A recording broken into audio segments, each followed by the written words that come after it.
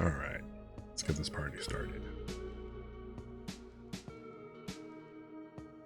Although, as far as parties goes, it's kinda, well, a little bit lacking at the moment, but whatever.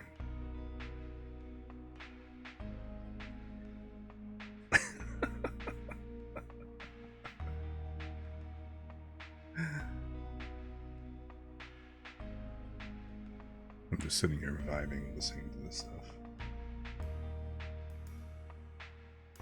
I have no idea why I suddenly had the urge, like I was going to put on a seatbelt and everything, reaching over to, like, you know, switch scenes over, but what the hell? I scared you? What do you mean I scared you? This time.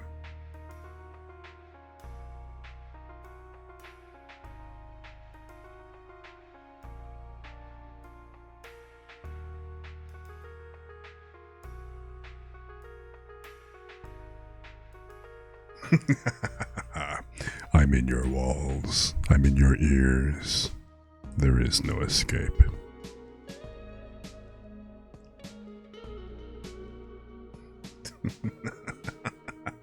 You didn't notice the music suddenly doubled up?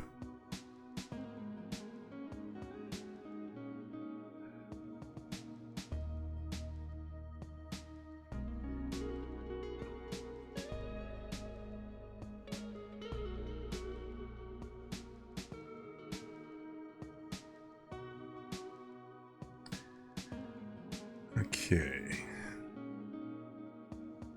You just assumed it was your OBS or something. You've got OBS open? Man, I gotta close that stuff down almost as soon as I'm done streaming. It's just because it just puts a load on my computer, especially if I've got like a million windows open, or even like a dozen, less than a dozen, like 8.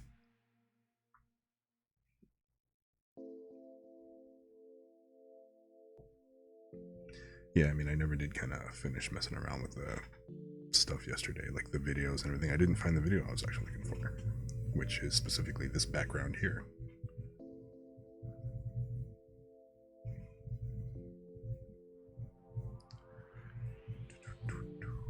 Alright, what do we got?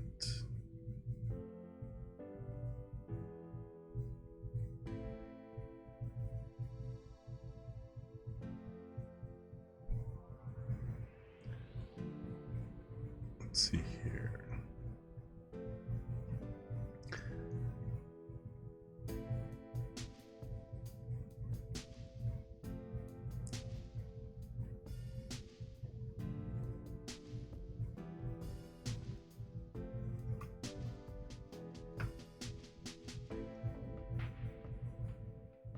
So I am just kind of turning that down because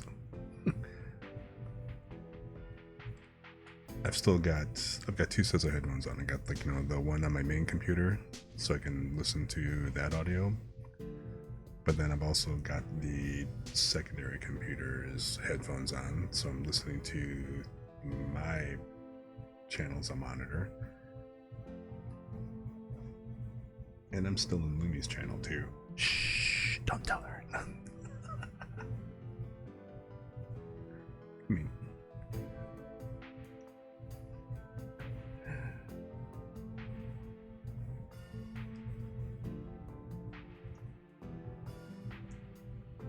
I mean, she's completely into it and everything, but when she gets in here, I'm definitely going to be making a few references.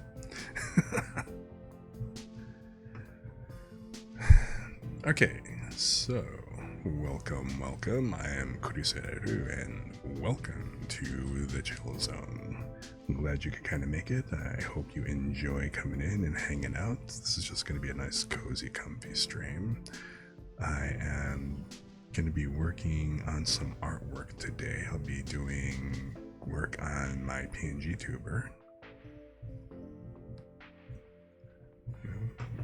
Basically, like, you know, this little guy right here, kind of cleaning him up and I guess probably putting some stuff in layers, kind of getting him ready for when I do start working in live 2D.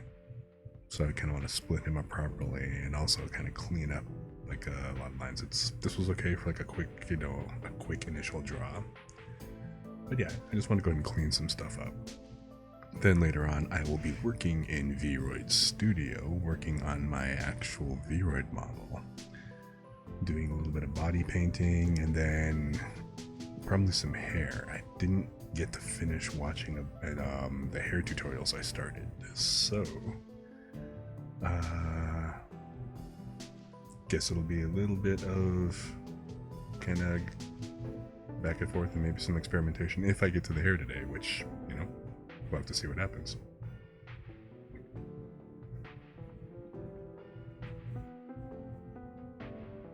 So, let's see, I'm just waiting for Clip Studio Paint to finish loading up and getting ready. On that note, hey, it looks like I didn't even start it yet, so let me kind of reopen that here real quick.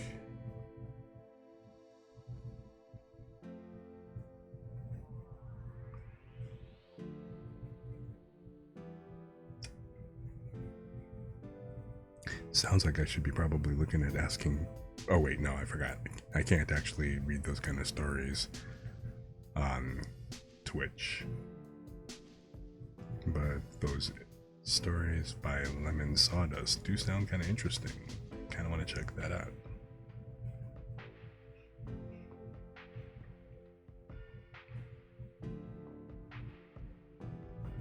So I hope everybody's having a good day or a good night. Well, I'm all about looking for more stuff to actually go ahead and read online. Obviously, I'll be doing Cure and Rise for a little while.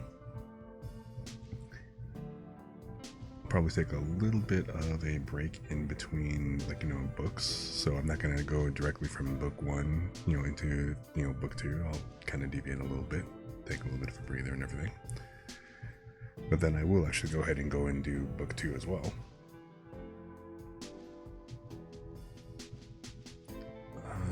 Okay, let me go ahead and open up. All right, there it goes.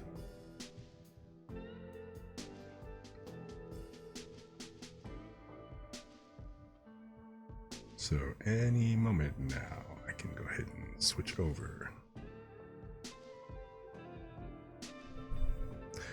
Oh yeah, no, don't worry, I'll definitely be doing the entire series.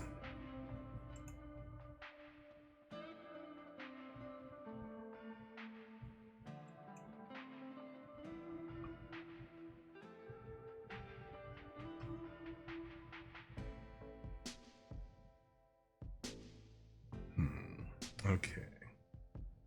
So this is where I left off, huh? All right.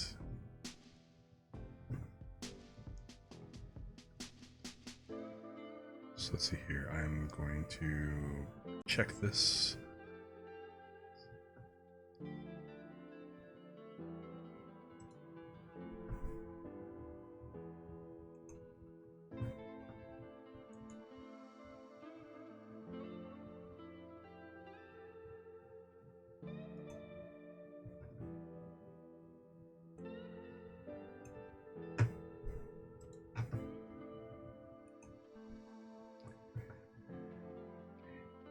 And so let's see here. I'm still getting the hang of actually using studio mode to do transitions and stuff. Can you believe that? I just started kind of working with it, so.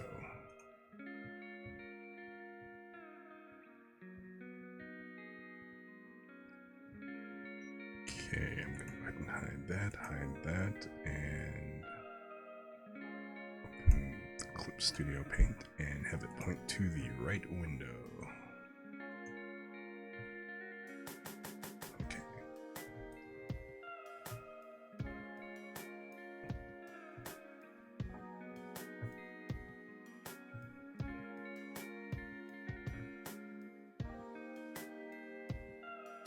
All right. Does this work? Yep. Cool. Good. Excellent.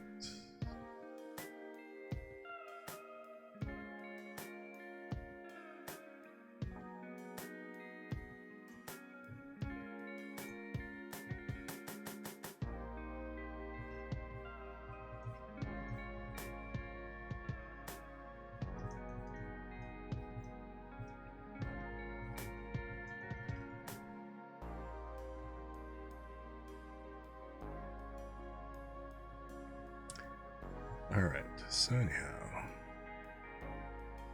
Clip Studio Paint, and I think I am good to go.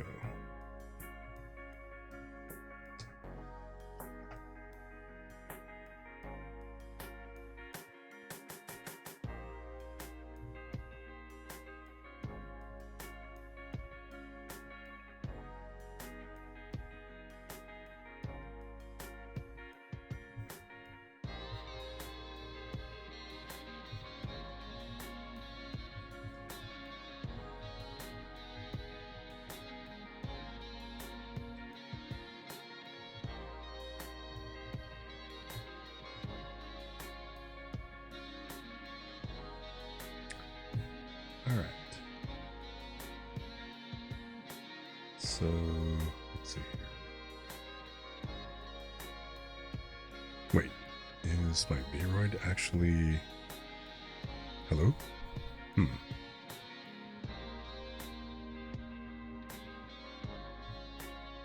Hey, what up 180? How's it going, dude? Good to see you, man.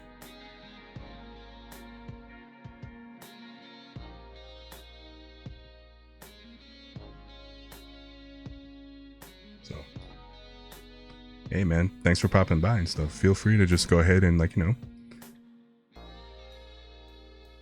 lurk or hang out, or like if you're just gonna go ahead and head off, man, thanks for, like, saying hi. Whatever works, bro. But have a good night either way.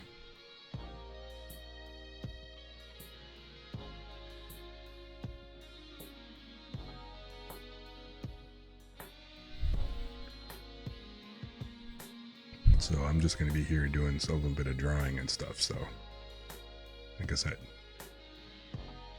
just enjoy the vibe, man. It's what I'm here for.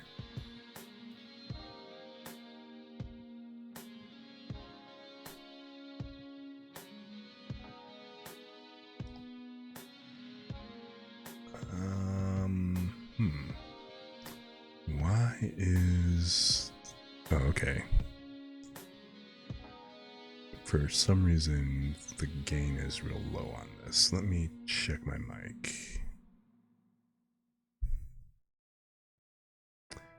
Oh, hey, look at that.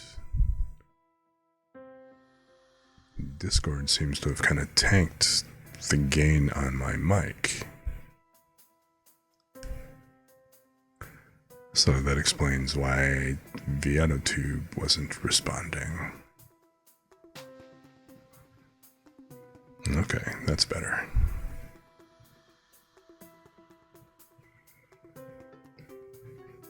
Yeah, it reconfigured the output value of the mic, so that kind of blew. I just kind of noticed that the PNG tuber wasn't dancing around like it usually does.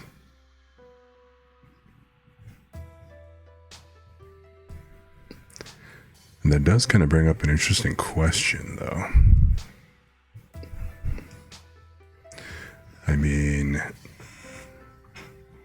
what should I do for the...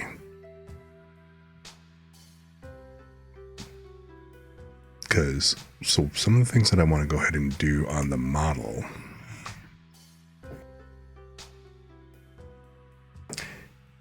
Hang on, let me turn down my monitor so that it's not so... It's a little distracting hearing myself echoing in my ear. So anyway, I mean, just the kind of dancing around a little bit, because I don't have a mouth.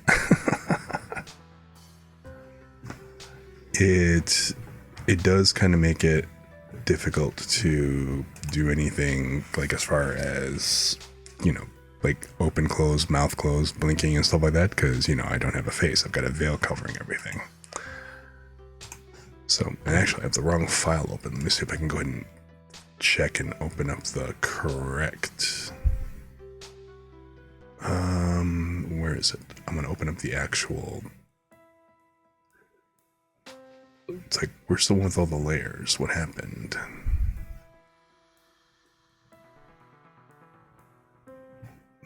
This isn't the right version. Hold on a second. I need to go ahead and make sure I'm opening up the right one, because I had already started redrawing. I should already have a bunch of different levels and stuff on, or layers and everything in the document. Or, wait, hold up. Am I looking at the wrong thing here? Oh, yeah, I'm looking at the stupid wrong tab. Rookie. Okay. But, I mean, I'm cleaning up the bottom. I'm actually thinking of making this, once I actually have this kind of separated and, you know, put together the way I want, I'm thinking of making this an animation so that even standing still, you know, the bottom part of the ghost, you know, where my legs would be, like, you know, my little tail, I kind of want this kind of wisping around a little bit. You know, kind of like the flames. Excuse me, I had to sneeze real quick. You know, like the flames in Cinder's ears and tail, for example. Something like that kind of effect. I'm going to have that. And since I can actually just simply have like I can actually have an animated PNG that I can put into the edit tube, at least that would be kind of some kind of movement. And then ultimately what I'll do is, once I move into, you know, let me kind of go back to the original view here, but yeah, I mean, that's kind of what I want to do with like the speaking thing, and kind of make it like make the veil shift a little bit. I mean, technically it wouldn't shift because, you know, I'm not exhaling as I'm breathing, because, you know, ghosts don't breathe, but then again, ghosts also don't sigh and whatnot either, so it doesn't really matter. But yeah. And I also want to add like some extra toggles and stuff, like, you know, like I said, like that angry knot, the nervous, the nervous thing, like nervous sweat, panic, and like a few other different states and stuff on here. So, but I will have to think a little bit more on what kind of things to do for the blinking part.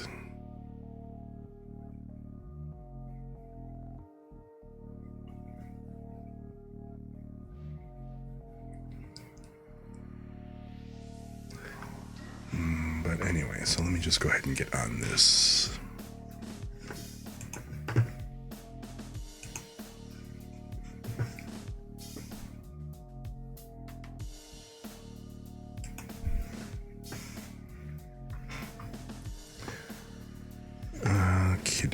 So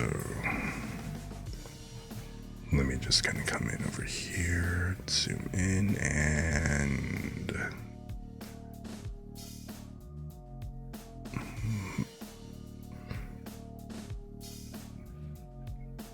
see, I'm still on the sketch layer really, so let's just go ahead and stick with the sketching brush for now.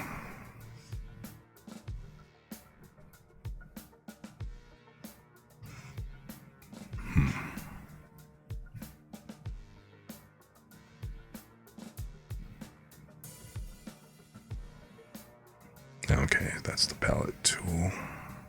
All right.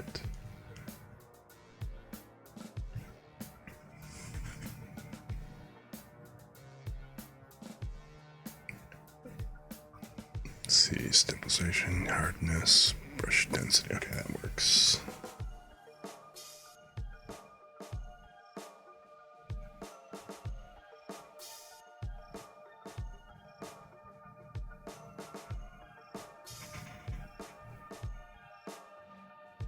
Oh. There we go.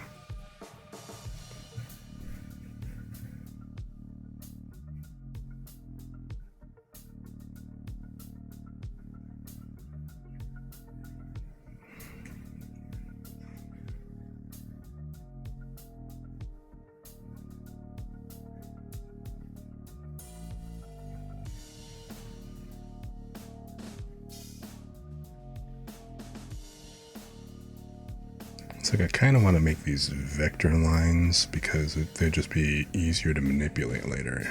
You know what I mean?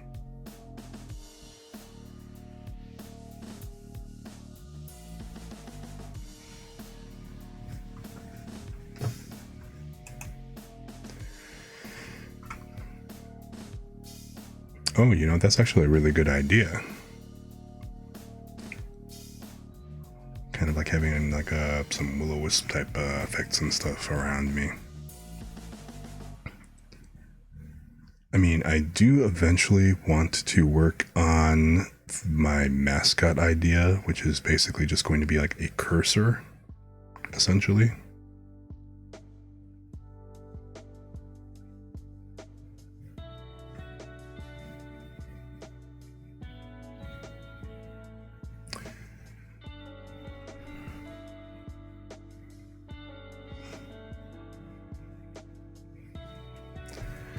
Yeah, I'm just trying to figure out how to, like, you know, make a retro kind of 3D cursor. Like, I dig the, you know, the sound, that sound effect that you were working on. I thought that something like that would be kind of cool. So, like, having like the, hang on, let me, on my scribble layer here, let me just kind of pull this up. But what I thought would actually be kind of interesting for that would be, oh my god, which ones are all the layers that I'm doing crap on?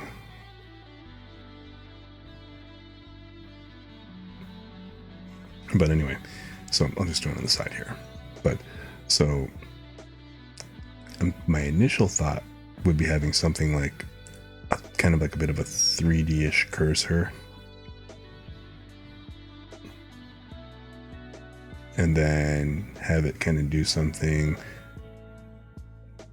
It'd be kind of nice if it was just kind of like rotating around a little bit, right?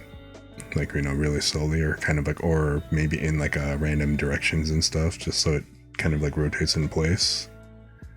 And then it would have like, you know, the kind of like the sound things, like, you know, coming around as it, and just kind of doing like a random kind of thing. Like, did you see that time I got reincarnated as a slime? Like, have you actually like watched the anime?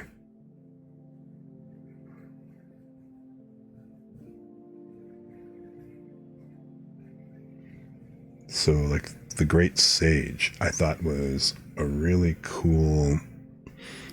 It's basically, it's just kind of like a star, or like just kind of like a little energy blob, just kind of like hanging around and stuff. And it's kind of got all those like really cool effects kind of spinning around and stuff. I thought it'd be something like that. Hey, Guess the Boy, how's it going? Good to see you. Thanks for dropping in. Just kind of working on cleaning up and doing my Ghost Avatar 2.0, and then later on I'll be working on my VRoid model. So just having a nice kind of chill stream today.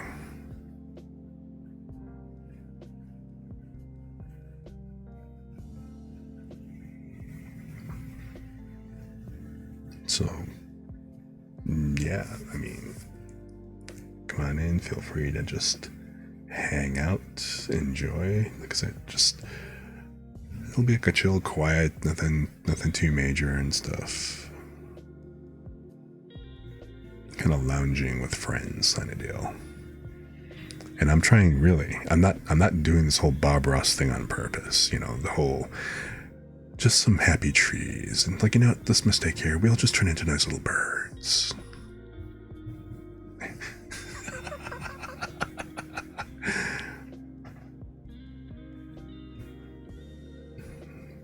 Yeah, this is chill. This is definitely chill, what I'm looking for.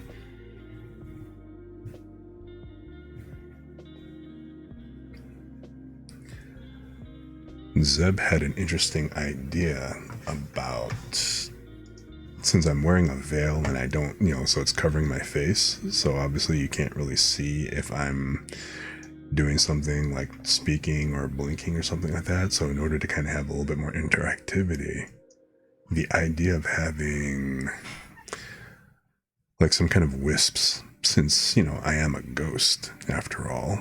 Although, okay, I'm not going to really so much say ghost as this is just kind of just kind of like my non-corporal appearance, my non-corporeal form, you know? So, having something. So one of the things that I want to do as an improvement is I want to start animating this and having some animated states. So like one of the things I want is, well, you can see I've actually kind of redone the tail, you know, my tail portion, you know, the lower wisp on my lower portion here, since, you know, again, I don't have legs, because, you know, I barely have arms, just because, you know, I want to have at least some kind of motor ability and fill out the Jinpei top of it. But I want to go ahead and animate this a little bit, so I'm gonna add some animation frames and kind of make this, like, you know, wisping around like, you know, the bottom part.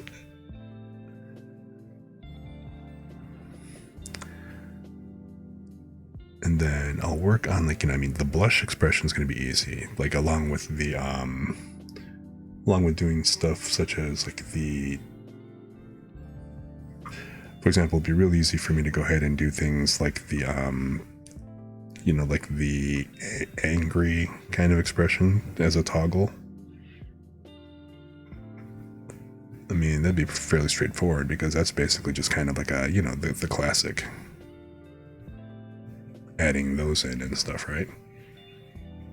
Same thing with if I were going to go ahead and do like if I were just going to do nervous sweat, you know, the classic, you know, teardrop and everything. And then there's also, like, you know, the panic or the extreme nervousness, where, you know, you've got like the classic, you've got like the sweat drops, kind of like, you know, the anxious, like, oh my gosh, no, the birds are in the way, but, you know, the birds won't be there. But you get the idea. So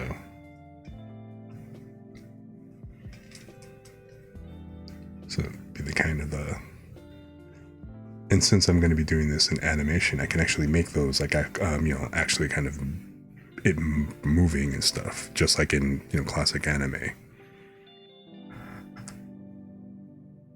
Or, you know, I could even do like the kind of like how they have like those spots and stuff, like where it looks like he's, you know, where they're being kind of spastic, so it's just kind of like the random kind of the dots and stuff, like kind of like the sweat, but they just kind of bounce around and move around and stuff, something like that. So playing with ideas. But the wisps, so like when I'm talking or something, having them kind of animate, I was just kind of thinking about how that might be implemented. So, I mean, I don't want to, like Cinders, for example, she's got like her flames, of course, are very stylized, because, you know, she's kind of taking cues from, you know, from Okami and everything, from the, you know, that game. So, like, you know, her flames kind of have that kind of blocky thing, and then of course they're wisped off and everything, and then kind of got the curves. I don't want to do something to that degree, but I had also thought about that, the Ghostbuster look.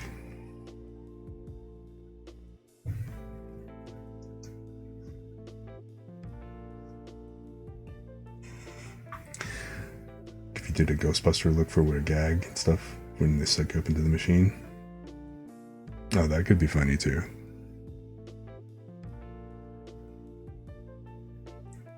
I thought it would actually be a kind of a funny emote to, like, you know, to basically have that pose. So, like, you know, me in the vein and everything, and just that, you know, how the ghost has just kind of got its arms out and all spread out and stuff. And then inside the circle, I thought that'd be kind of a funny icon or something, but I don't know what I would actually put that on.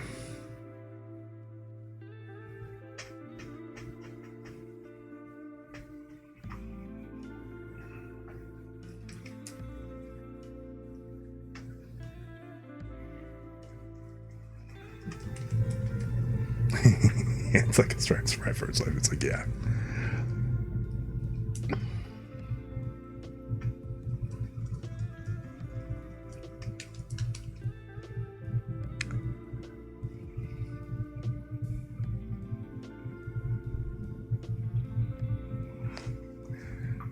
So yeah, so just playing for a bunch of, yeah, he slimed me. So just a bunch of things, a bunch of different ideas that I'm playing with, stuff that I could do.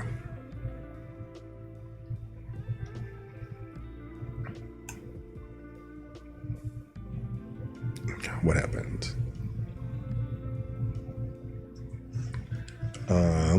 Okay, that was a weird drag.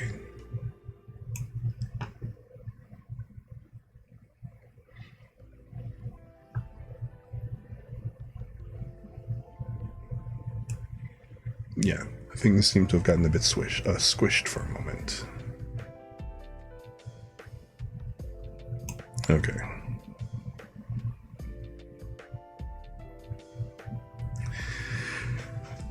Yeah, I'm looking forward to, like, you know, to Halloween this year. Ow.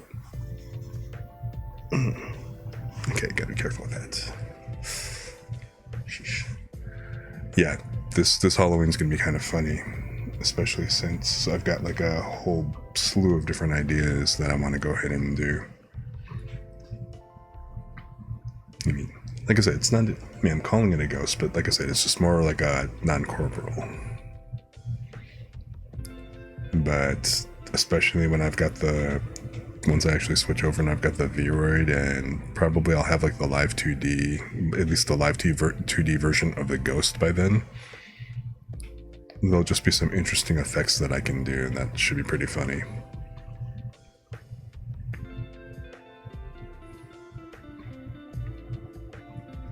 A ghost costume as a ghost.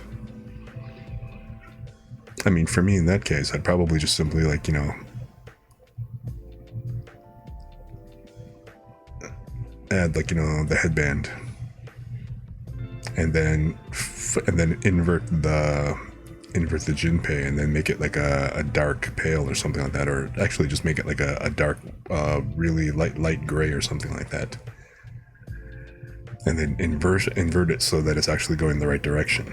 Like, fun fact, in case you didn't realize, that in Japan, like how they actually wear kimono and jinpei and basically any of like those overlapping clothes of that sort, like the jinpei I've got on this character, you always put it on left over right. So the right side, the right flap is always on the inside. The only time that the right is actually on the outside is very specifically for, you know, bodies and at a funeral. So essentially the right side represents being dead. So just one of the things you kind of always have to remember, like, too many people wind up wearing kimono and stuff like their bathrobes, or they'll try to, like, you know, apply Western rules, like, you know, women will wear stuff like on the right side first, and then men wear it with the left side. That doesn't apply to like Japanese clothing.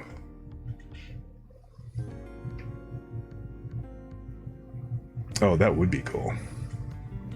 It'd be cool if you did the sheet on your face for a yin yang look. Yeah, that would be pretty neat. I like that idea. And okay, so that is the body layer. All right. And to be sure, I'm going to label that real quick. So it's the upper body, which is this. Lower body.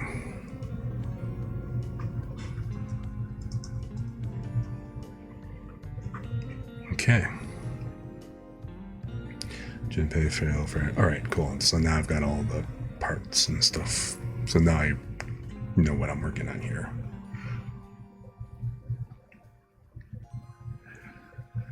You have a persona who is technically dead, so they wear their kimono that way to represent it. And I have many people who are like, technically that means they're dead. Yes.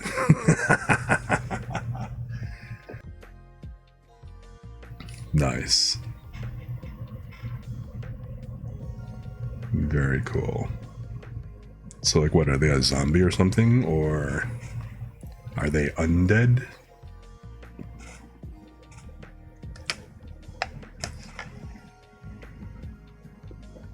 Are they a spirit? Kind of curious about your character.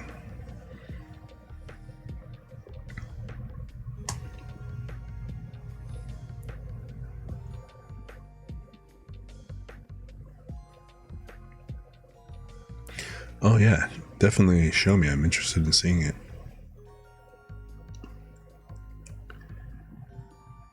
Alright, I think this is okay. I'm going to go ahead and I'm going to start vectorizing this.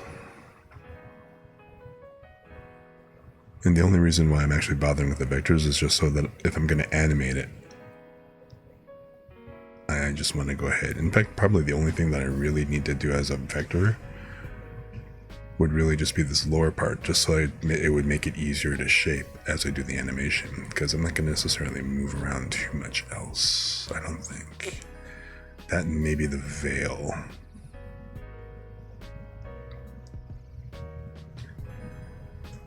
She's your favorite one and would have gotten as a VTuber model if I hadn't gone with the moth.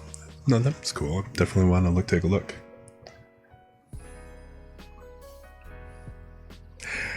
We were just talking about Kuchisana somewhere else, like, the other day. So yeah, Kuchisaki Onna, that would be awesome. Yeah. Am I pretty? Am I pretty? Yeah, that would be really cool. Although that doesn't exactly work for me per se, but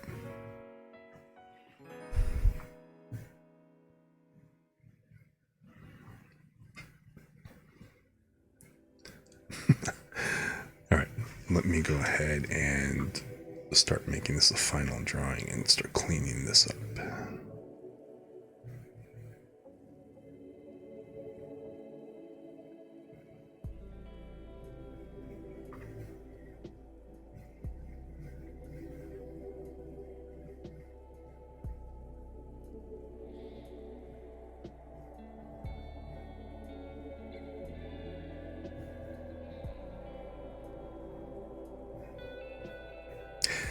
Oh yeah, that actually kind of reminds me. Just as a joke redeem, I wanted to do a and it's gonna have a high point value, but the whole idea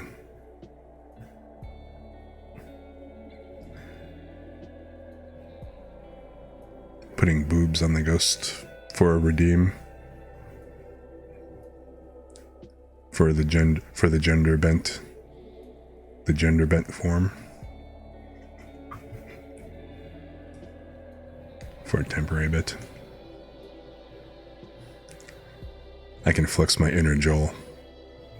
You will save all your points. Okay, I'm gonna have to make sure it's high.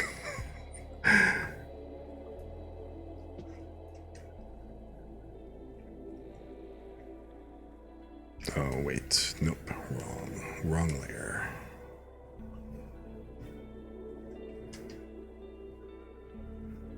I'm just gonna get rid of this.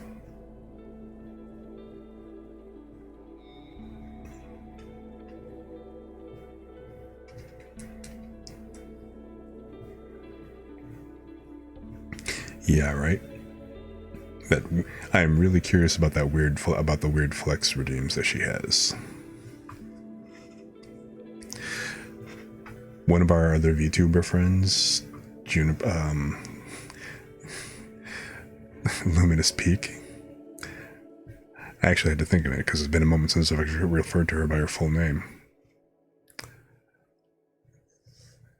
It's like, which if you haven't checked her out and stuff, she actually she builds keyboards and does some interesting chill games and stuff. If you haven't, she's actually on right now. I wonder what this is going to do.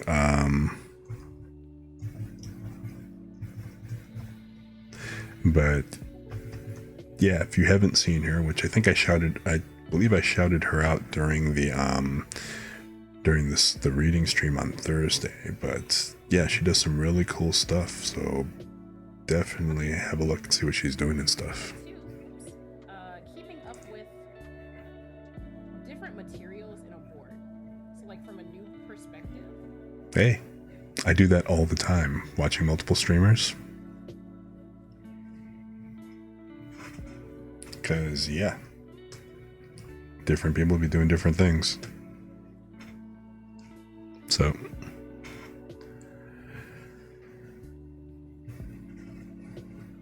oh, Zion. Yeah, I've seen his streams before. Yeah, I like to support a lot of different streamers. So, especially, like, the smaller ones that are friends of mine that, people that I'm getting to know and becoming friends with and everything. And then, of course, other people I like, but I like, especially if somebody's got like a low view count, I kind of popping in there and at least lurking and keeping a tab open and just kind of watching. And then I usually have I'm usually watching somebody on my side machine, and then I have at least like one tab open on my, on my main computer while I'm doing other stuff. See, I like Minecraft. Minecraft is fun. That's another one of the games that I've got on the list of things I'll play on stream at some point.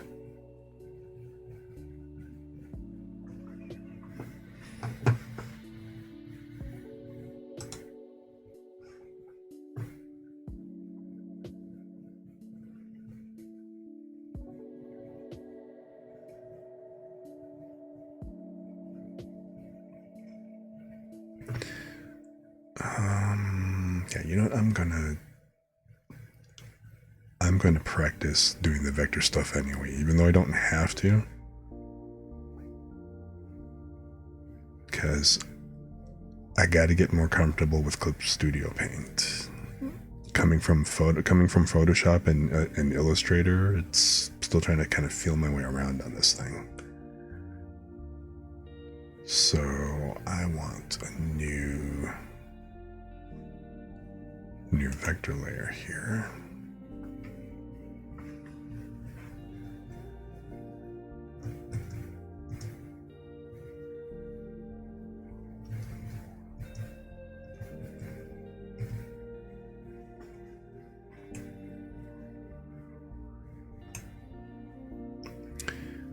All right.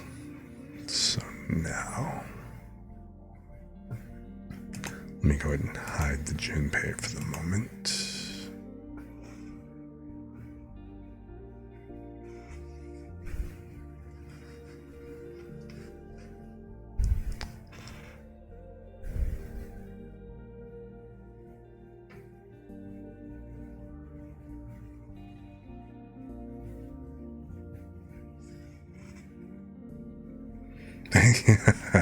I know, very Charlie Brown.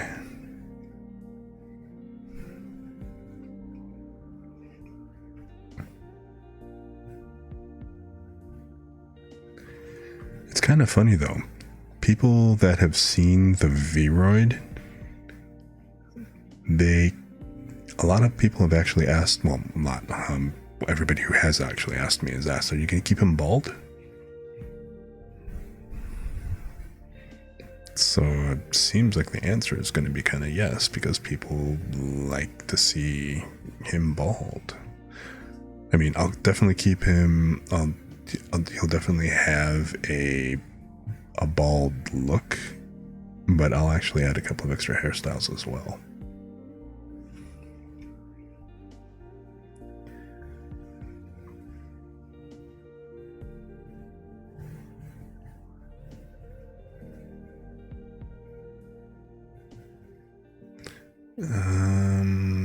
That line seems a little heavy, but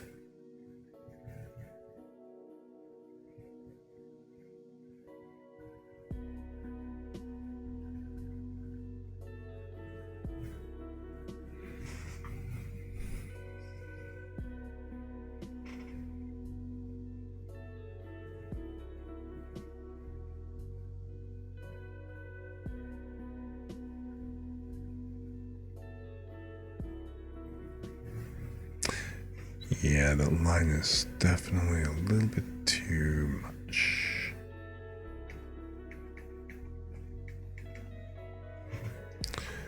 Let me cut this down to 10. I mean, I know I can adjust the line later, so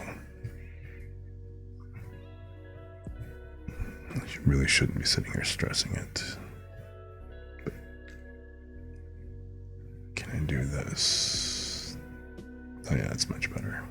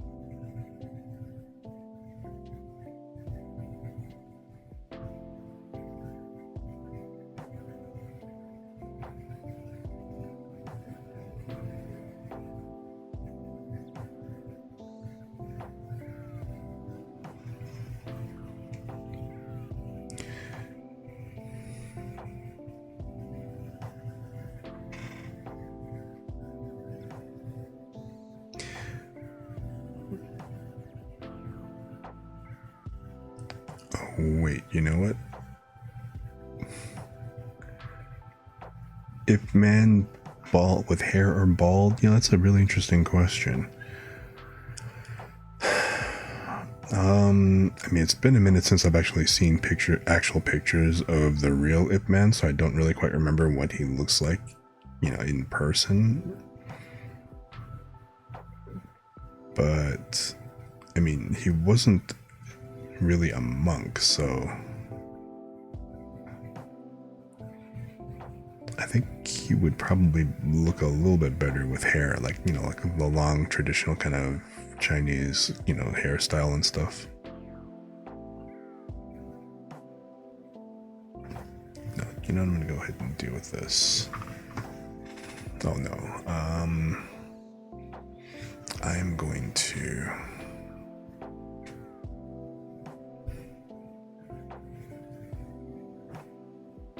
just the width of this 1100, so 550.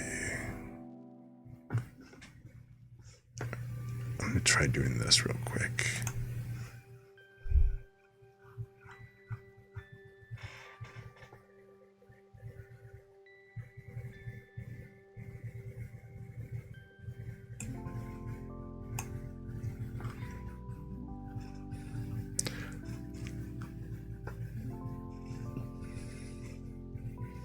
All right. This should work with the vector ruler, right?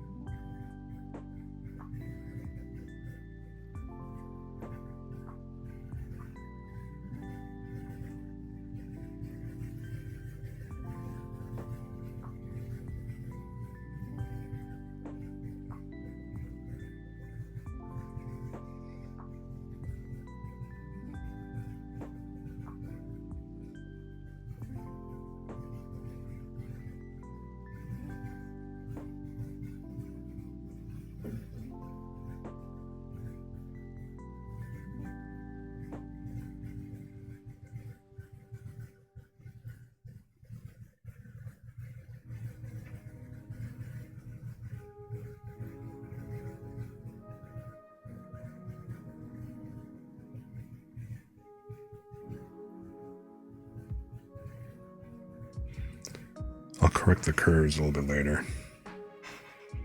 Well, no. I will actually correct some of these now because it's bugging me enough.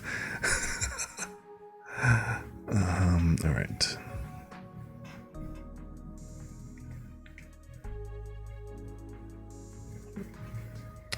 Crap, come on. Connect.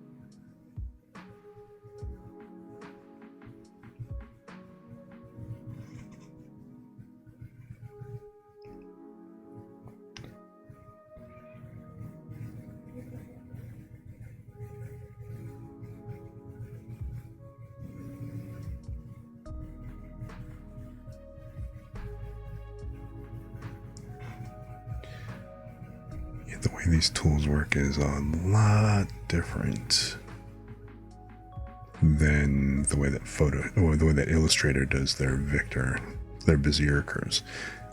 I mean, the Bezier tool itself is fairly close, so I'm able to kind of get away with it here a bit. But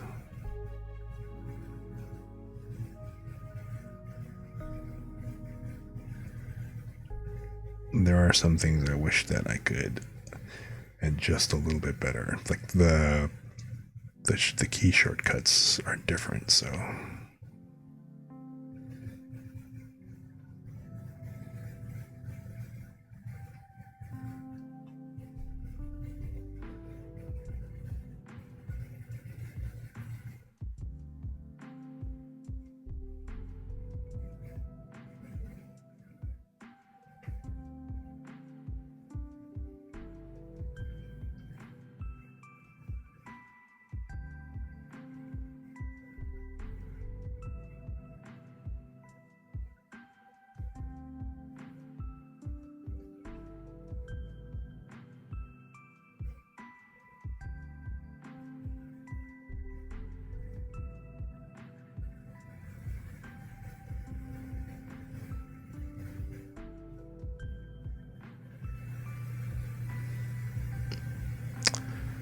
okay, let's stop right there.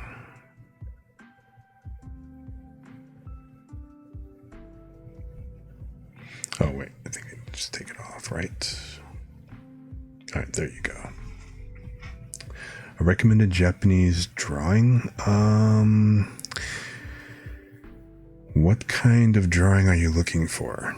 Like, are you looking for like a traditional style, or are you looking kind of more like some contemporary art styles? Oops, that's not what I wanted to do. Any kind. If you like some of the traditional Japanese art, first there's two things that I suggest. First thing would be like if you like kind of things like landscaping and stuff like that, I would look into the sumie type painting, the sumie stuff. That's the stuff that, for example, like on my BRB and my stream starting kind of scenes or whatever, the stuff that I'm using right now, it looks like this. So come on, all right.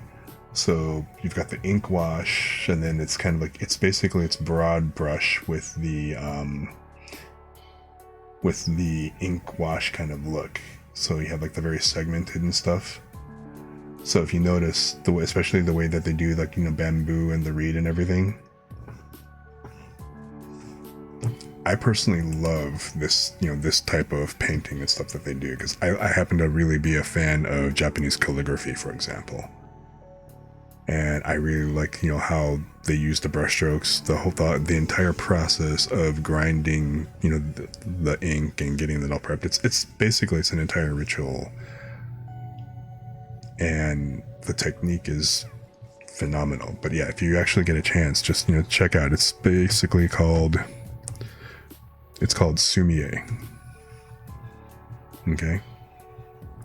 I mean, if you actually check that out, either Googling or YouTube and stuff, there's actually a bunch of videos that actually talk about the style. But yeah, there's like all kinds of art that's based off of sumie painting and stuff, which it's actually borrowed from Chinese drawing. That's also the same name. I think it's actually still called sumie in Chinese as well.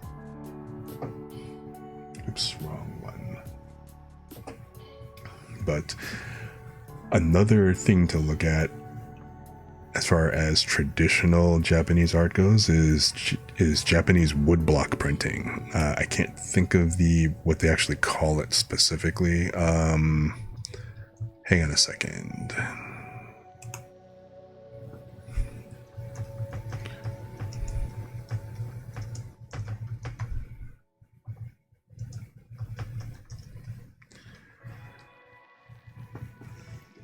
What is it called again?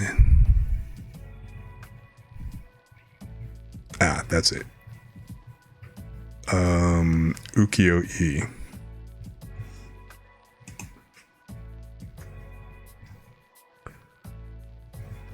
Or ukiyo-e, I should say, if I were pronouncing it correctly. Sumie and ukiyo-e.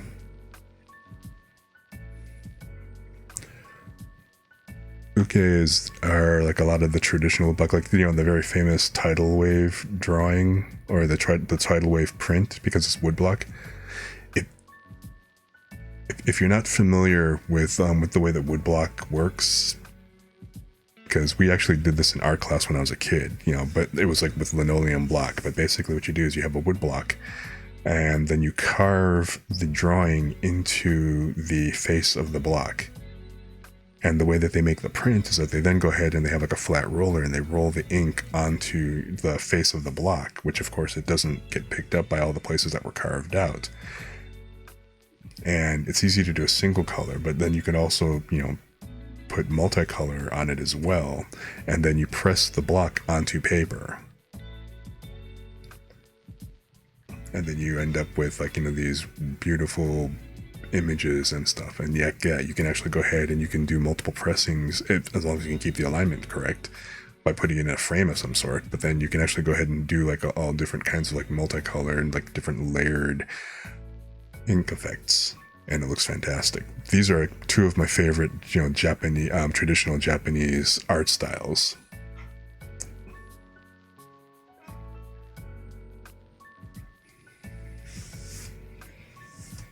You know, I mean, the anime itself did, the anime drawing style didn't exactly start evolving until after World War II.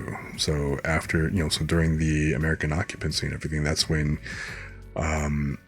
Japanese artists were influenced by Western, like, you know, the straight up American artists like Disney and stuff.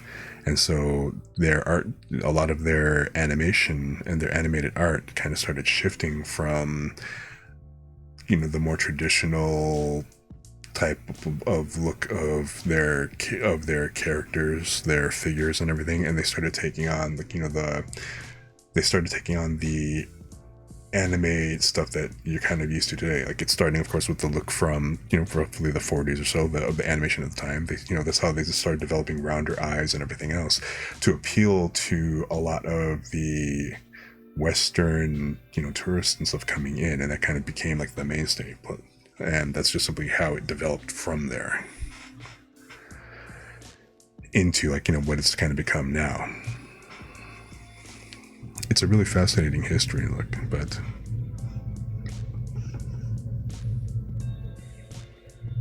and of course there's still, like, you know, a lot of other traditional painting and stuff that people still do, you know, tied to, like, tied to a lot of their folklore, their fables, and of course, like, you know, the different horror stories and childhood tales and things like that. The Umibozo in One Piece. I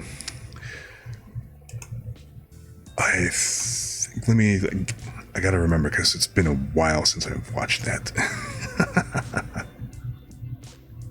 The Umibozu. Yeah, actually it is.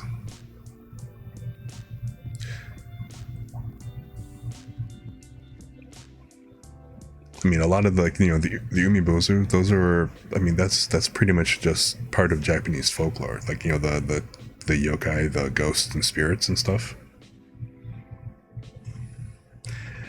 You know how, like, every culture has, like, their fairies, their dark spirits and things like that. I mean, Umibozo, yokai, the Oni, the Fukiono,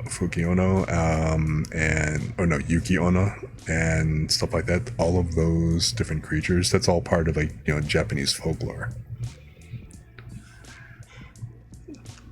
Like, a really interesting anime to watch if you haven't, Natsume's Book of Friends talks a good bit about different different yokai. I mean, it's stylized and stuff, but it's actually pretty cool how they how they kind of talk about different things, and they kind of cover a little bit of the legends about, like, if you spirits, they're very protective about their true names because true names have power. That's in general, like, superstition, folklore, witchcraft. Once somebody knows your true name, they can exert power over you. So it's considered common sense. You introduce yourself. That's part of the reason why you introduce yourself. It's part like etiquette and stuff like that. But then also a little bit of it's a show of respect, because, like, for example, with yokai and everything, you never would want to give yokai or other spirits. You don't want them to have your name, and they of course won't actually give you their name. Natsune's Book of Friends, his grandmother essentially was a bit of a delinquent, went around beating up all these yokai and stuff and these spirits and forcing them to write their name in this book. So of course they basically became kind of bound to her, per se, like, in a sense, like, kind of not really enslaved, but she had control, she had some kind of power over them by having their name in the book. So it's pretty interesting.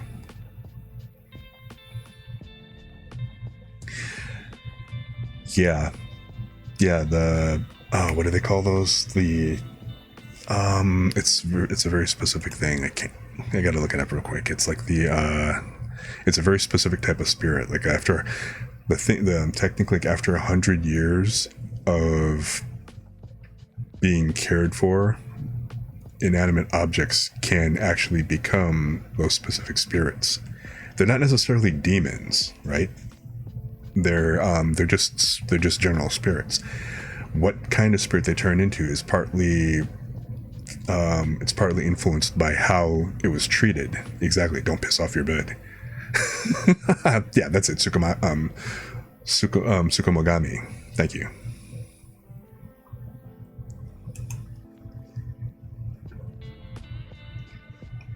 But that's, again, it kind of goes right back to their beliefs. They're not theistic. They actually, because of the fact that they're polytheistic and the whole concept of everything can be imbued with spirit and energy. So everything has kind of a soul, per se, and everything has a spirit. It's just that the spirit doesn't necessarily become manifest. It takes time for that to actually happen.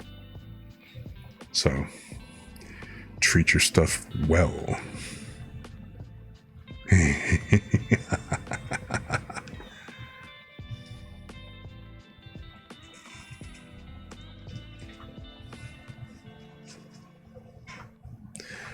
So what I want to do here, oops, no, not this. I want this. I want to fix this because it's bothering me already. Control point. And I want to switch the corner on this in particular. There you go.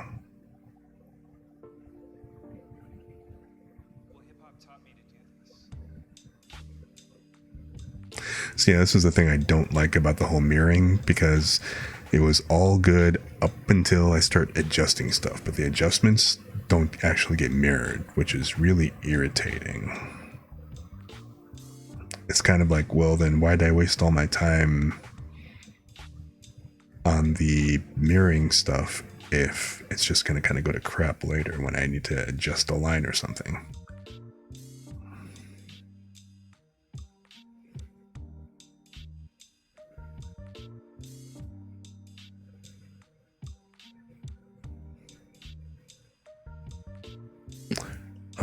Let me undo that.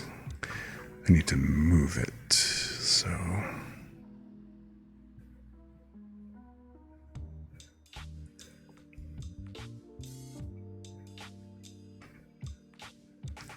Alright, and...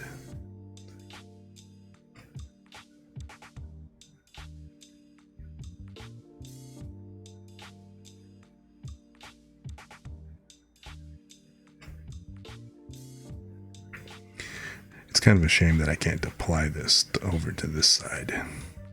Although if nothing else, I could always just simply copy this paste it, and then just wipe this whole thing. So technically I really only need to do 1/2 anyway, right? Yeah, it's one of those little details about Clip Studio that I'm not especially fond of, but I mean, as long as you understand how to work with the thing, it's all right.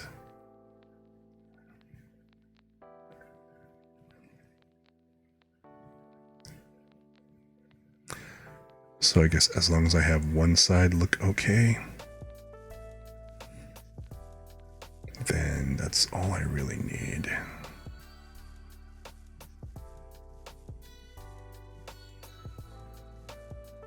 See, the whole beauty of this is why I wanted to make it a vector, so it would be real easy to manipulate these lines and move them around later, instead of constantly having to redraw them and freehand them and everything. This is just so much easier.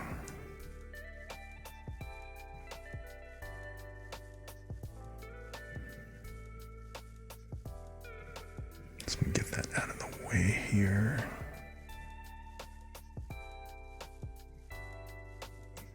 There you go, that's better. Of course, I do not want him to have a Buddha ear.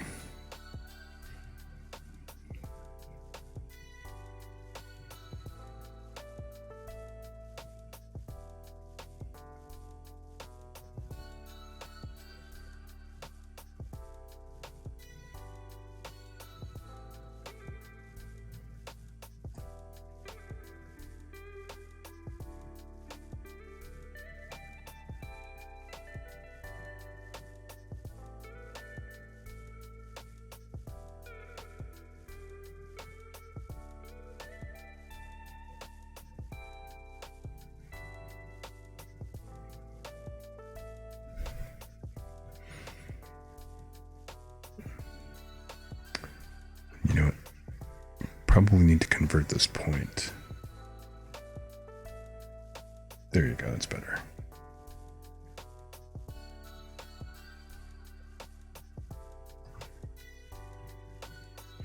At some point it would be good for me to actually learn the actual keyboard shortcuts. Except that since I'm left-handed, I mean, I've got the keyboard above me. It's kind of hard to reach over where I'm actually drawing to reach the keyboard anyway. So it's kind of like, not that big a priority.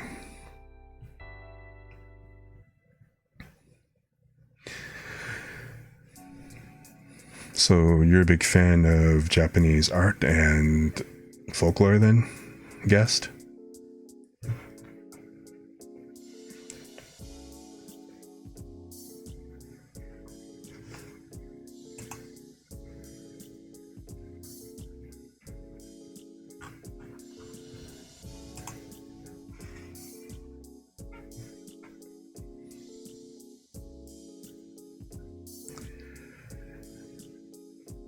It is cool.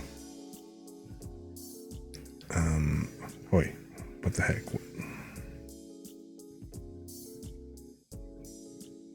Oh, right. Wrong window focus.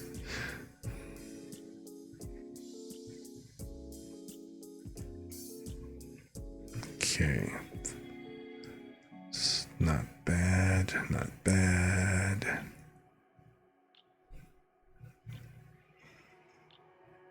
I don't want to put too much. I don't want to put too much like detail in the arms because again, this is a chibi, right? It's not exactly supposed to be like a kind of strongman type of thing.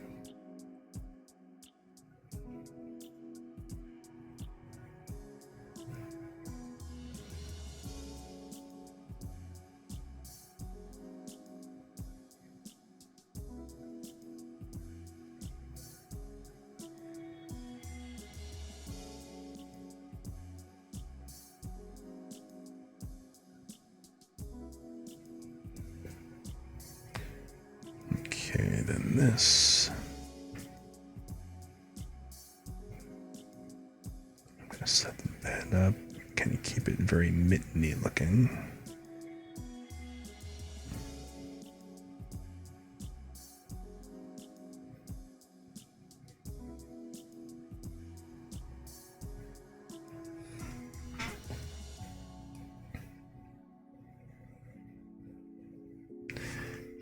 that.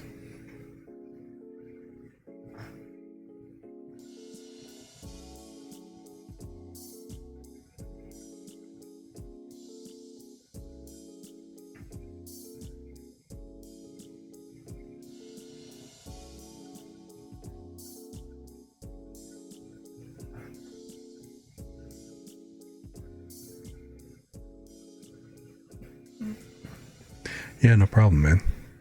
Take your time. It's all good. We're all chill here. I'm not going anywhere.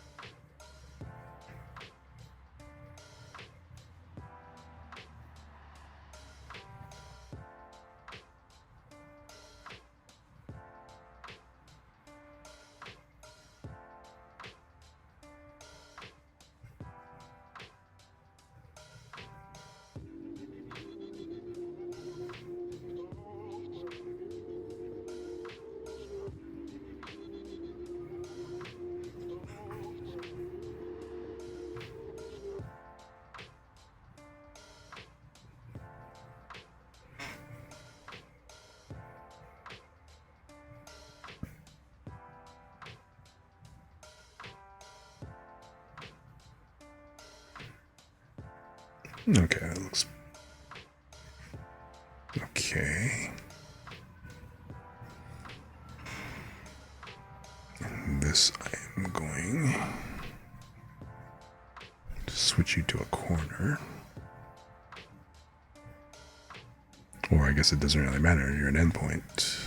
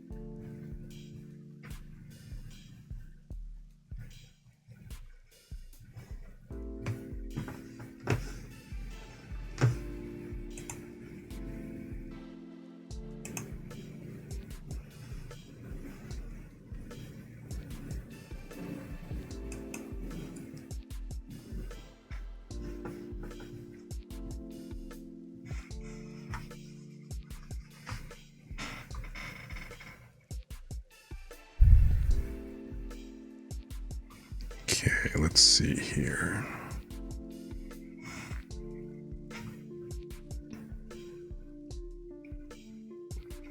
Kind of feel like getting rid of this cursed line.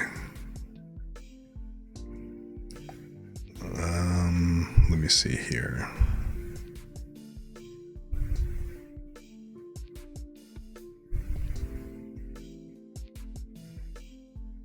Redraw control. Let's just erase vector.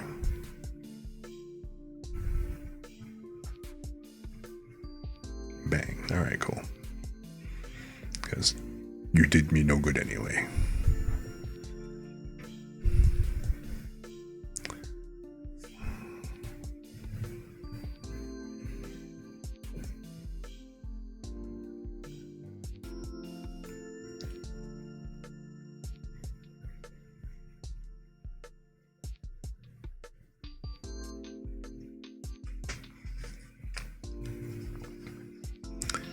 And let's see here. Actually, Oops.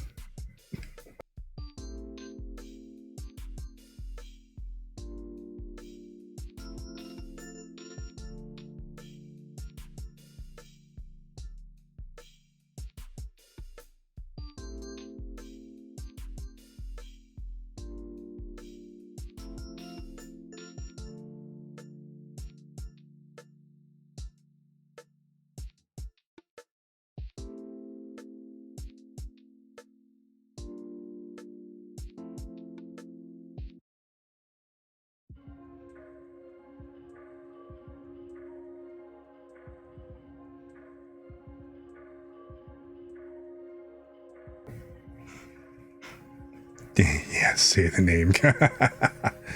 No. Welcome back.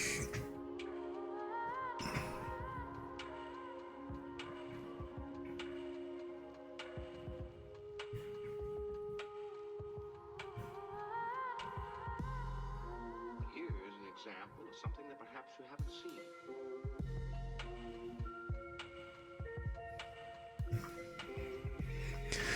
See, how do I make this a... Can I make this a vector point immediately? Nope, it doesn't exactly seem like it. Alright, jeez.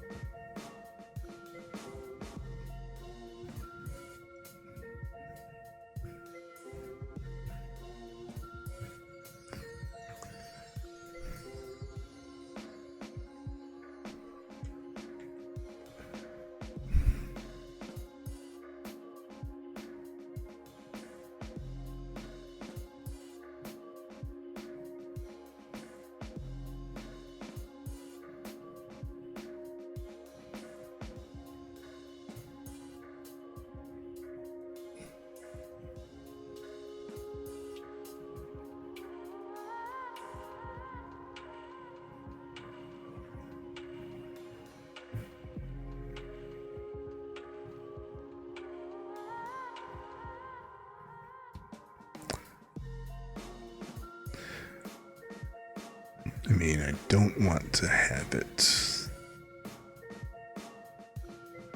Well, no, you know what? This should be fine.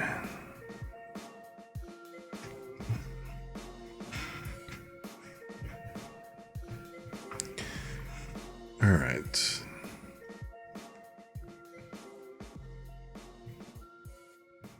So just off the top of my head and not really worrying about further discourse about it specifically, I will say I do not wish there were more VTubers that had like different fun and interesting inspirations from Japanese folklore. But that's like saying VTubers, well, that's true. I mean, well, if it's just kind of about saturation, you know, but I kind of get what you're saying, though, you know. Besides it actually being kind of saturated and stuff, just in general, and just everybody, of course, kind of all. It doesn't all have to come from a single culture, and I kind of appreciate the VTubers that do come from a variety of different places. You know, it doesn't have to be, you know, all the Japanese things only. So I kind of dig, like, you know, when there's other like art types and art styles and things like that. Says the guy who's wearing a Junpei, but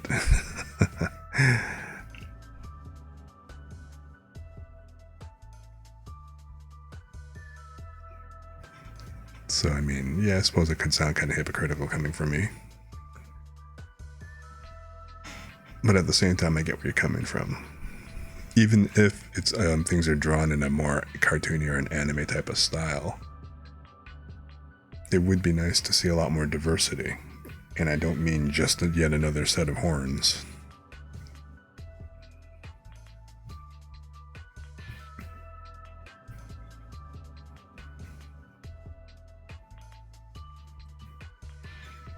Okay, so upper body wise, that's not bad, but now the question is, can I copy and paste?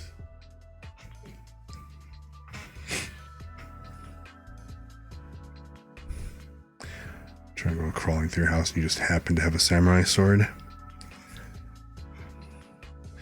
You know, honestly, if I really had kind of my choice of weapons, and I had if I actually had like an evil spirit or a yokai type of problem, my personal weapon of choice would actually be a Ghostbuster proton pack.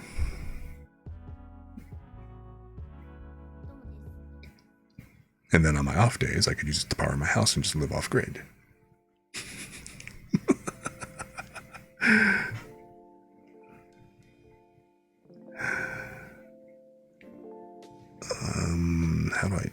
Can I copy this thing?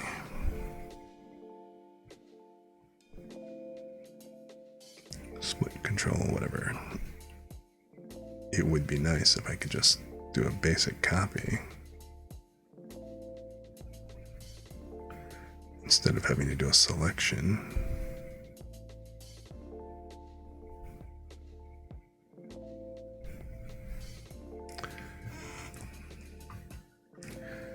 They would do well.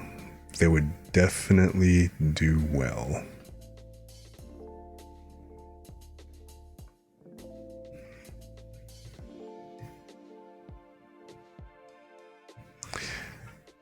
All right, how do I copy this line over?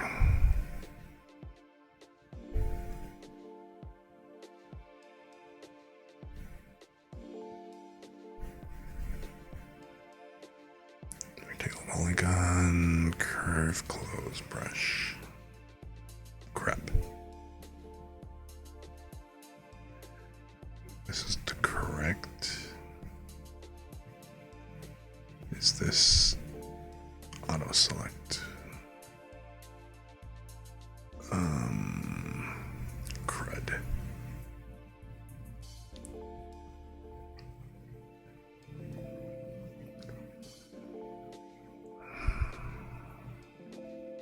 There's got to be an easy way.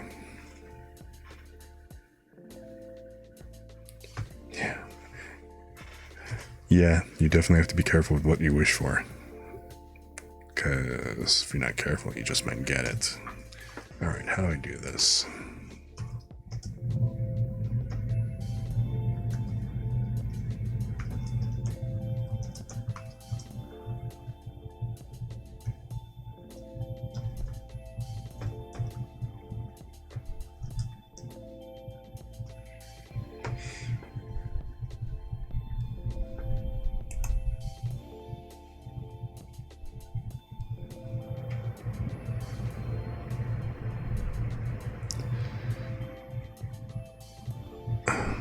Okay, it's only thing I get to do is the auto select or. Alright, fine. If I auto select, if I do this, are you gonna pick the line? Well, hell, yes you are. Okay then.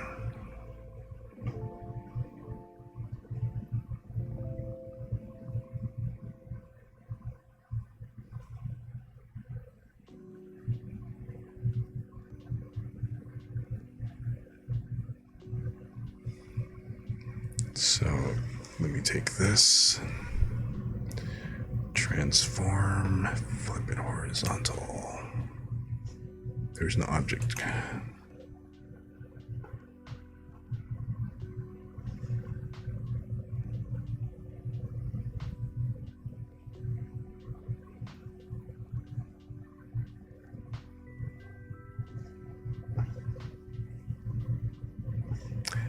Hey, Luby. Did you have a good stream?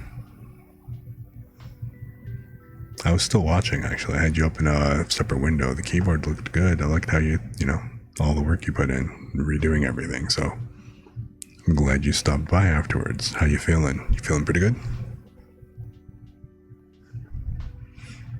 Yeah, I was still lurking in your channel while I was working in mine. Wahaha, that's how I roll. Or something like that. But I'm trying to figure out, did this actually, yes, this did select the thing. It's so then,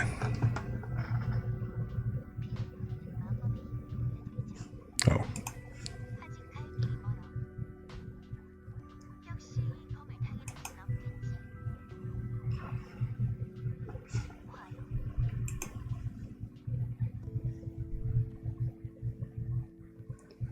okay, flip it horizontally.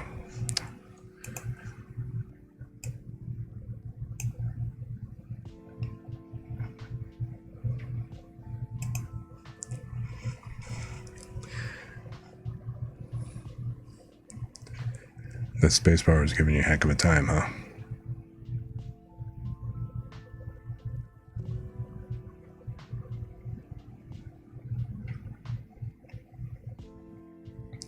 Why is this not letting me pick the line?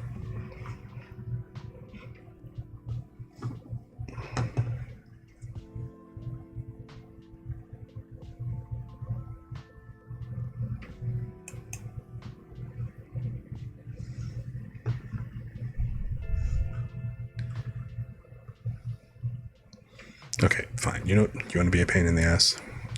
We'll do it this way.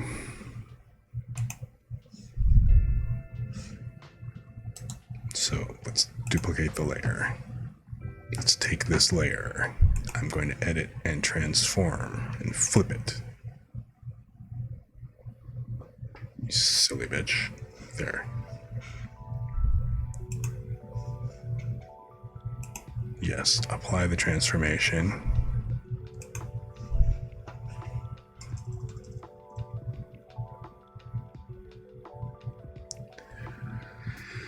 So you still got work to do on the spacebar, kind of getting it to play nice.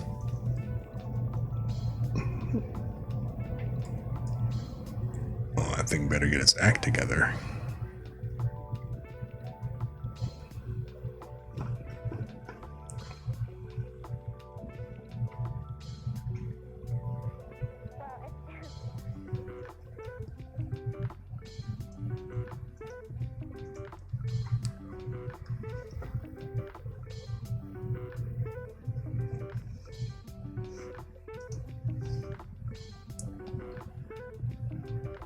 I mean, come on, really?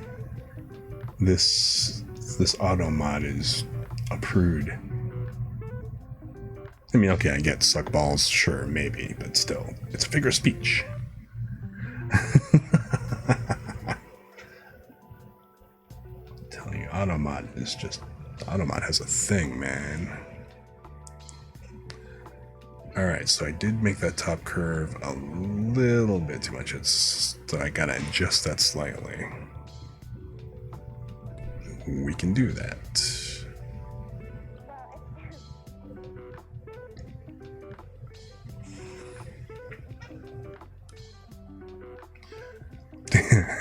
Catching a car, walking around Japan, what would you do? Roll to seduce. I would like to see that saving throw. I'd like to see that saving roll. Zeb applies charm.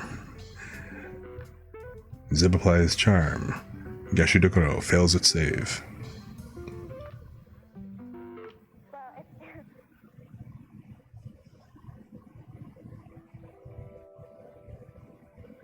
Okay. Then on this layer,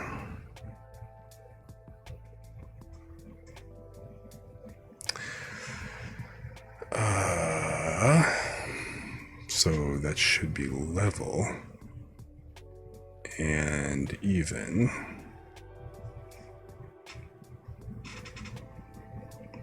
Look, naked ghost upper body. Check out that dad bod. Woohoo.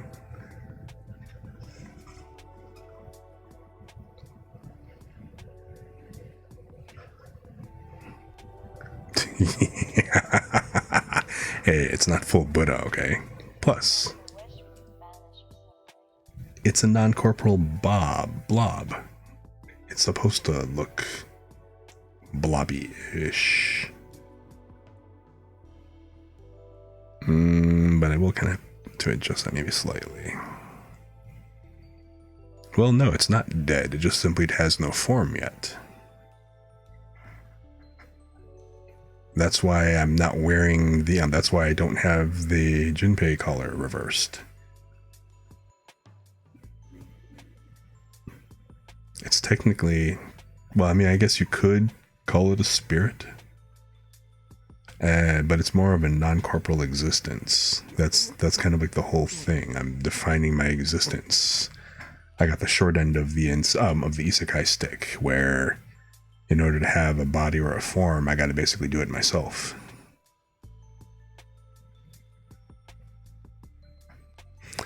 But yeah, I think I will ease up a little bit on this curve, so I don't have to like kind of make the Junpei kind of too wide up here.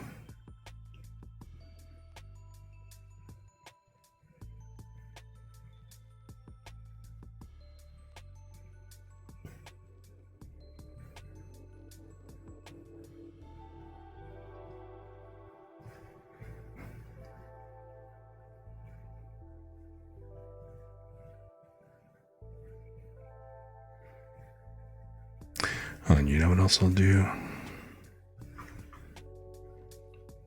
I will delete these control points since it's being mirrored anyway.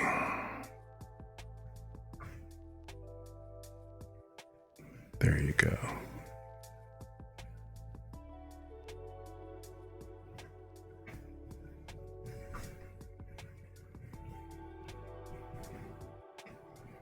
And let's move this bit over this way.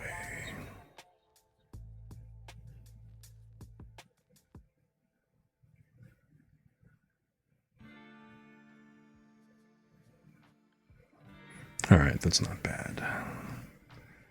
Then on this side,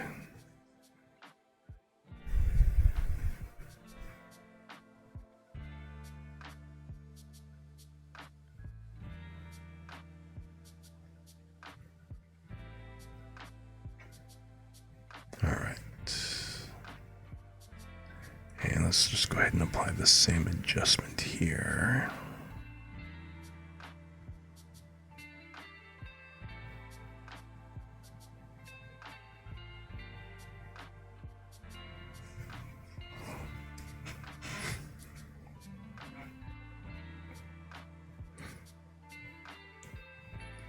All right, so that'll work.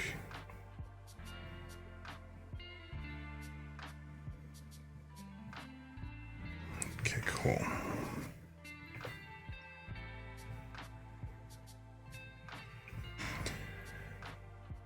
Now the lower body.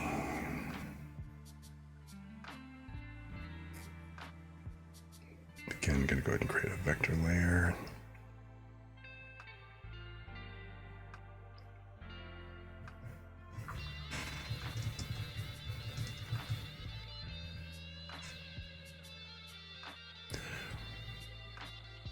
And okay, let's see what else we got here. And by the way, anybody else just kind of rolling on in, or just coming and hanging and everything? We're just having a nice little chill spell here. No, you did not accidentally stumble into the non-corporeal Bob Ross channel.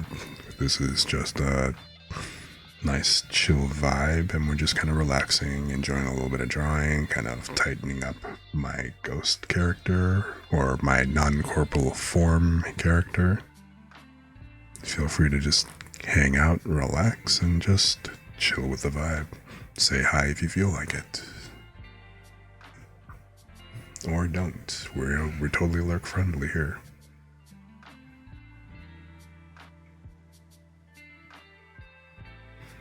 Okay, so for this, I am going to start from here.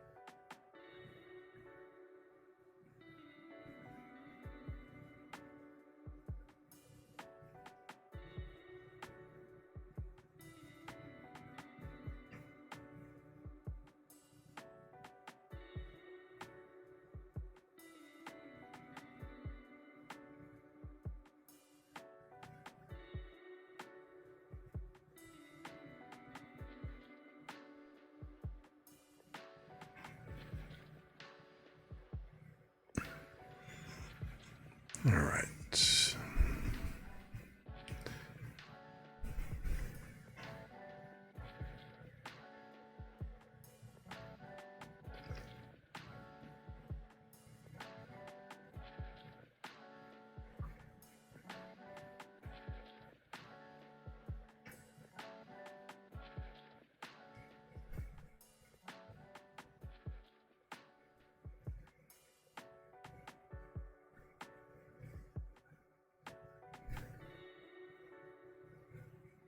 So basically what I'm going to go ahead and do is, because I want to have the upper and lower body on separate layers anyway, so of course the oval, the bottom part of the lower body will actually be hidden by the bottom part of the upper body will be hidden by the lower body, and then the top part of the lower body is going to be hidden by the Jinpei most of the time.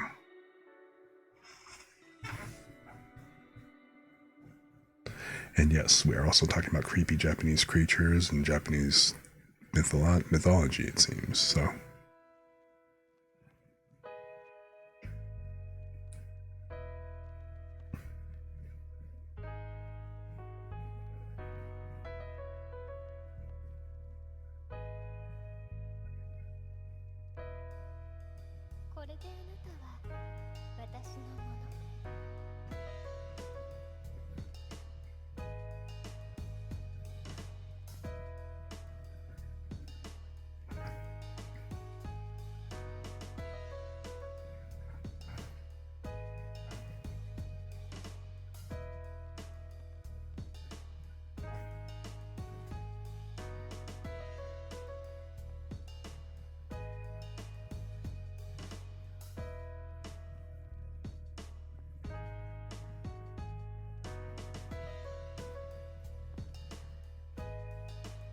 There you are. That's what I wanted to move.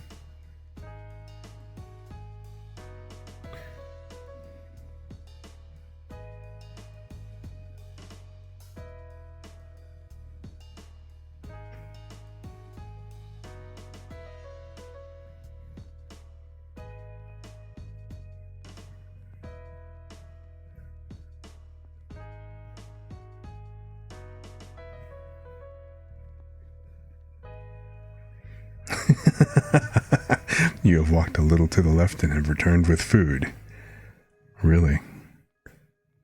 Does the food all match, or is it properly lined up at according to size?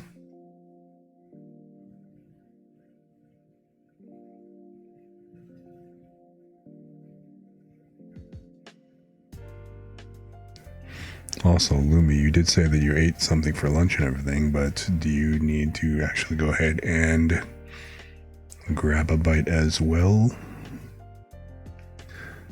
Are you properly hydrated? You taking care of yourself properly?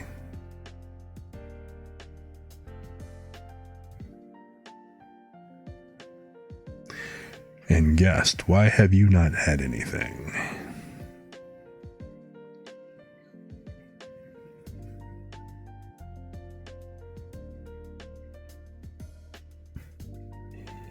You guys got to make sure that you take care of yourselves properly.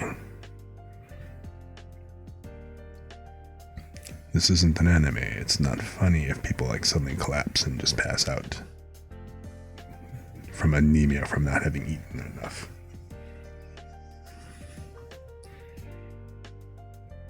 So, I mean, yeah, that's fine. Just make sure, again, pay attention to your own needs, because if you're not paying attention to your own needs, you know, you can't expect other people to, like, you know, to handle it for you. So you always kind of gotta keep that in mind.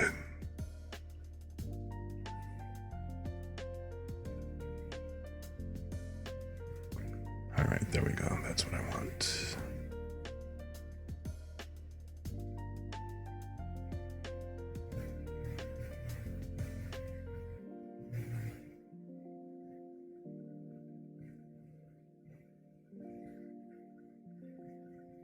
And that needs to be a different. There we go.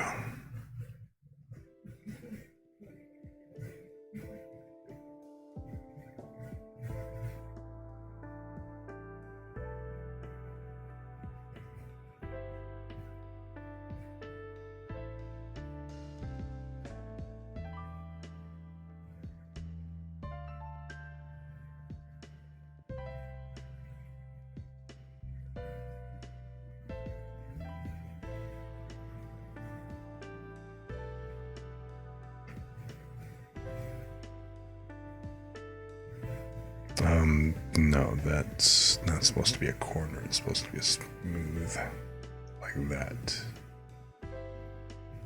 Oh, wait. That's why. There you go, that's better.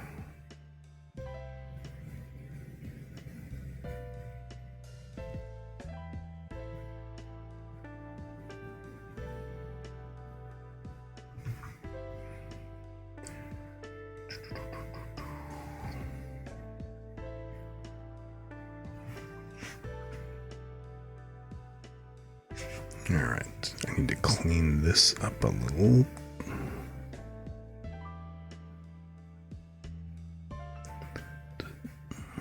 To smooth that out.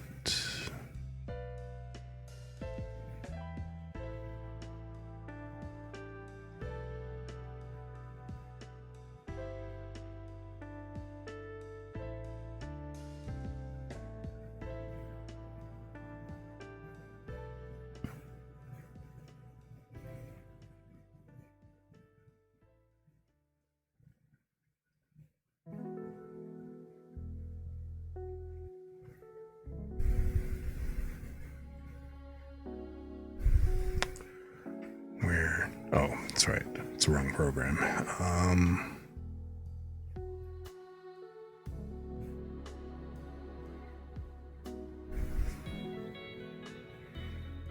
See, I'm used to the tools from between Illustrator and Inkscape.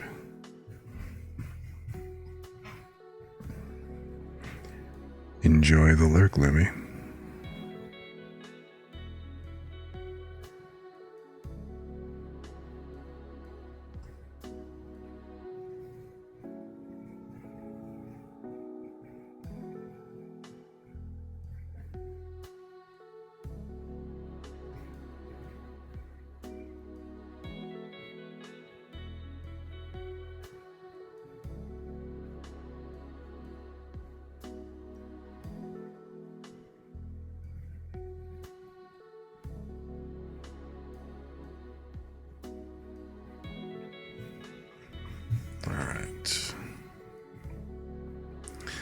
Alright, that doesn't look bad.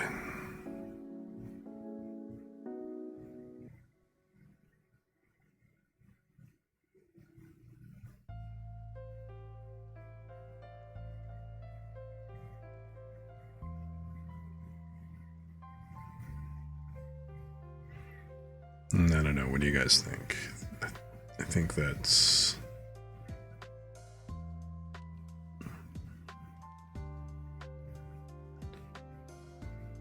I think it's a bit better from the initial tail.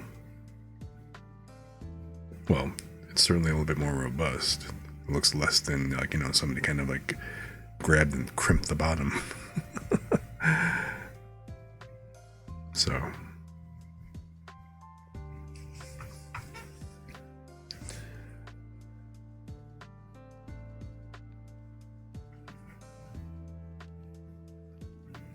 So the lower body, and let me go ahead and combine the two upper body.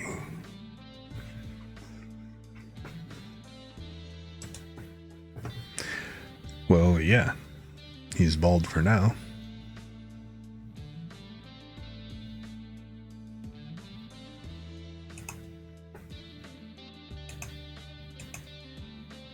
Oh, now that'd be kind of funny.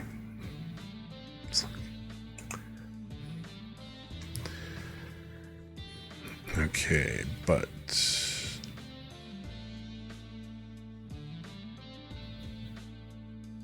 all right, yeah, I can deal with this. That's fine.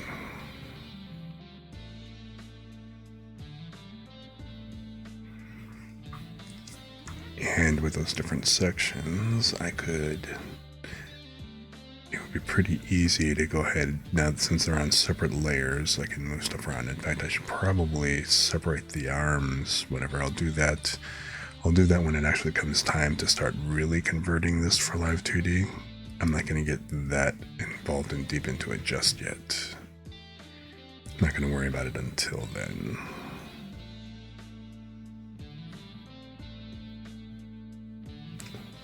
Make sure I save this real quick.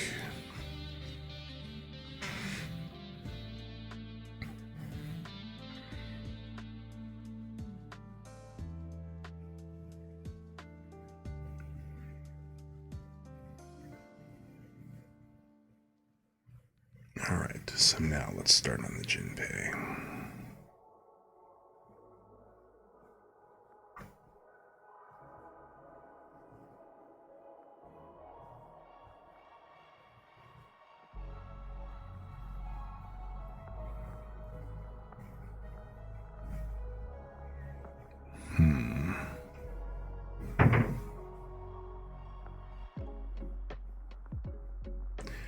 Alright, turn this down.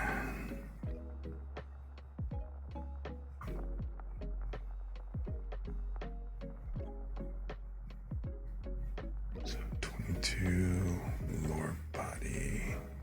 There you are. Let's cut you down.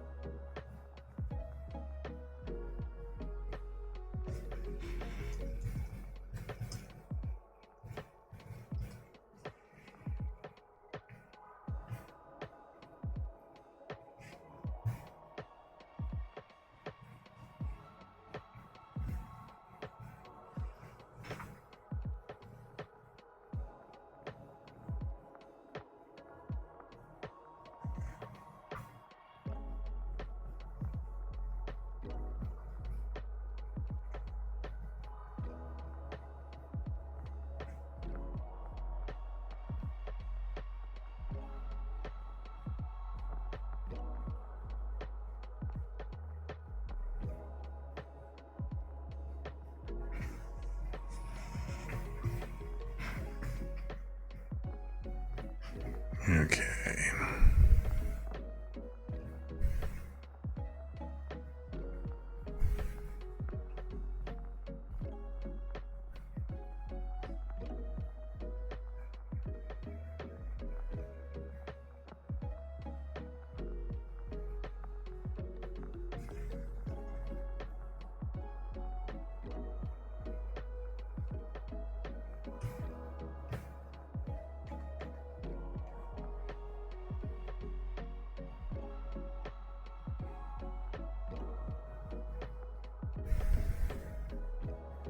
Oh, that's what I'm doing wrong.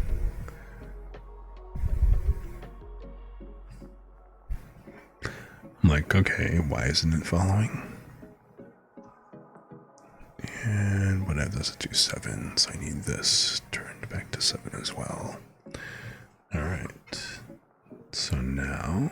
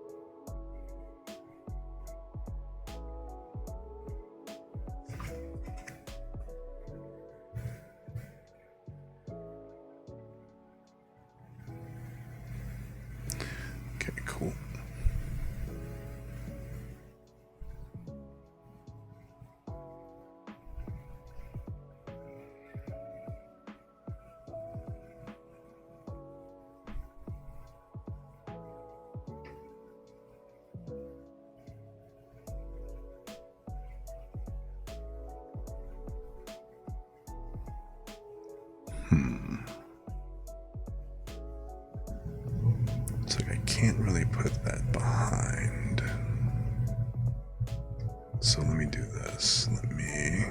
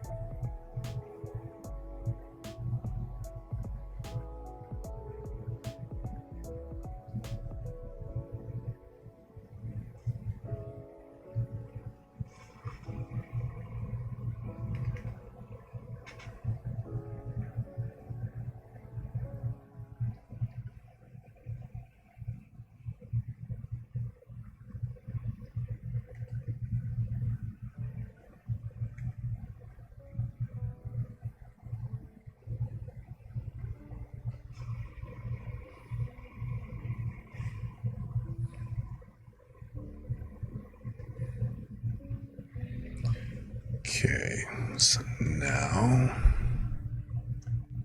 switch back and let's go back to the Bezier curve.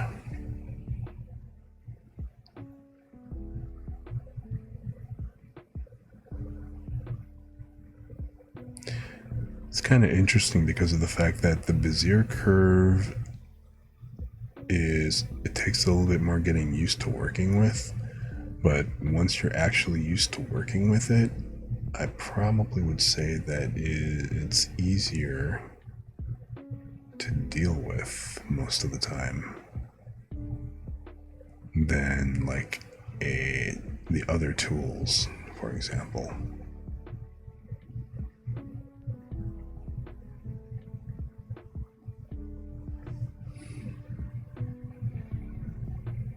Of course, like I said, it would still help if I was better at this. Better at using Clip Studio Paint specifically, but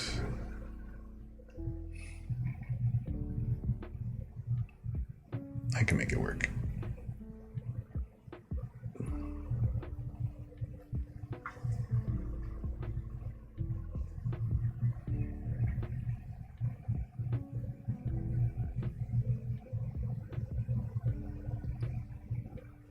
Okay, so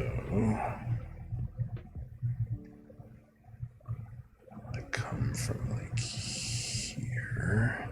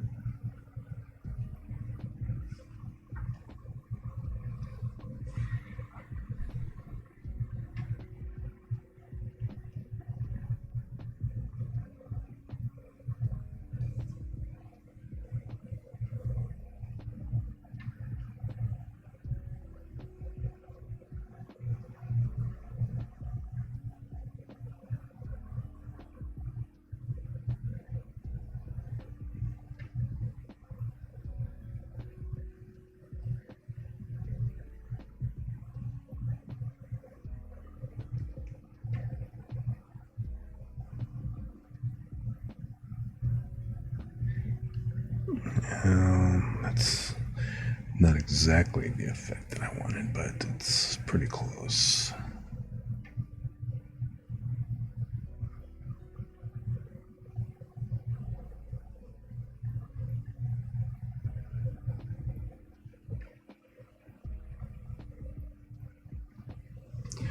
Alright, so that's fairly decent. I can add another line up here if I want. I think I'm not going to do a hard line. Yeah, you know what? I'm going to go ahead and do a hard line that I'll draw with the G curve. Or, you know, no, I'm already on the Bezier, so it doesn't really matter. But I'll add at least this crease line, and I can just use shading for the rest. for the additional contour, but it's like right about here, I think.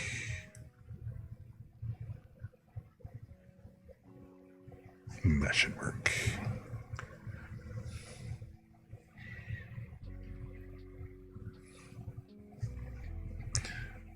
But I'm gonna move that. Nope. Right. About there. Okay.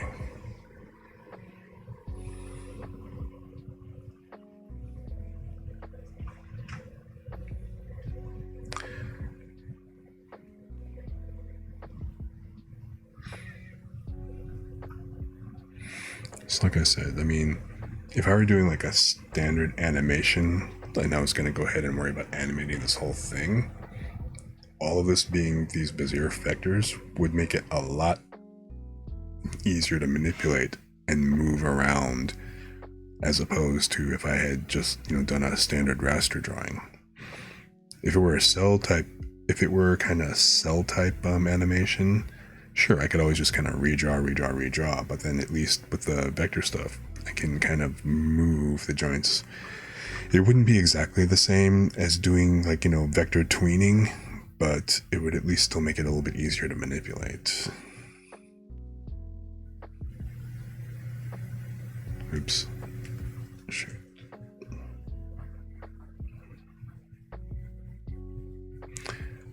You know what? I kind of feel like I want to do the sleeves on their own layers. So kind of giving me at least a little bit of a head start.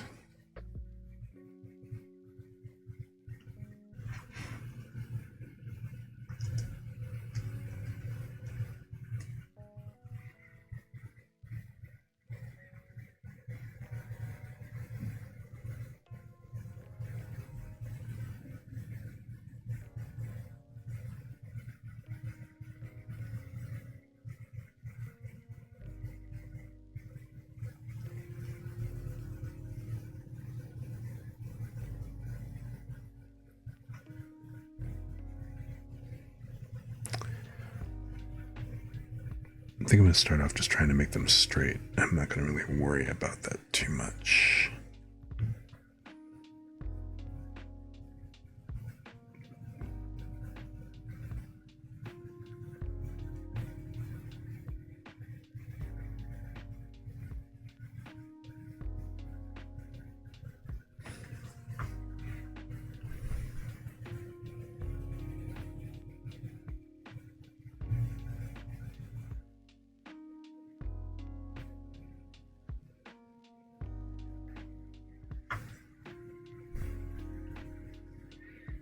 Switch you to a corner.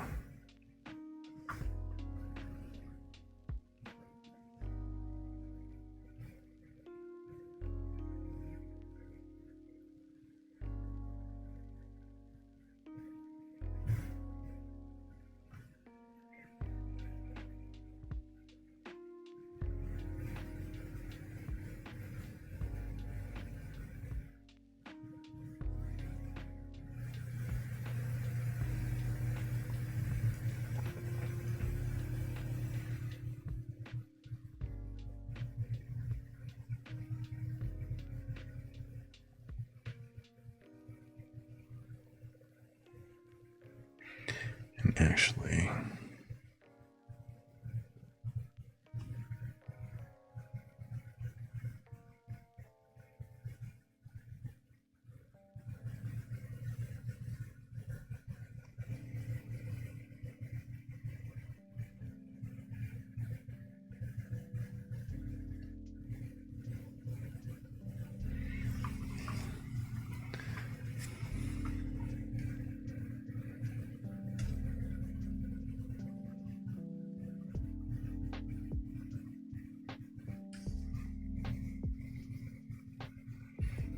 I would technically need to put the back of the sleeve.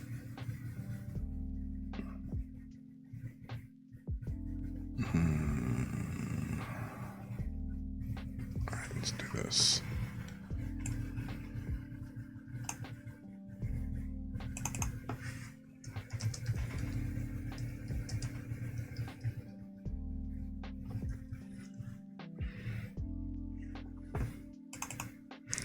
So this is the front. And then on the rear, I'll just simply have a separate shape.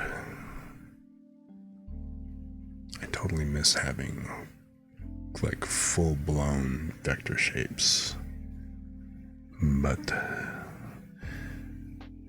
c'est la vie. Or that's not really, I think, the right saying here, but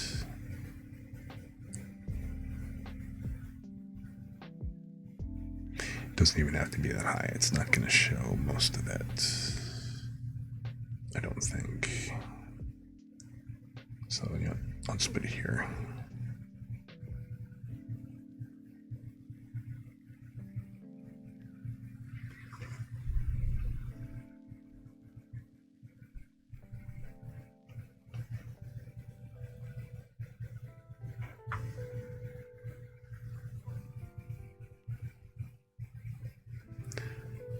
So what you are observing right now, for those of you who have just come in, is someone who's still not particularly used to working with Clip Studio Paint, working on a vector image of improving my PNG tuber.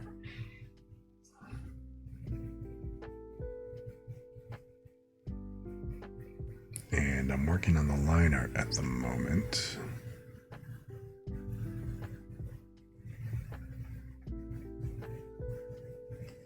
Okay.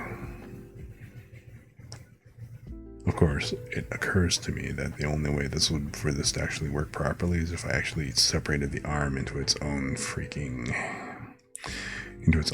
layer, so that it could go in between the front and rear of the sleeve, so it appears to be inside the actual sleeve. Go figure. So all of this stuff I'm kind of putting together just to kind of make sure that it all looks proper once I go ahead and, I mean, I'm not trying to completely layerize everything to get it ready for live 2D later on, but that's kind of what's happening, just kind of as a function of all the stuff that I'm doing.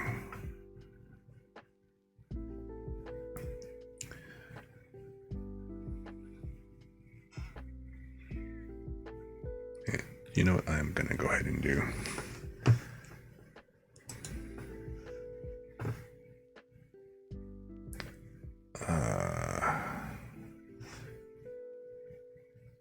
It would be nice if I could just simply, let me take both of these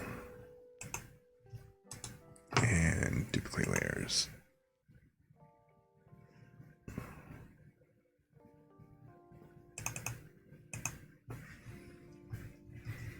So now you are the right sleeve.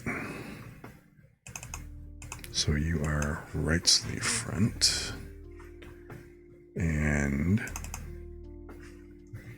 right sleeve rear.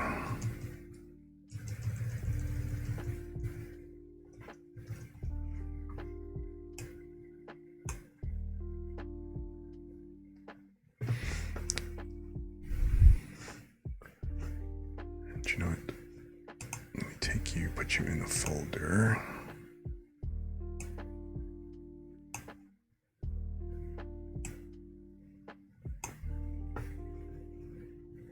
While I'm at it, I'm going to take you and put you in a folder.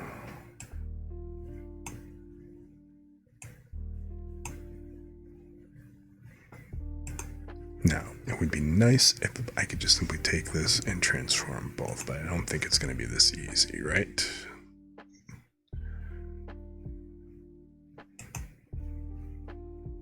Oh shit, I guess it will be.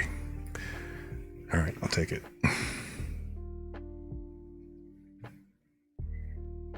So I am going to go ahead and take you.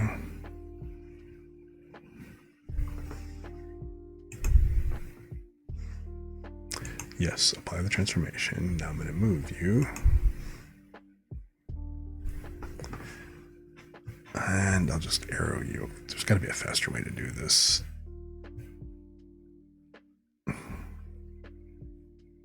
Good to know. I don't want to move it. I don't want to accidentally move it up and down, which is why I'm using the arrow keys. even though that was kind of painful.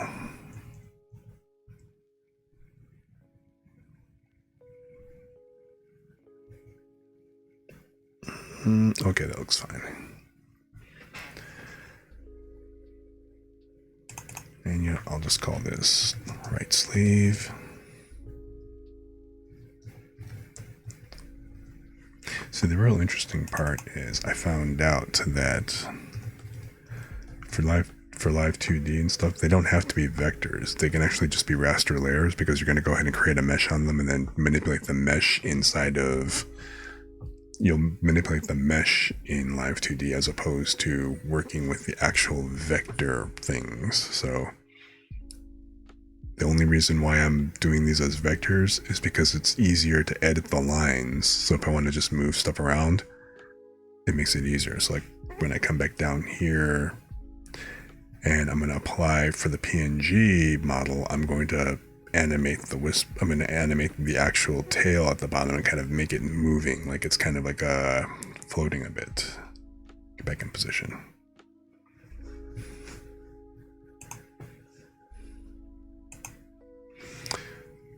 Let's come back over here to this thing just in case.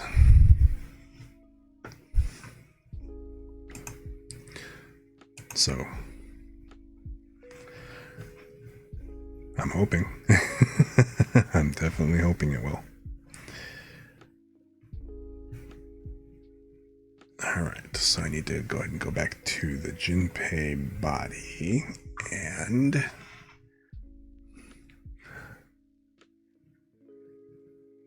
go ahead and draw this. It's too big of a pain in the butt to trying to copy and paste the lines was such a pain in the butt a moment ago, so I'm just going to go ahead and whip out the freehand, or not the freehand, but I'll just do it manually.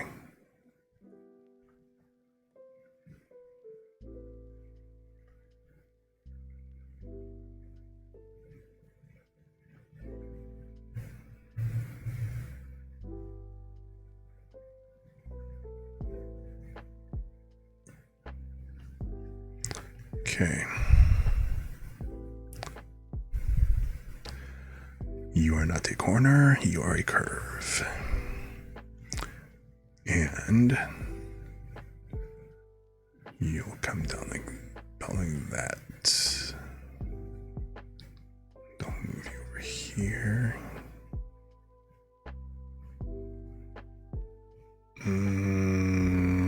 Yeah, it looks good.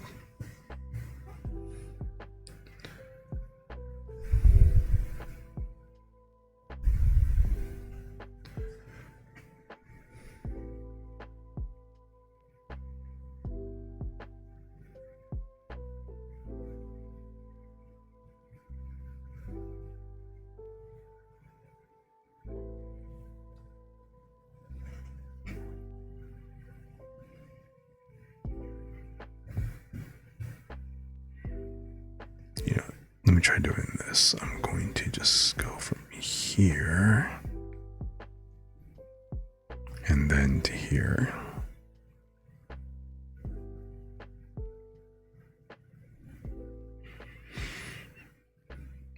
Now, theoretically,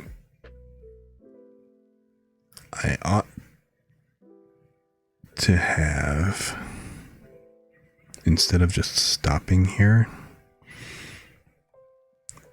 if I want it to be a little bit more advanced, because when you think about, how this is actually going to move, as he moves from side to side, right? Because this is a flap, there's going to be a tie here, right?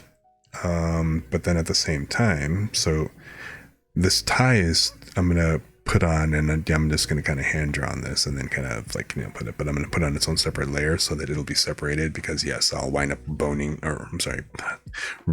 that. So adding bones and rigging the bones so that it so it'll actually have some physics so that the bow kind of like flops around in live 2D. So it's better to simply put it on its own layer right away. But because this is tied, if he's moving from side to side, right? So as the model moves from side to side, this part should flex a little bit, which means that you'd actually kind of see a little bit more of a gap or whatever. So realistically, I should have like a front and then the front would have like, the top and then the bottom flap, so that these could actually flex and move around and stuff. I'm not going to do that at the moment, just simply because I'm not going to animate that as part of the PNG. And I'll just have to make a point to actually manipulate that later on. And so, but this actually kind of does it for the Jinpei, I believe. And actually, these should be called, instead of sleeves, those should actually be called arms, because it's not just the sleeve. The arm has to go inside there.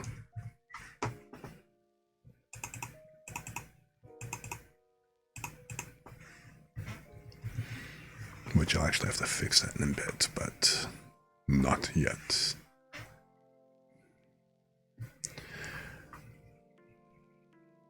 Alright, so that about does it. Okay, I still actually have to go ahead and do the... I need to do the knotting in the ties for the sleeves. Ish. Okay, fine.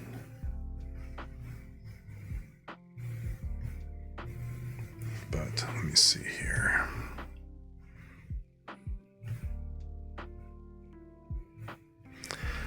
I think overall it's not bad. The lines look a lot cleaner, they're a lot thicker, and then I'm going to wind up cell shading it instead of kind of like the light fade shade that I've got. So it's going to be more of a cartoony, a cartoon cell shading across it. That I'll also do as vector shape to kind of get it in the right position.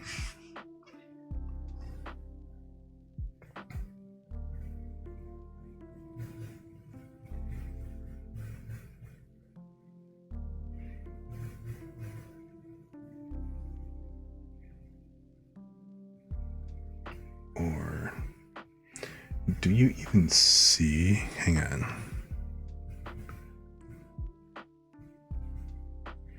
I mean, it's a tiny detail, but I mean, on your screen, like on screen and stuff, do you even see like the detail that's in the actual, like the actual ties, the lacing that holds the sleeve to the jacket body?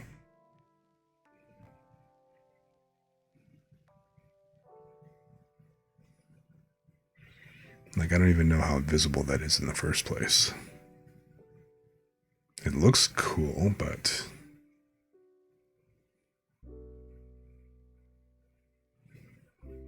Right. I mean, do you see it like right now in the, kind of looking at just how I'll look from here? In fact, let me just go full screen. Yeah, you can kind of see it, so I should probably stop bitching and just go ahead and do it. Right. Okay, so then yeah, in other words, yeah, do it. Stop whining. But should that be part of the sleeve or should that be part of the body? It's gonna be part of the sleeve.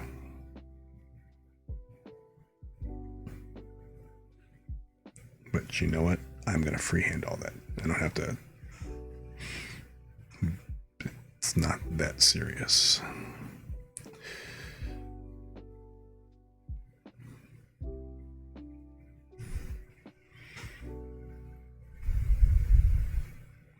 To me, G-Pen. And no, you need to be smaller. It's more detailed.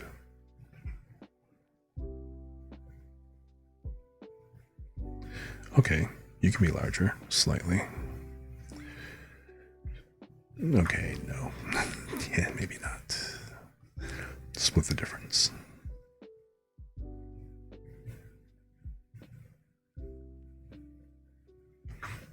Oh. Or just keep the pressure even, duh.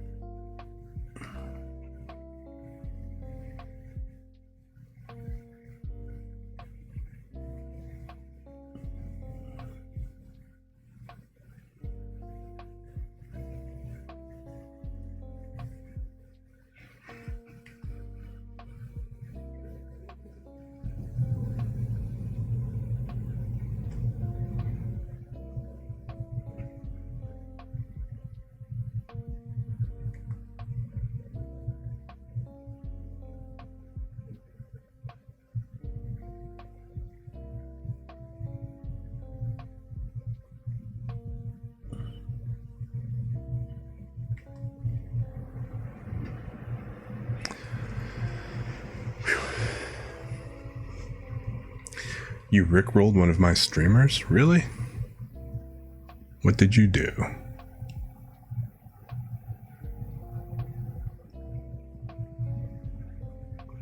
I mean, I'm not gonna bust you out, but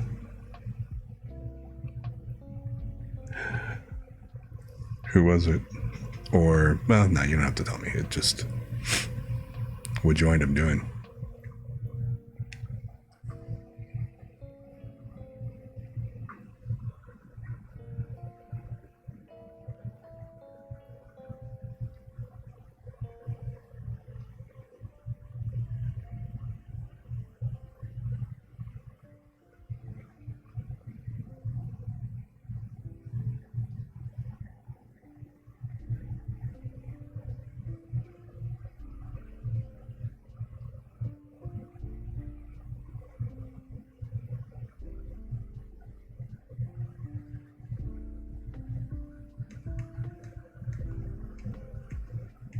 Come on, damn it. Oop, crap, too much.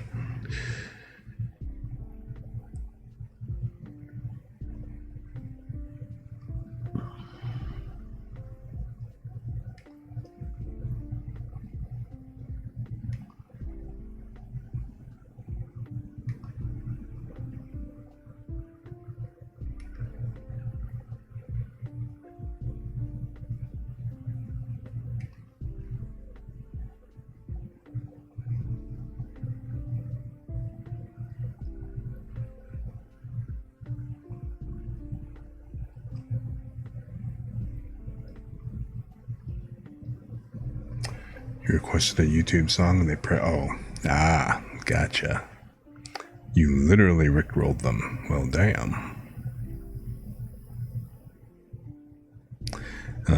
I mean, if they're gonna go that route, I can't really defend them.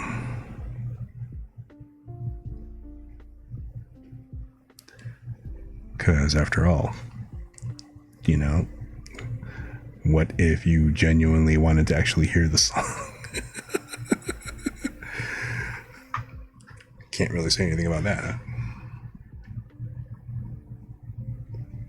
Alright, let me save this before I forget and mess something up.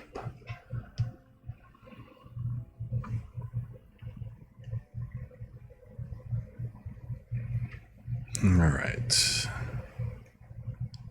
And so now it's time for the veil.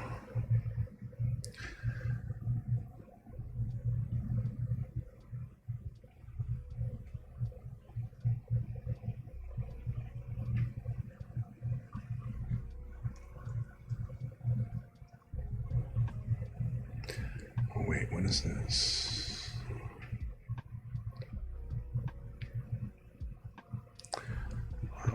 Wasn't really much point. There's not too much difference. Oh yeah, there is. Okay. You were hoping they wouldn't fall for it? Unfortunately, well, apparently it sounds like they did, so.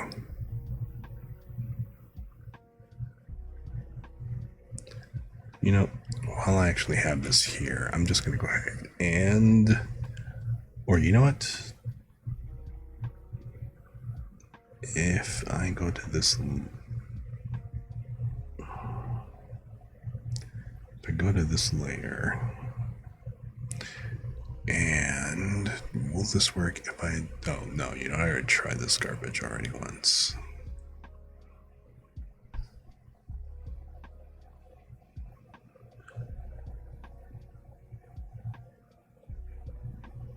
Can I do a new layer via cut or copy?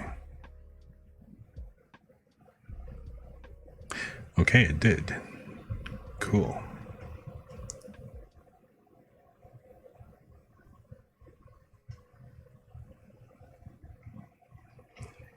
And I'm going to go ahead and turn that up.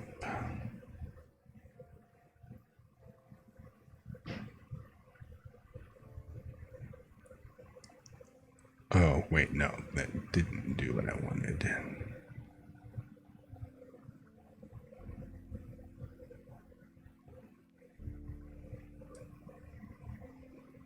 Oh, never mind.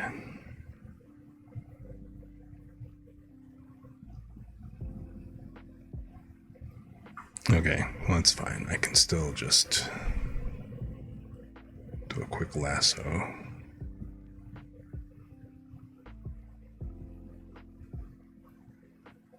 And I can still do a copy and paste.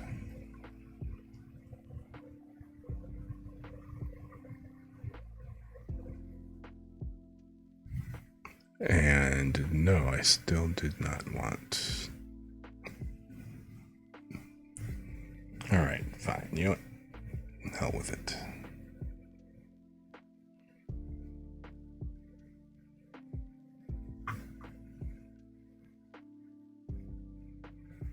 Pick a random Pokemon and I'll catch it in Pixelmon.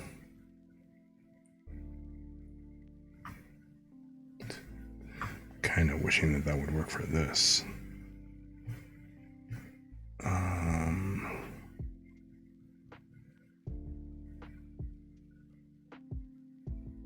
Or actually, you know, let me try this.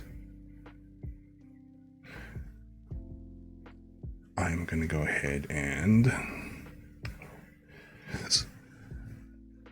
So, what kinds of things have you guys were up to today? I mean, I know Zeb was kind of hanging out over in Lumia's stream, watching the keyboarding and everything. Did you have a pretty good day and stuff? I know Lumia was streaming and stuff. How about everybody else? Like, Gast, what were you up to? Did you have a productive or fun or whatever chill day?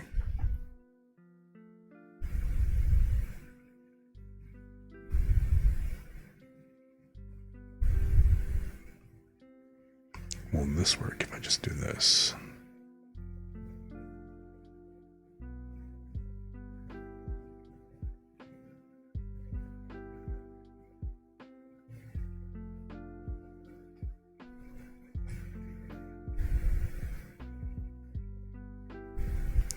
Let's add to the selection.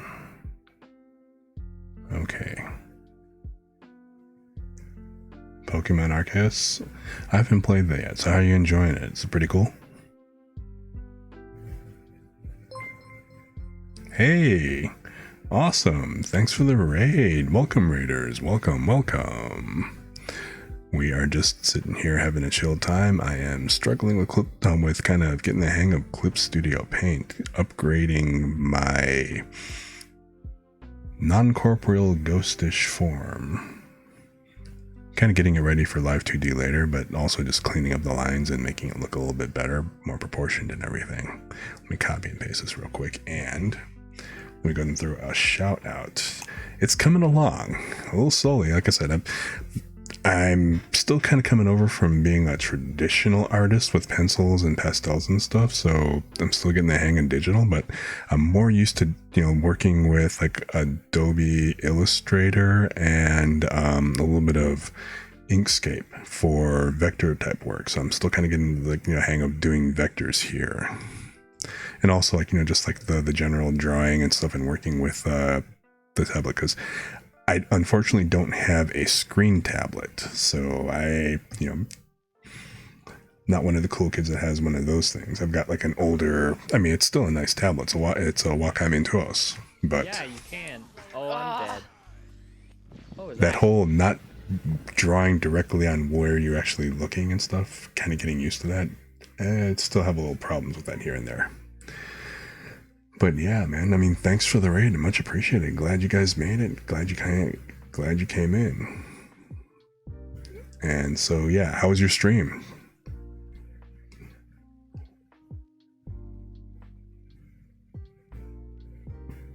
You're playing the Clue Finder's Third Grade Adventures. I have not seen that game at all. What's it like? It sounds pretty interesting.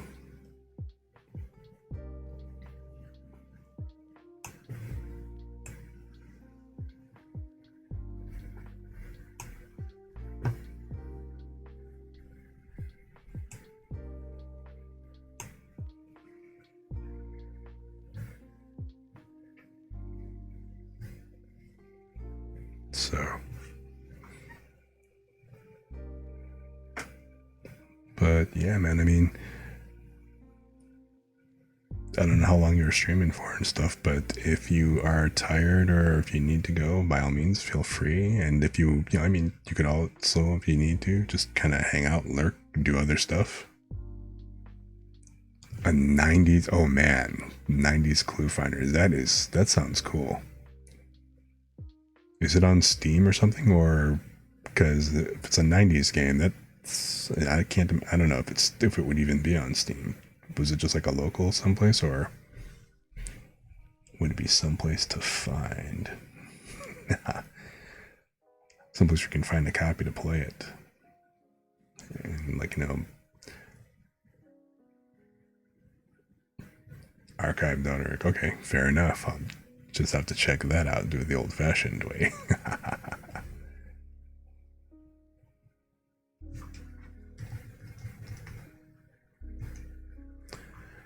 Alright, so Watashi is in place. I can deselect that. I still like the ragged hand-drawn look, so I'm going to keep that. And for the veil, actually, just because I'm trying to keep things a little more organized, I'm going to put those pieces in here.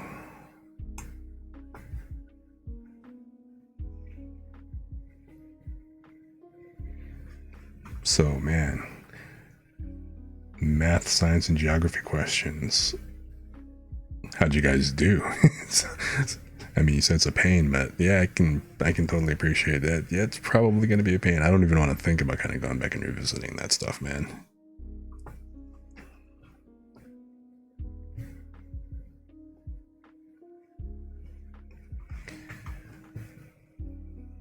So, hey, more power to you, dude.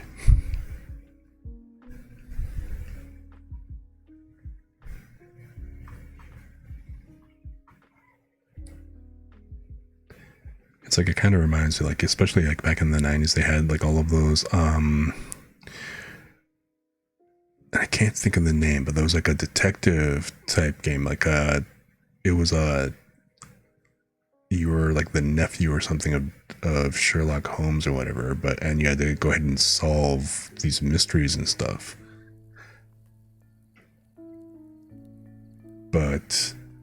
And I think, yeah, it was like sometime out in the 90s when they came out, but essentially what you had to do is there'd be some kind of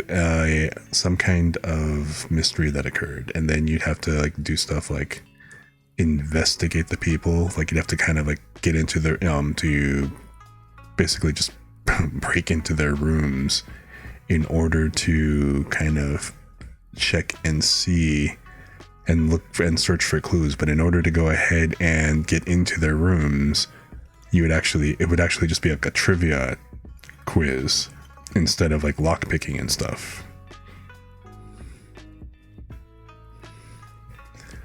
So, not gonna lie, it was kind of a pain in the butt, but still pretty fun.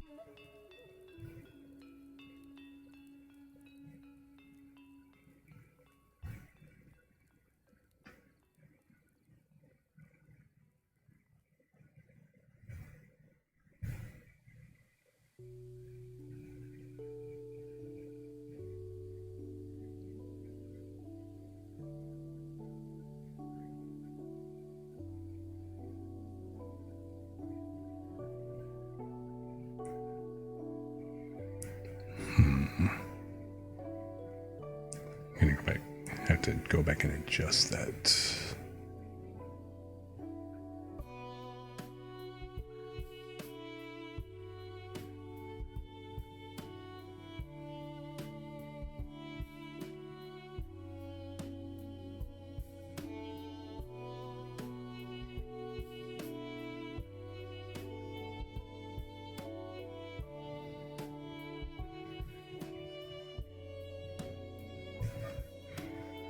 Mystery Meth Town, you know the game?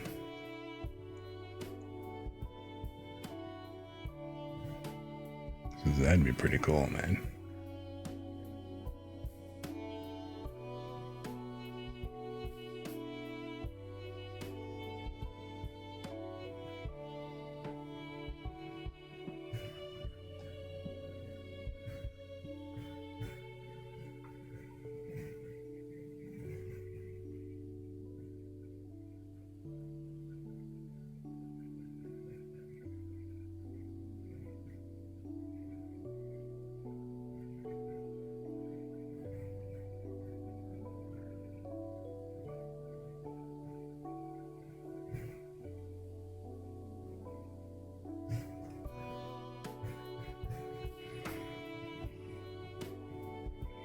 So you remember playing that? Damn, okay. Cool. That's awesome.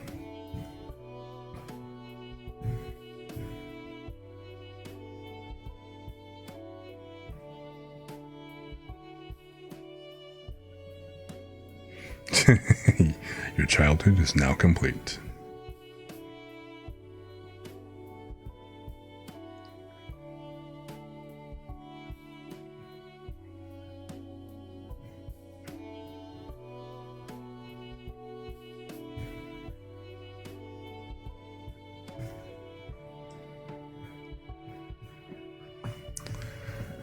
So let's see here. There is one that I want to redo.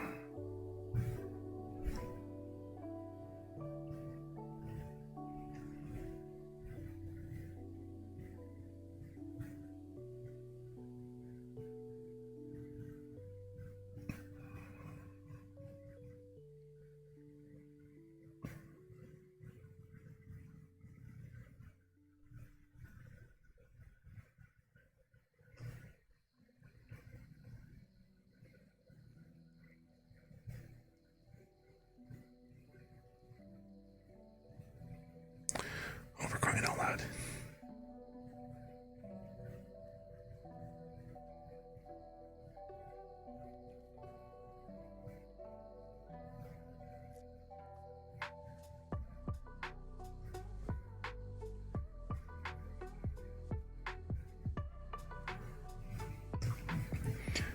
Your free trial pass has ended.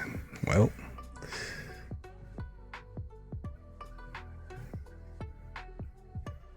season pass only goes for so long, I guess.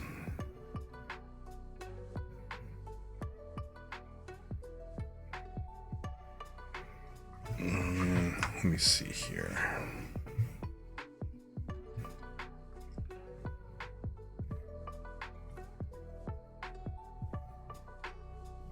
That is a terrible looking wrap.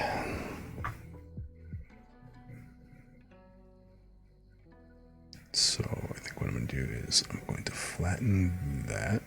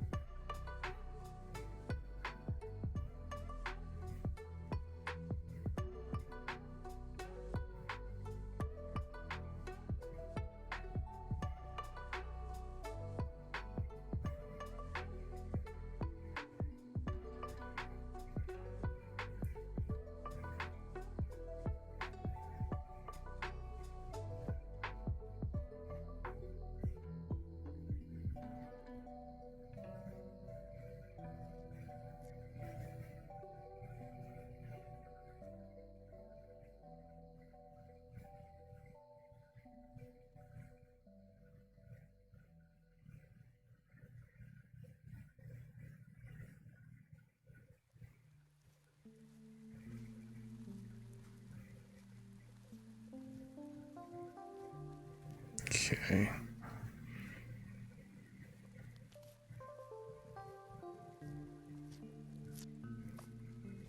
I was kind of hoping to give this a little more texture by putting that extra long there, but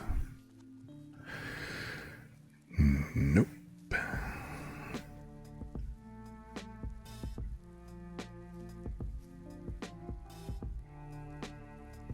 Let's instead put you up here. I'm going to take you and put you up here. Because you should be kind of following this curve.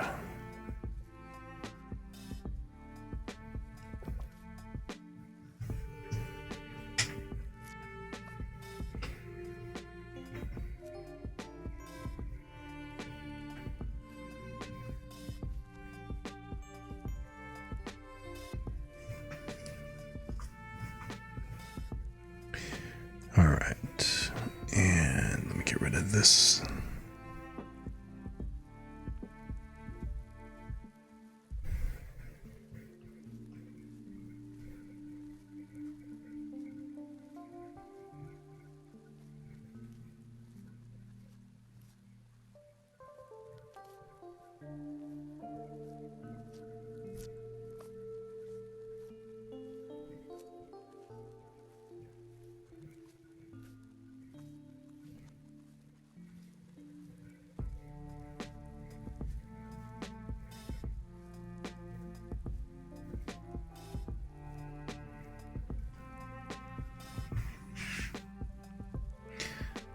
Okay, I think I'll tweak that a little bit more later.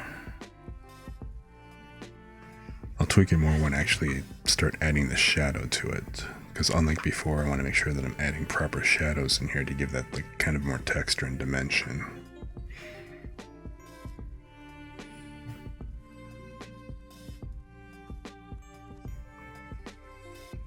So let me just go ahead and add the bottom part of the veil.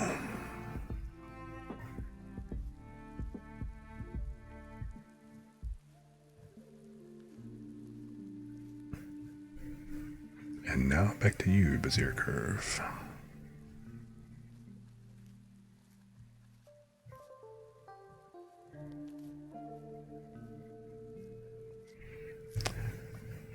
Lumi has returned.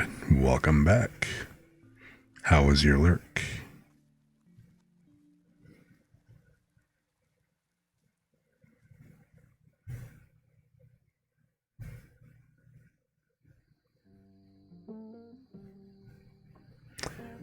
And let's put you here.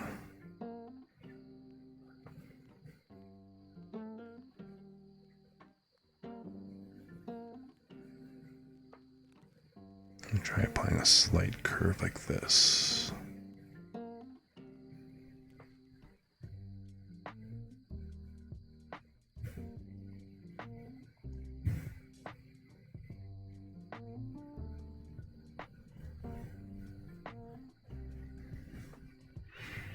And you know what? Let me just put you up here.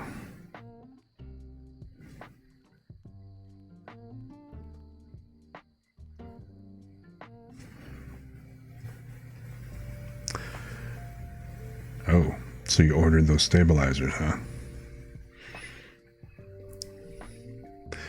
Understood, understood.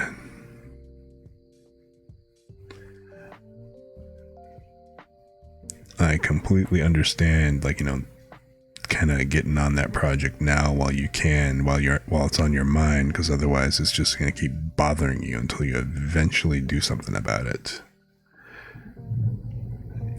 Yeah, I know a little something about how that feels.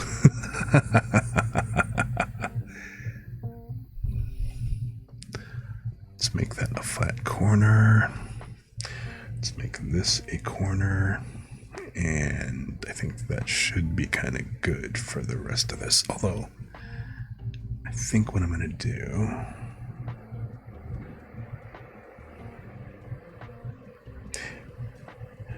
Yeah, the drawing is coming along. I decided to completely go vector with it, so here I am.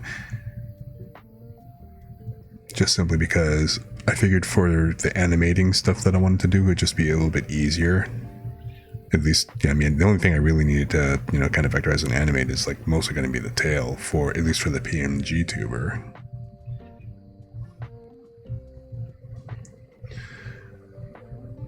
So once I actually get the basic thing done, then I'm actually going to go ahead and add a timeline and start. Or you know what? I didn't even think about, do I need to, can I just add this, an animation timeline to this? I didn't even think about it, but because the animations I've started so far have actually started out as animations.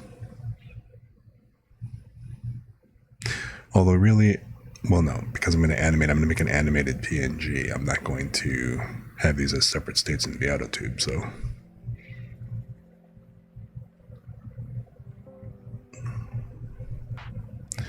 Let me just go ahead and add this extra line. I guess right about here.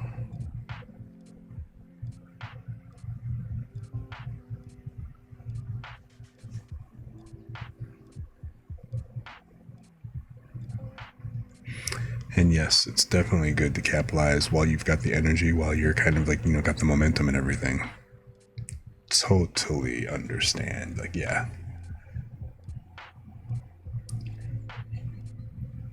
Strike while the iron's hot, right?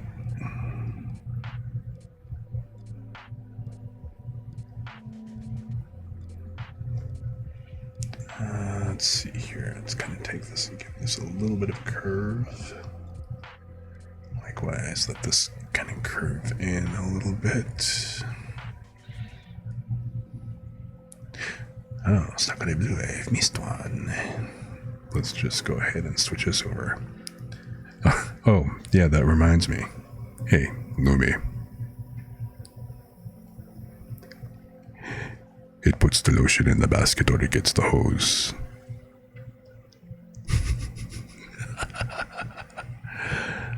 Yes, I was still in your stream when that came up. Put the lotion in the basket. It puts the lotion in the basket.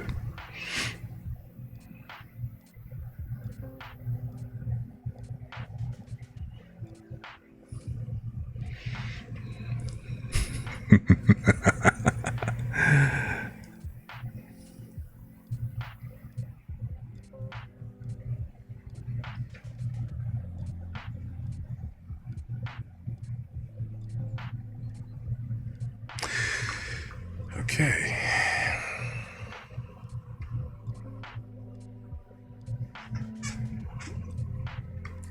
I dare say the basics are done.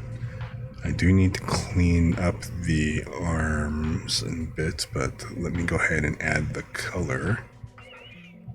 And by color, I mean white. All right, let me save this real quick. And now that I've got all this, let's go ahead and... Oh yeah, the only thing I haven't done is I haven't drawn the bow part yet. I'll add that in a moment. But first, I gotta find all the pieces that are supposed to be. Junpei front, let's hide that. Junpei body, yeah, no, that's supposed to be there. The Junpei, let's hide that, okay, cool. A little cleaner looking. Now that I got that stuff cleaned up, and the veil. Right, so that's what it's supposed to look like.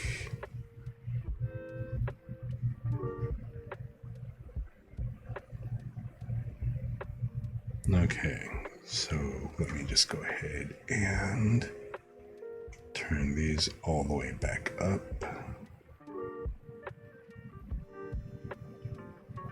Our body, all right. Okay, now let's paint some stuff here.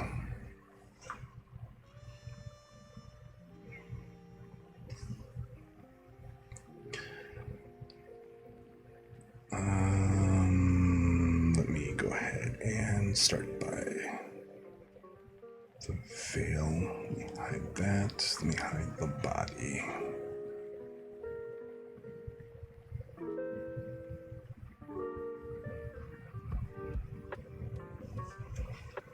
Okay. Oh, I need to make sure that those gaps are closed.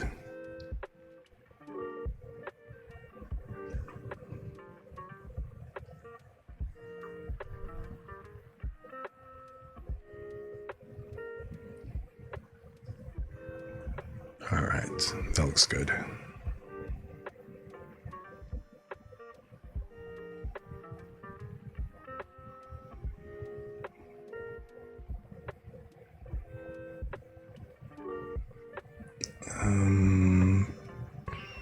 So I forget. Does the color need to be? Yeah, I think the color has to be on a separate layer than the veil. Or than the vector. Because it has to be, what, a raster, right? Yeah, it's got to be on its own separate raster layer.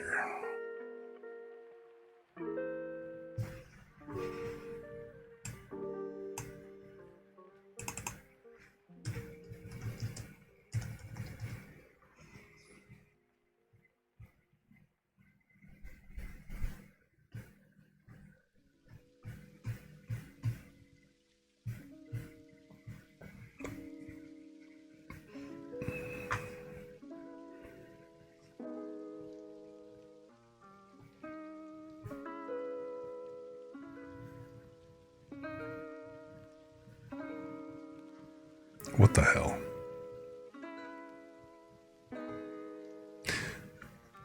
Oops.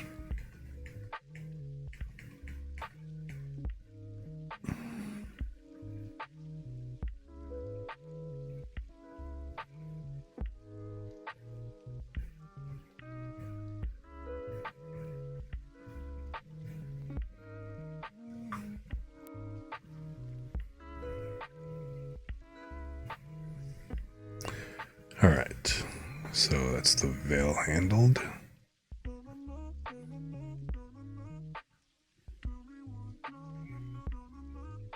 So let me hide the veil and the arms and the Jinpei for now. And let's look at the body. So the lower body is still in place, right? Right.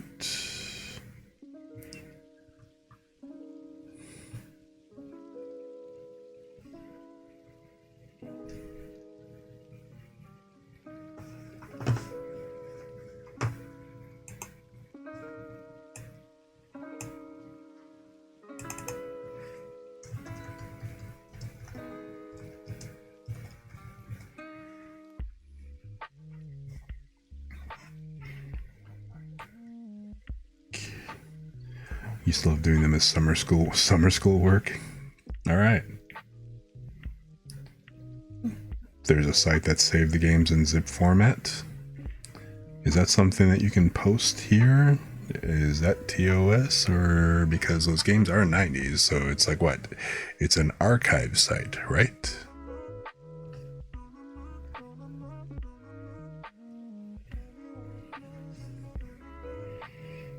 Okay, so in fact, let me put this in its own folder to make this easier to deal with as well. Wait, I think I just hit the wrong button.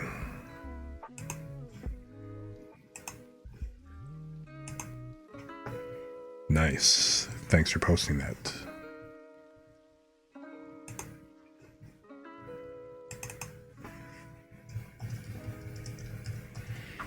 Alright, so lower body color. Okay, now off. And then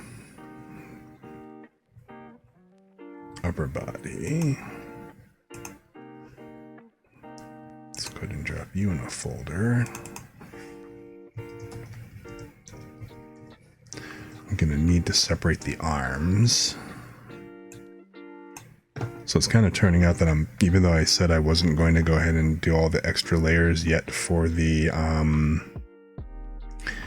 I wouldn't do the extra layers until I needed to for the Live 2D. In order to kind of get it to look right in the sleeves, I'm going to wind up separating at least like some of the basic parts. Regardless. So I'm going to put the upper body up in here. And then a new fill layer.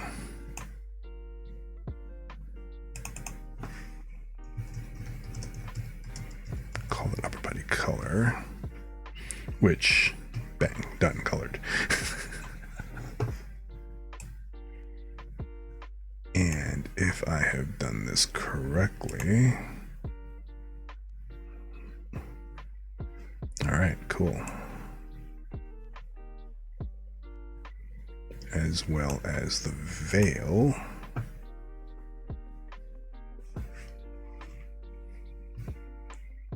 Okay. Looking a bit pale there. Spirit needs some sun.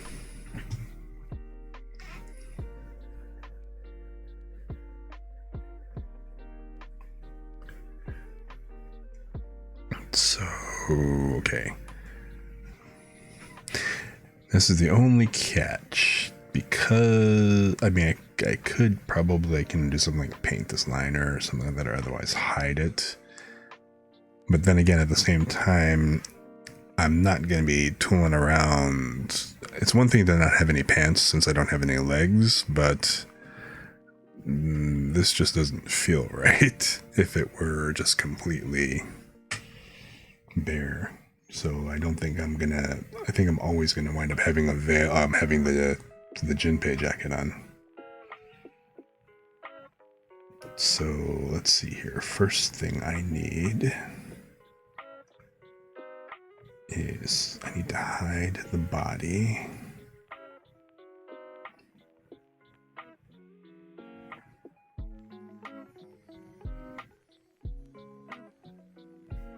So let's go ahead and hide the upper and lower body. You know, I'll turn off the veil also just in case, because it's, I think, in the way of part of the Jinpei.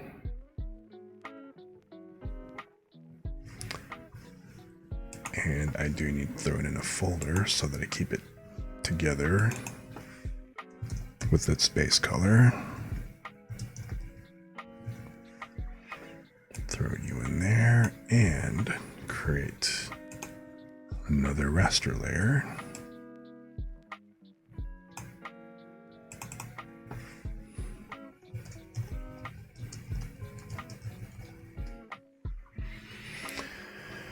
And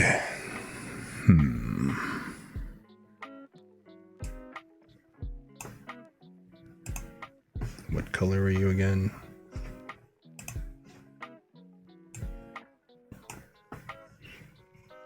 What is my base color? Actually, let me make a...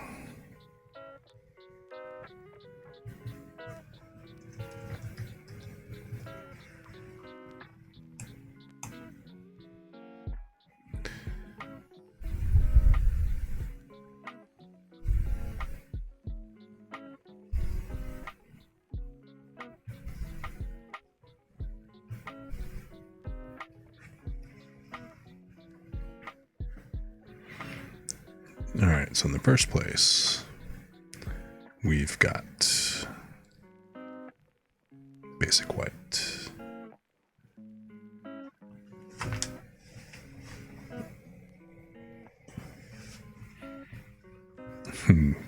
Good old theoldarchive.org.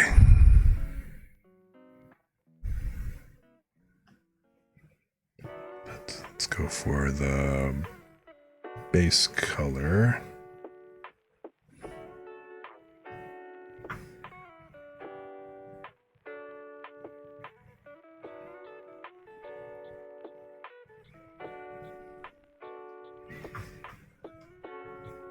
as well as the shadow.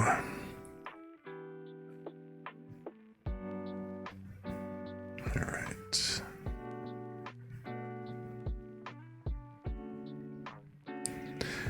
And then the last shadow color that I need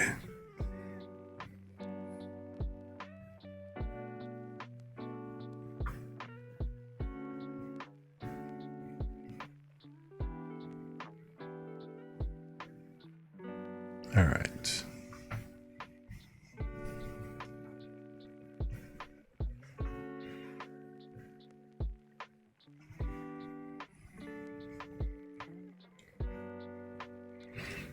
Okay, let me save that real quick.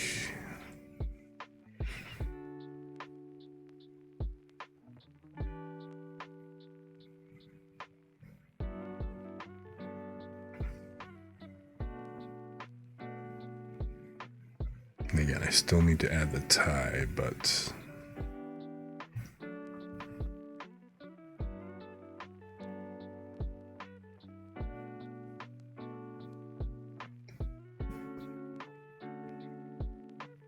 I mean, I know the general position of where it needs to go. I'll just have to add that a little bit later. All right, so now,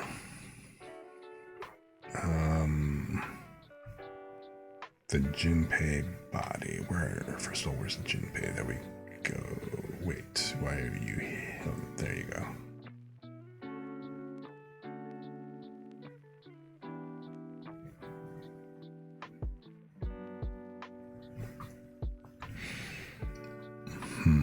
All right, so no, where are you? There we go, Jinpei. That's the right layer.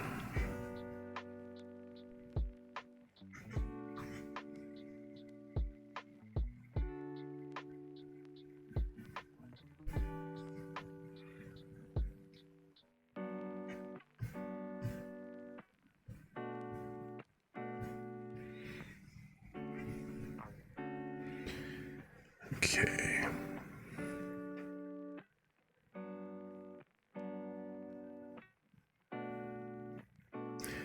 You know, I'll add that in a moment. I'll add the shadows after I take care of the main parts. So, left arm and right arm. Nope. Left arm and right arm. What I need, the front.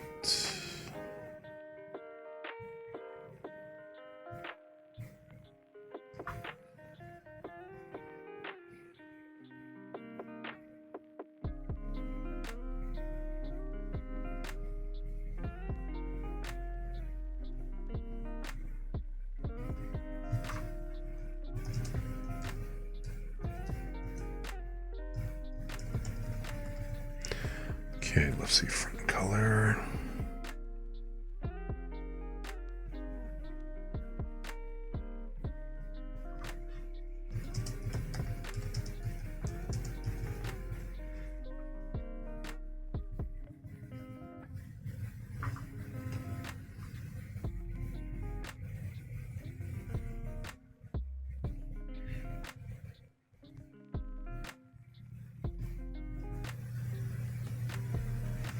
Okay.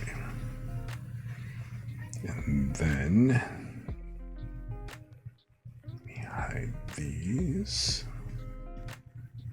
And then the rear of the sleeves.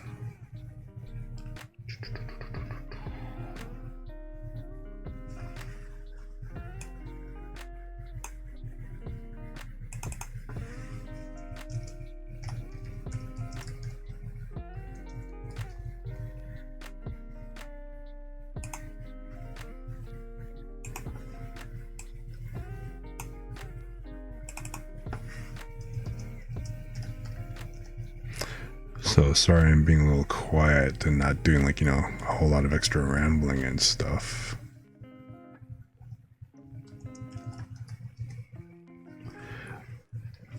So Lumi, you're familiar with those games too, huh? You used to play those a lot. That's pretty cool. Right sleeve rear, left sleeve rear. Why did I call that E? And crap, I did that wrong.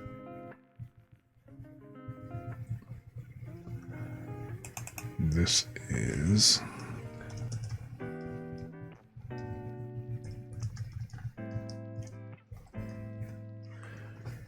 that is the right. Well, I mean, you know, I don't exactly want to be ignoring you guys, which actually that kind of reminds me I need to hydrate for a moment. See, this is what happens when you don't have redeems.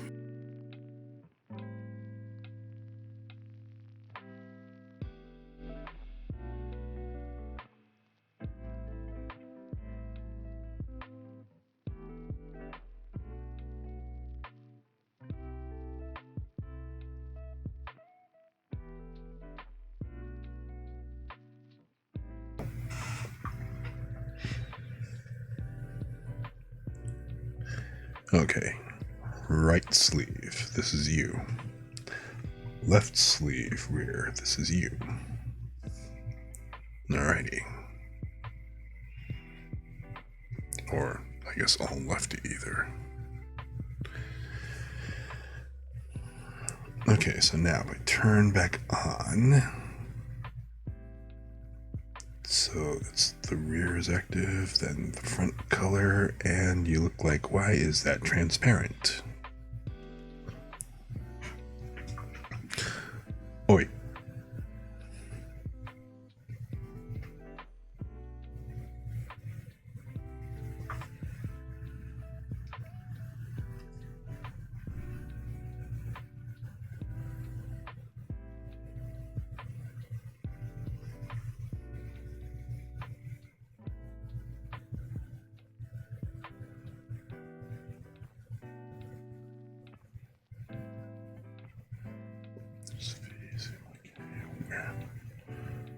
What's the alpha setting on this?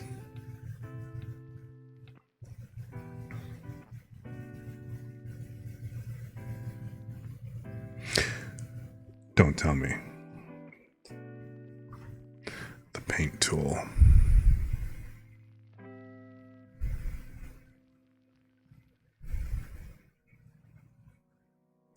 No, opacity is 100, so what's the problem?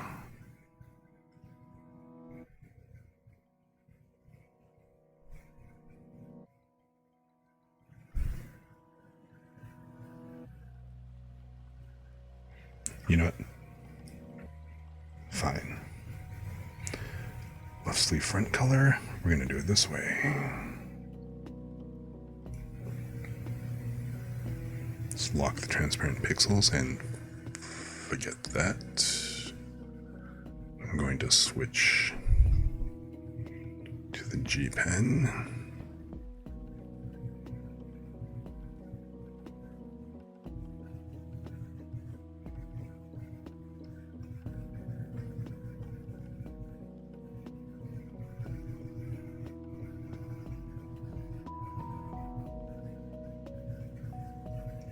Okay, I'm not imagining it. It's... Oh, no, you know what? Darn it. There's nothing freaking wrong with this. It's my monitor.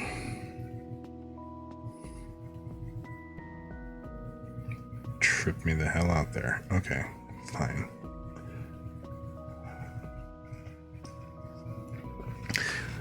See, one problem that Mac monitors, the iMac monitors, are kind of notorious for is the after image stuff. Like, if I were to just go ahead and move the canvas over for a moment, I still kind of get like a shadow effect from the light spots on the pixels on the monitor screen. That actually made me think that it was still partly translucent as opposed to completely painted in. Damn it. Alright. So it's fine, it's all good. Oh, and you know what? I need to paint those white while I'm at it. So the sleeve front color while I'm on the left. No. Undo that. Switch to white. Make the brush tiny.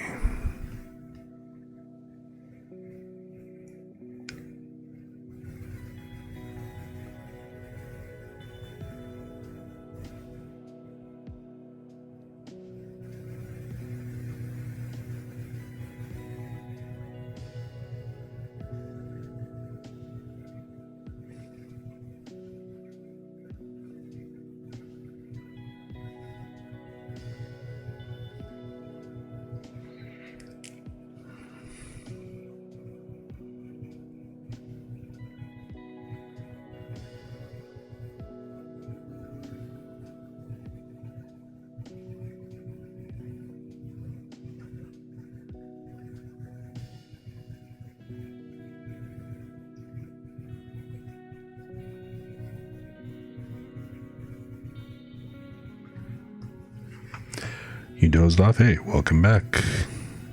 Good morning. Ohayo gozaimasu.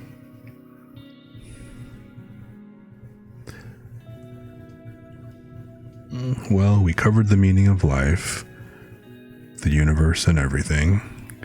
Had some fun at the restaurant at the end of the universe.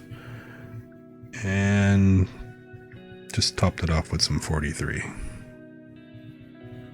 Which is just a step above 42.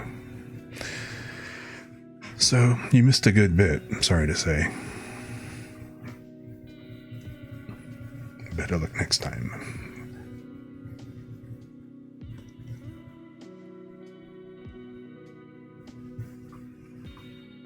It'll be in the VOD.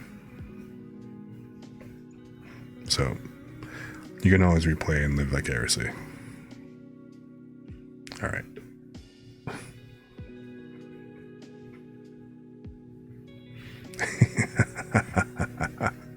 Back to sleep, huh?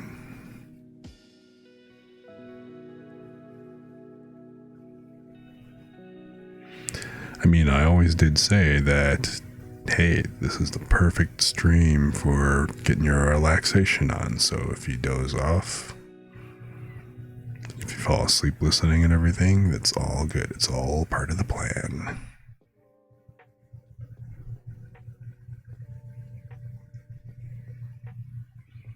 No, that's wrong. This is the one that I wanted to paint, then this.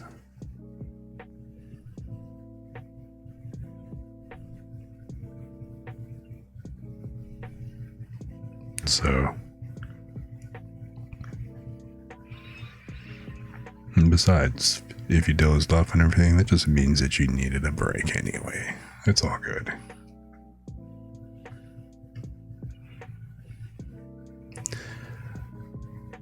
Yep. Just think of me as the nighttime DJ while you're just kind of getting your rest on, getting your chill going. Just got some random stuff going on screen. Nothing big, nothing spectacular. It's all cool.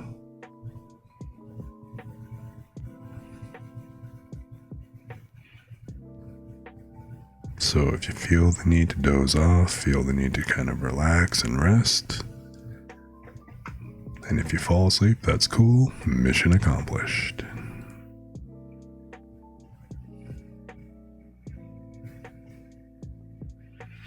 That's a pretty intense dream. I mean, it's all good and stuff, but hey. I think it'd actually be funnier if you had like that dream and stuff where you're actually beating up a bunch of bandits and stuff, and instead of like the Doom soundtrack, you've just got like lo-fi coming in from this channel and stuff. So you got the channel music going on in the background, and you're like, basically walking around shooting and blowing things away. In the back of your mind, the dissonance is like, what the hell is going on here?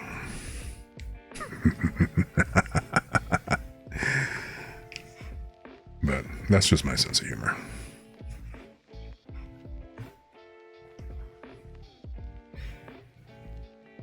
All right.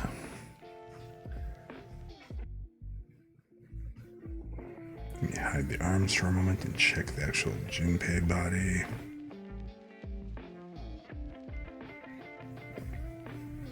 Alright, I got that covered already. So let's see what this looks like all together then.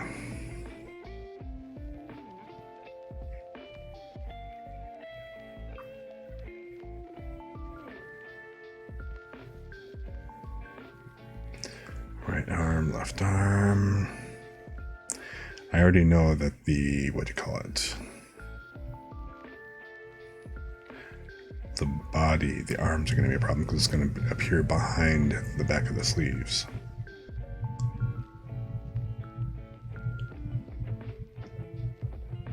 And let me turn on the veil and let's take a peek.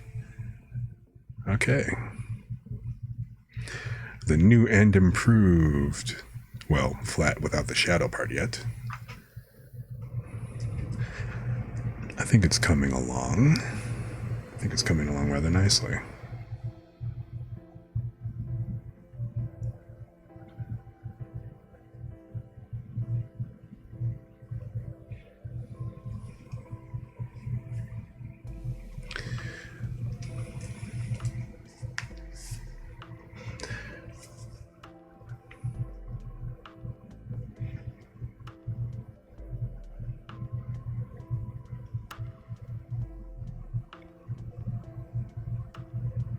Alright, so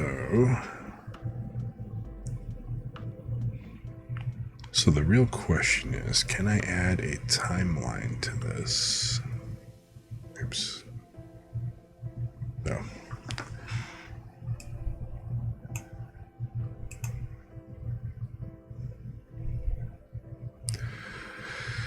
Okay, yeah, that's going to be a thing. Timeline,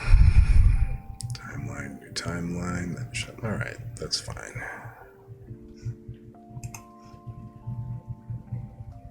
Let me finish painting this and then I'll worry about the timeline at that point.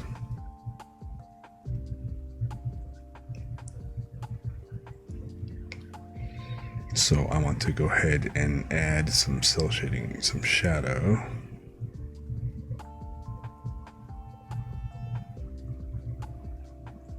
And I think I'm going to go ahead and fix the arms while I'm at it.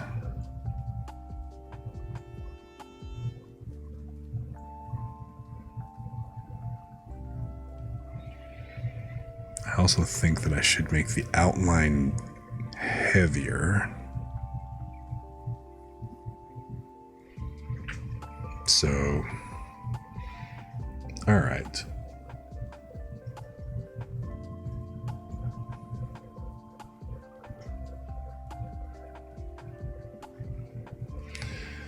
Okay, first things first.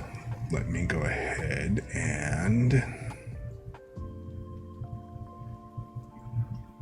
So the shading on the body, how do I want to go ahead and do that?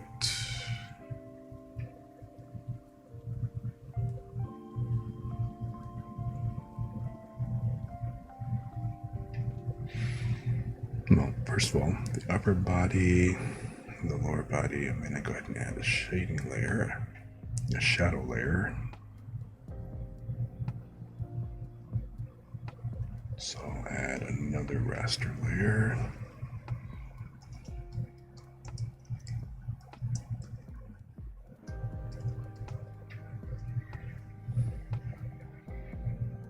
Likewise here, upper body color.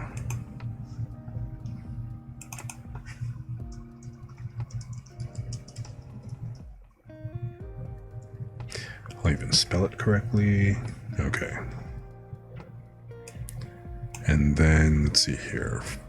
So I've got the shading for the upper and lower body. I need a shadow layer for the veil.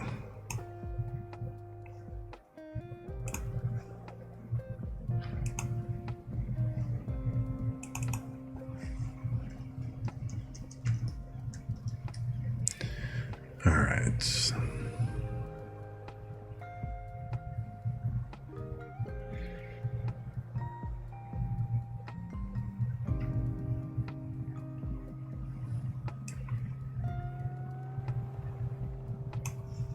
And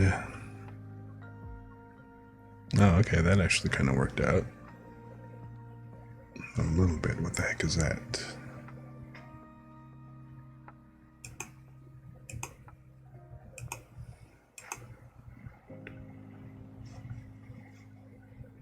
What the deuce?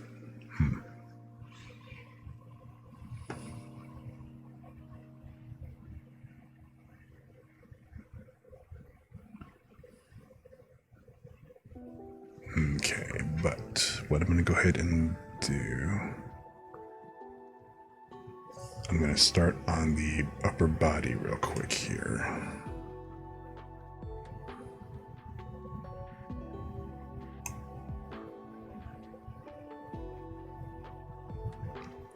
And really, for the upper body, all I have to go ahead and do, so for the upper body shadow, it's really just the shading on the head and neck area. So kind of like around here on the ears, around like, you know, just kind of on the head and then the neck area. The rest of the body is going to be hidden, and I'm going to split the arms out, so I'm not going to go ahead and put shading on the arms just yet. And I'm going to use the light blue. G pen. Let's bring this up. I said up. No, not that far up. Okay.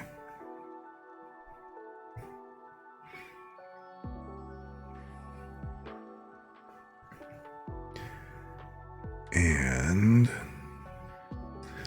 I'm just gonna kind of start off like right around here.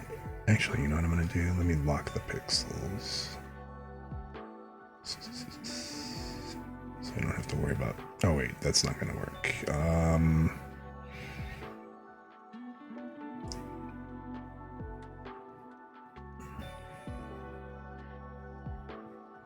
Okay, fine, I'll just have to be very, very careful. Okay, fine. So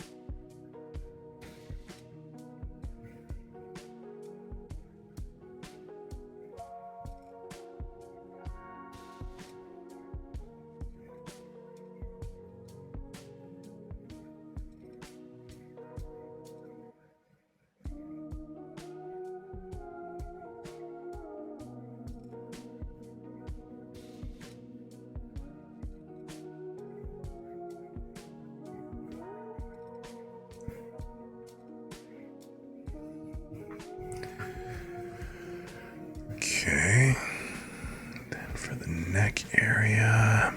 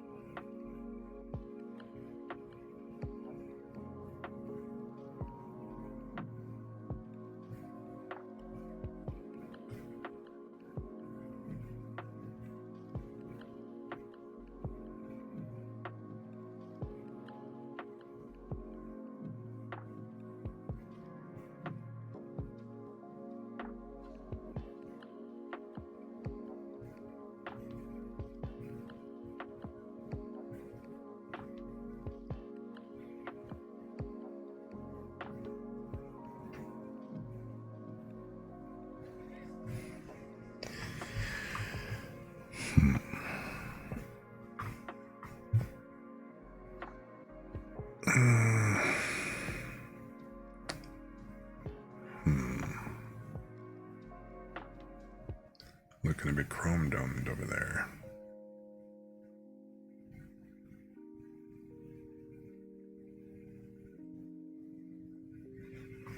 And I'm also not digging the ear. Oops.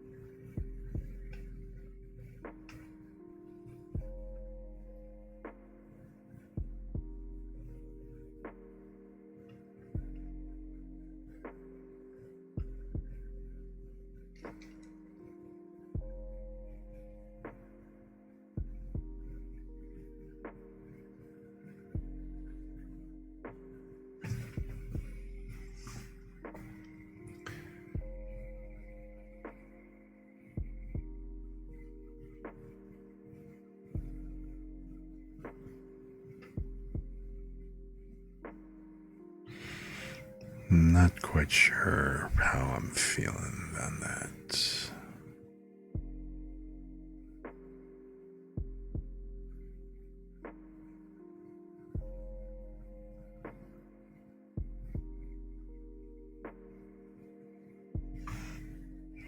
In fact, let me try doing the veil and see.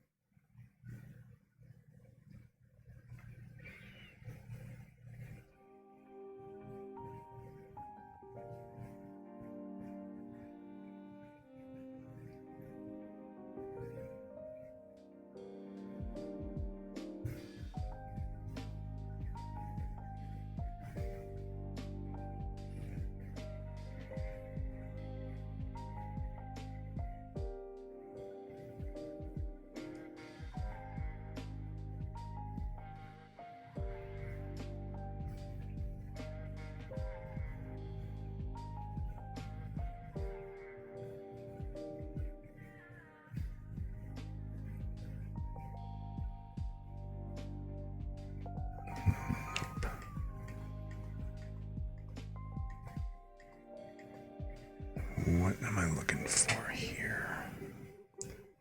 Well, should start there.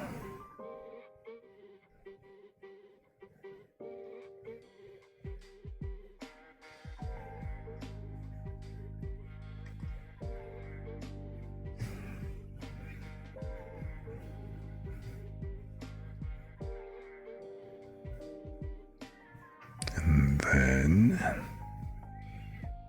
the shadow shifts a little bit in the front, so it's kind of down here.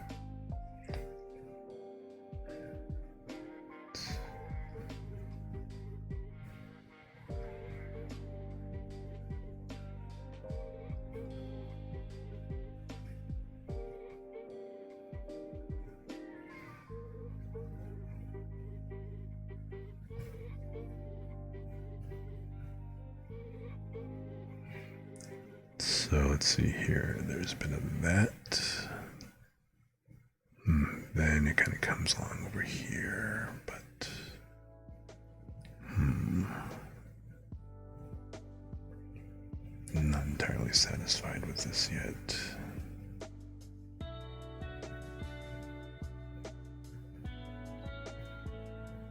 Because it kind of shifts.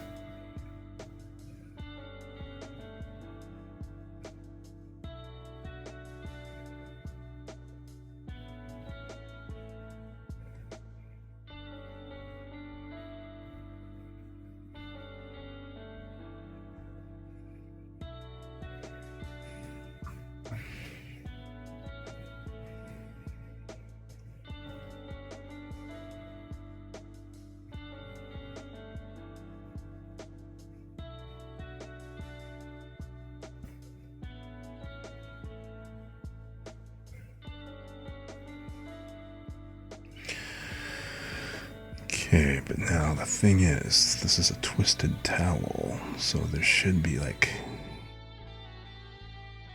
But should it kind of come this way? Or should it kind of go up that way? Actually, kind of like that. That's not bad.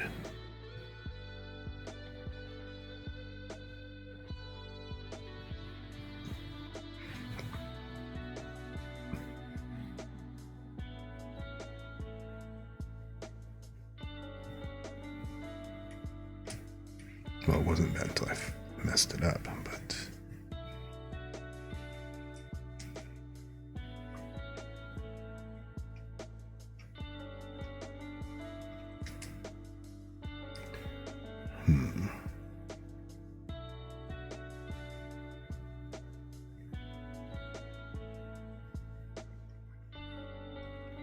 And then, let's see here, this...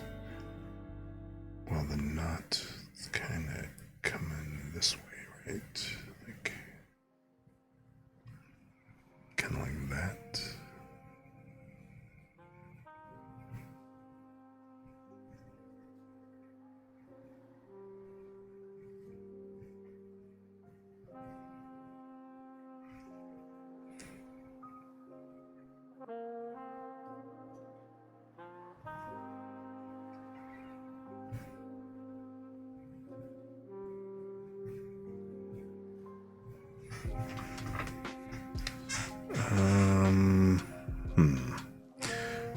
Well, it does look better.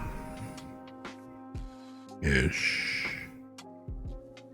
Still kind of got to do something. I'm not sure about that front. Maybe... Because maybe kind of coming over like this way, like a little bit on the under.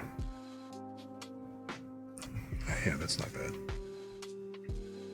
In fact, that's kind of more what I was looking for.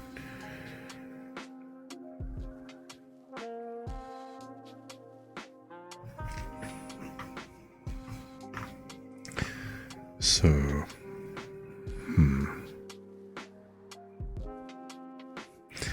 he's looking kind of shiny on top, though. I'm not exactly crazy about the ears, but I do like how the band wrap is kind of looking. It's looking properly like something kind of knotted and tightened. Kind of maybe if I threw a little something like on the side up here. Like just barely in the corner. There we go. Try to keep it subtle. That's what I'm looking for.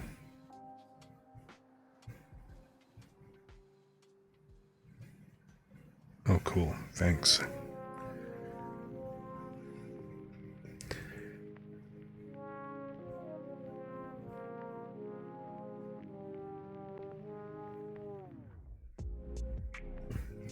All right.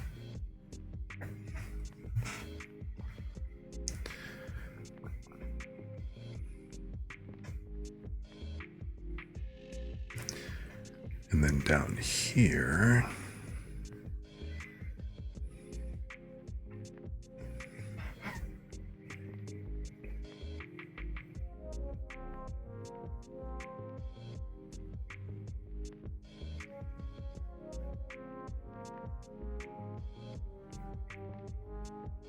whoops.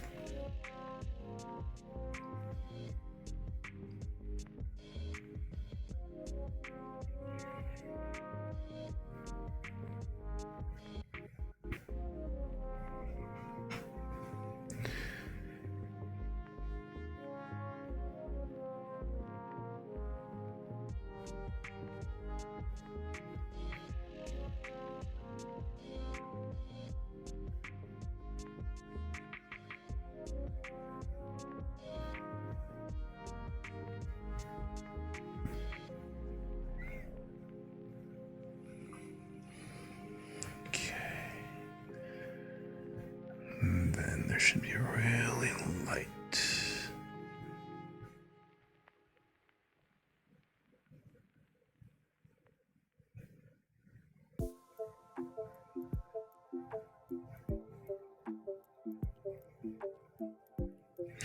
Ay, nako, putangin mo. I said light.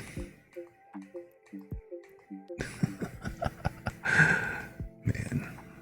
Alright.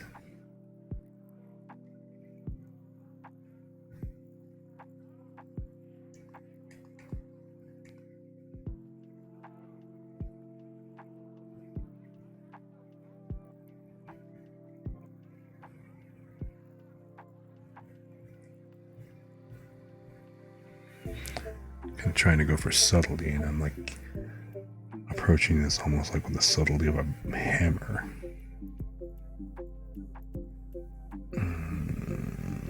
Alright, I think just do that. Maybe make that kind of come out a little bit more.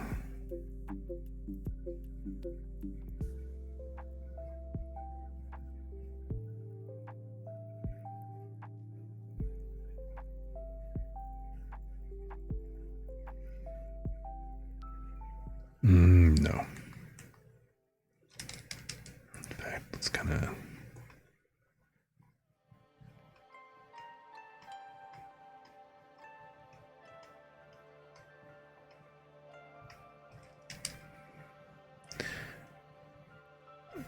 Cool. I am glad that you guys are liking how it's coming out.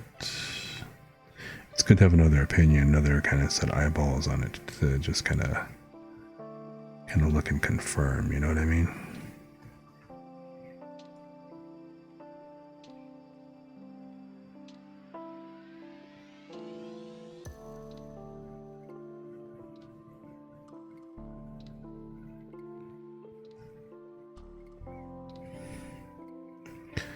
I kind of feel like I'd even do another kind of coming down like...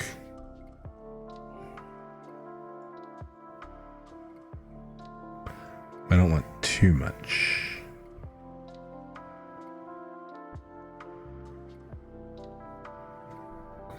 Because it's got to look natural as well, you know. But if I start drawing a whole bunch of icicles and stuff, then it's like, all right, are you actually a Yuki Onna? That's going to go over well with the boob redeem. The booba redeem. That's, wow. That's going to be a thing. I think it could do without the top.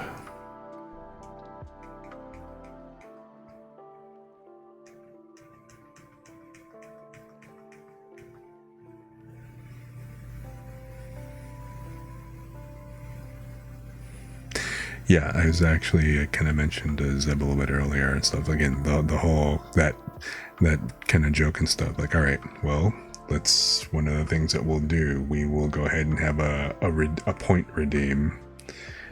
Since that was like, what, the running joke or whatever. Where's my scribble layer?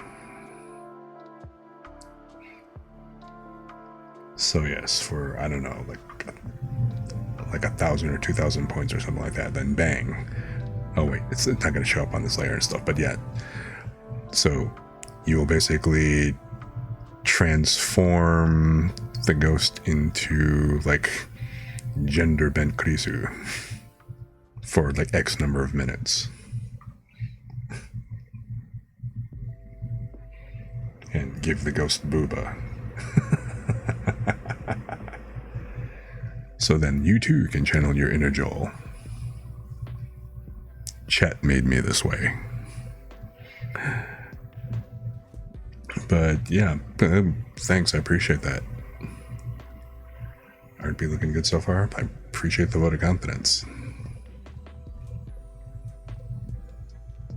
So I'm going to go ahead and put shading on the lower body. And let's kind of see how this is going to go. And then I'll need to put the shadows back on the actual Jinpei, which shouldn't be bad.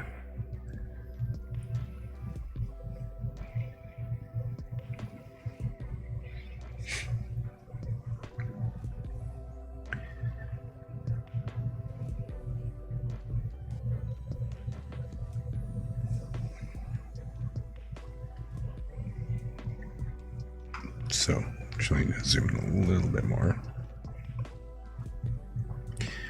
And let's see here.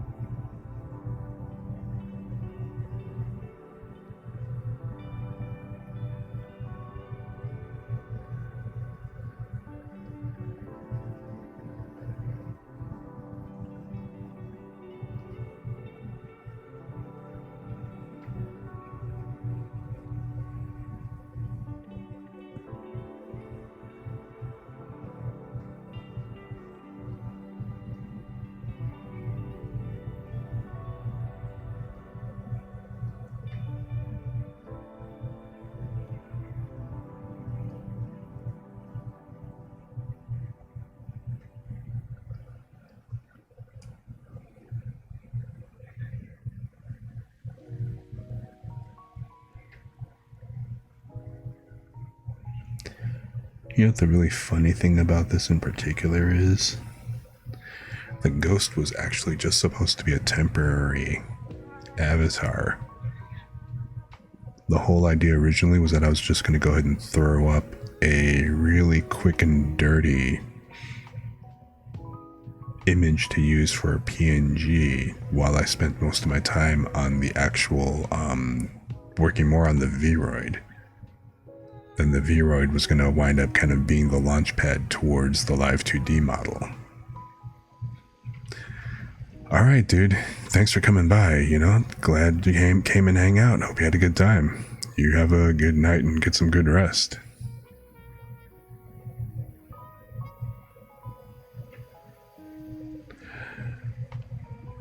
But, so yeah.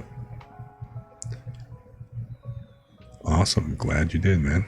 And yeah, definitely go ahead and check out if you haven't already, like, you know, go take a deeper look at those, at the wood carving, at the ukiyo-e and the sumie.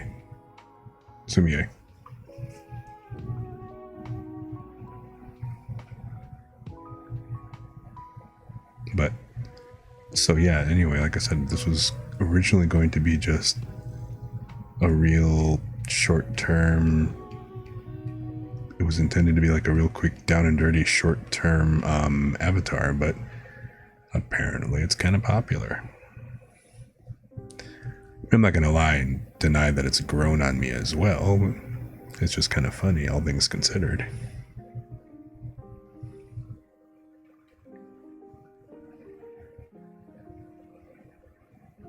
And so now here I am spending a pretty good amount of time cleaning it up, making it more of a permanent fixture.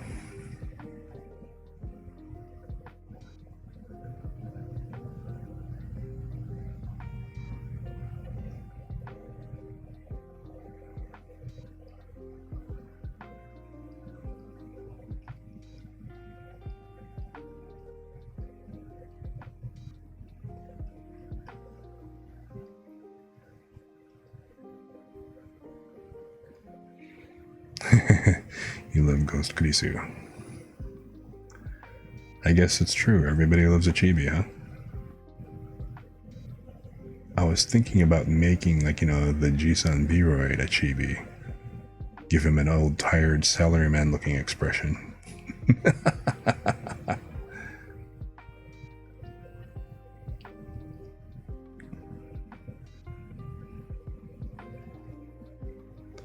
I guess in the non-corporeal form.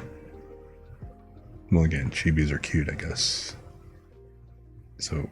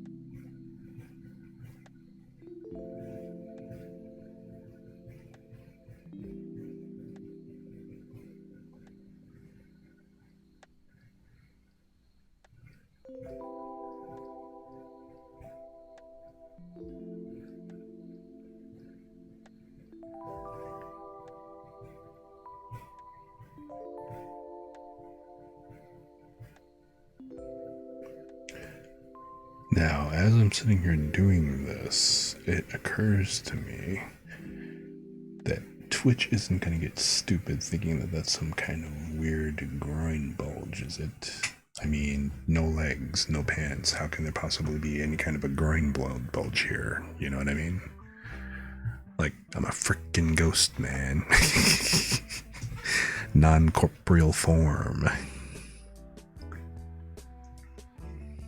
But I don't know. Not exactly sure how I'm kind of feeling that.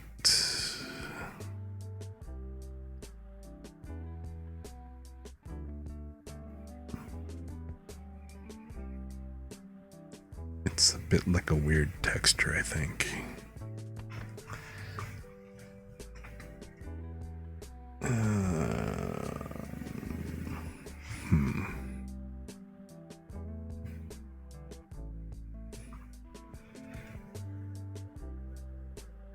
I don't know, maybe if it comes down.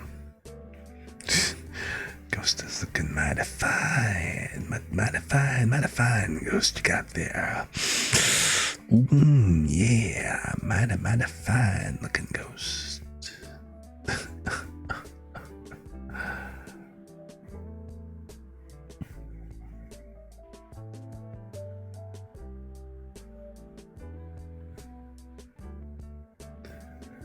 Not a single ectoplasm joke comes to mind.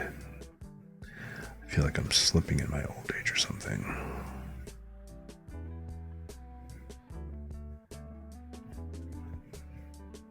Yeah, okay, see, now that definitely doesn't look right, man. That's like...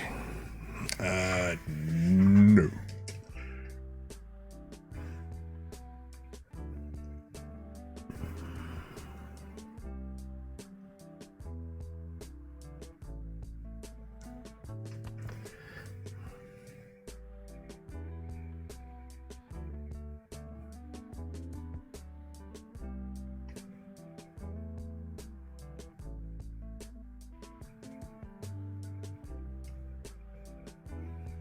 You think so?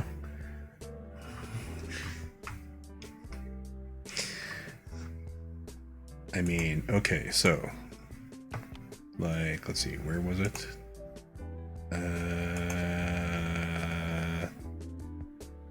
this is the eraser of the vector, so that or that. So I don't know, what do you think? Number one, number two, number one,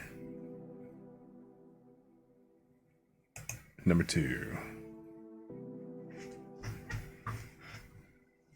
So that's one vote for number one.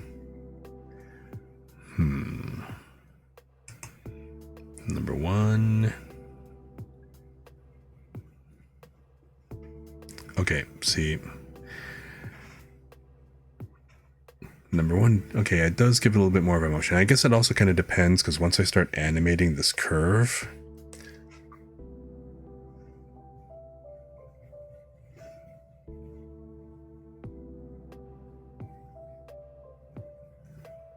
because I need to kind of zoom out, because otherwise it's like I'm looking at it from a wrong angle here. And it's starting to look a little alien.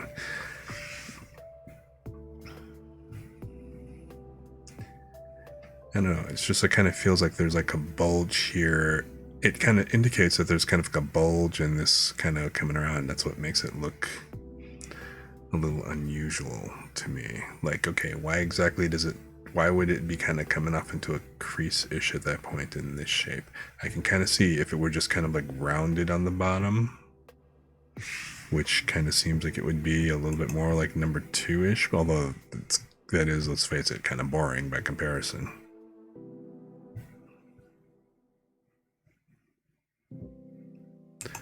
So, oh yeah, like it's kind of like moving in 3 dimensions then?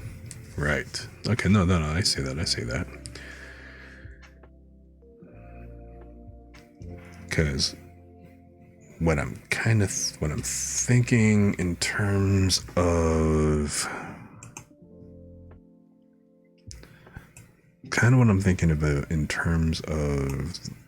like the movement here. How's my scribble layer looking? Just make another scribble layer. But depends on how your eyes are set. It is, yeah. Or if you imagine that it's an actual, like if you zoom in and disregard, like, you know, that it's actually attached to the top. If you think about it, I start looking at it as as though it were a side view of something. And then that starts looking kind of freaky, but then again, you know, maybe that's the kind of optical illusion I should go for. Because what I'm kind of thinking of, like, okay, so like right now, the curve kind of comes around like this. Then in the next thing, it starts to kind of whip around. And then, you know, so it starts off like this. Then it'll start, like the ending point I wanted to do is I kind of wanted to go from here to just, so from being like kind of coming around like this to then kind of reversing almost to where it's shifting and kind of going this way.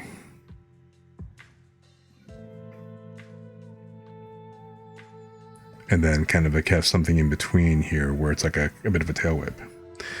All right, Xanet, appreciate you. Thanks so much for the raid and bringing your an interesting, like, you know, your audience with me and stuff. So, and thanks much. I appreciate it. Thanks. I appreciate, like, you know, the good luck on the art and everything. Have a good night. Enjoy your sleep.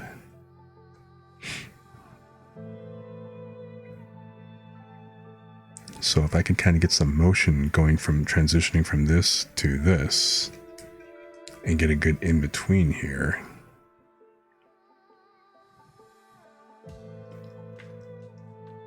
Because I want it to look like it's kind of whipping back, kind of wisping, not so much whipping, but wisping back and forth.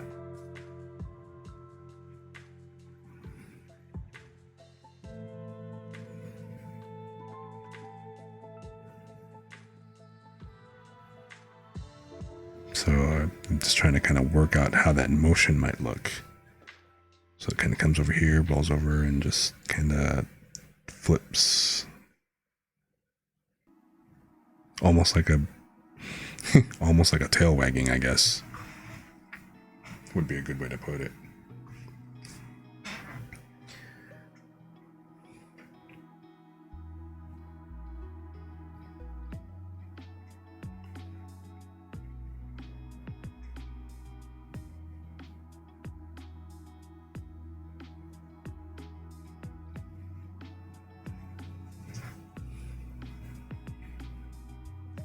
So,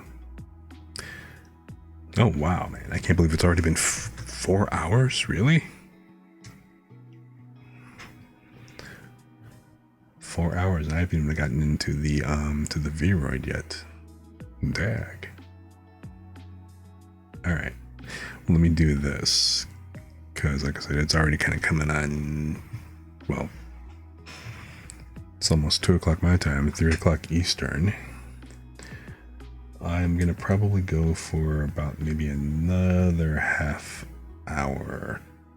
So, well, 25 minutes to go to like about to run 4 hours and 30. So I'm just going to, well, I'll work on finishing up adding the shadows to the Jinpei for now. I still haven't added, like, you know, the bow and stuff on there, the tie. But I'll leave it there for now. So this will be a work in progress that I kind of work out.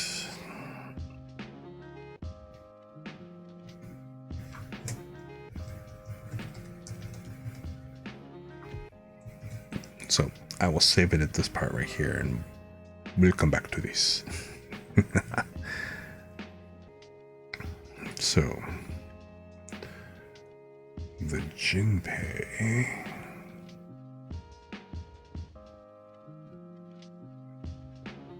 Okay, so I need a body shadow.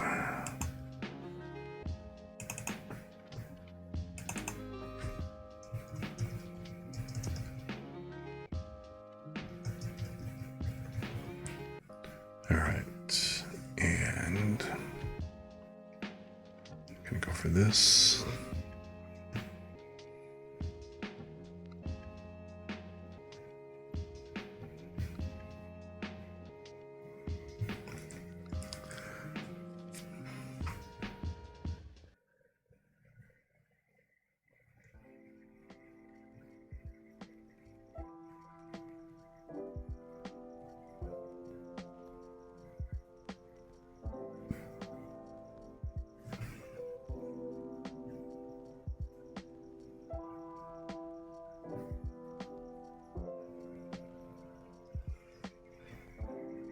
All right.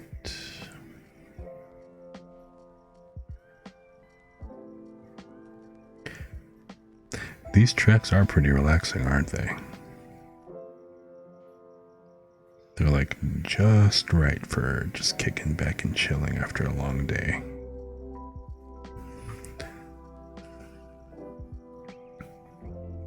A little loud in my ears, but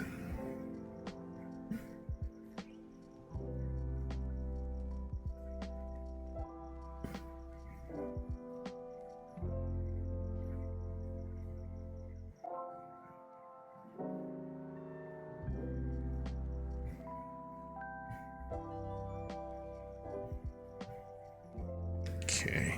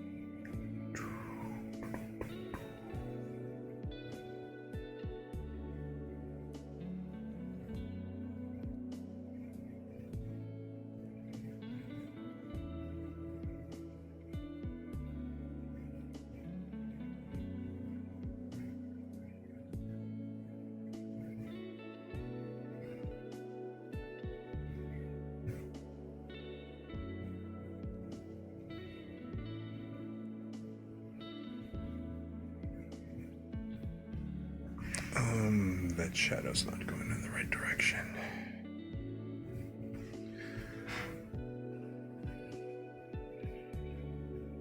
Because if anything, it would be kind of coming up this way.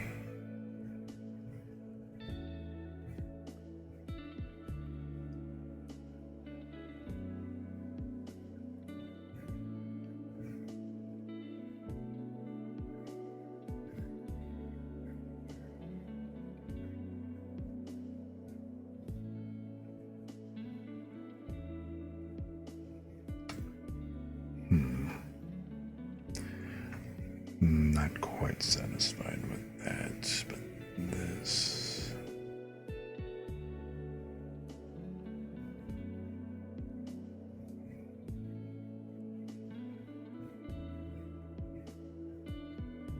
Being under the veil.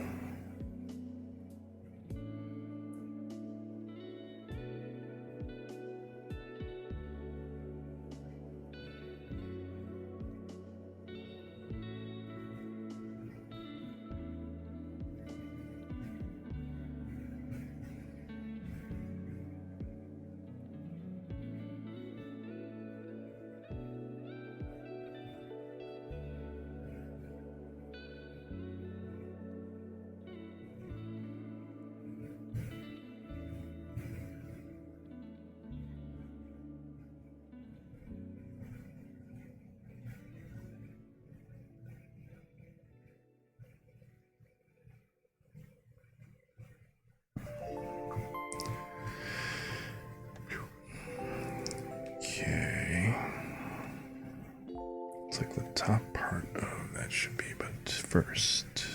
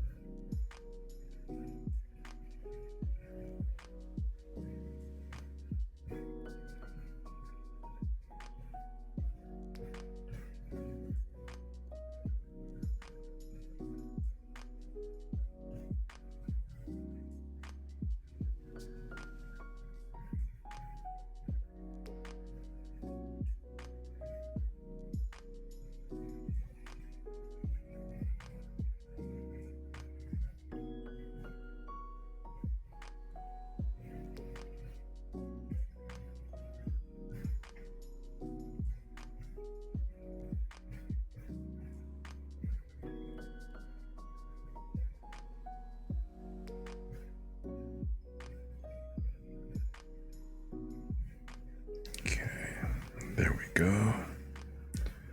All right.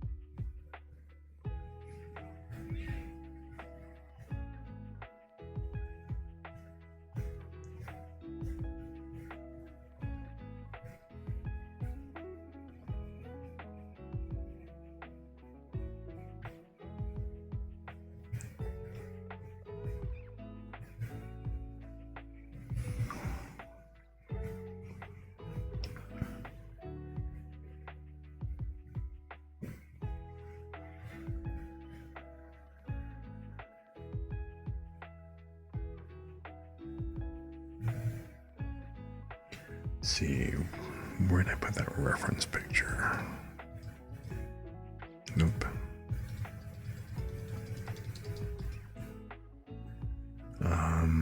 Let me see here.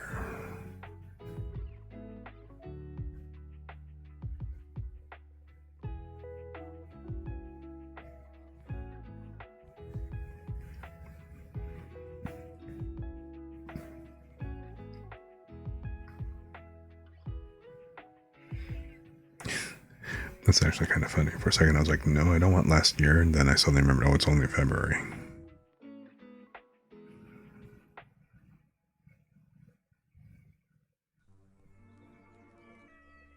Nope. Definitely nope.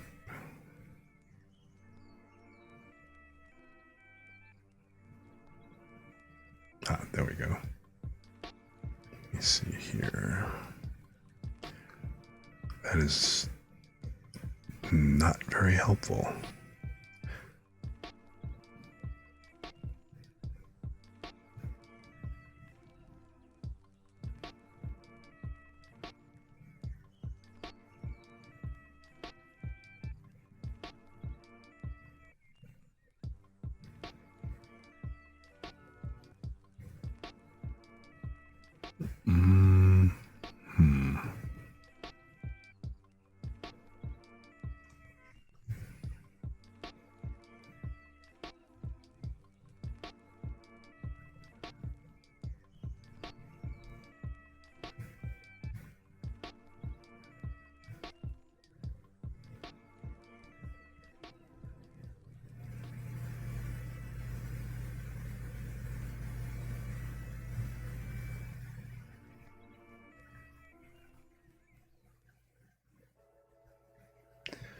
Okay, so I only had one ref image, but it was good for the shape.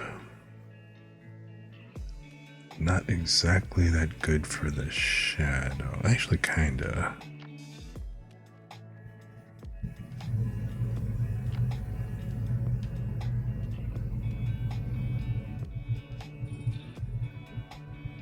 At least on the sleeves, it'll be okay.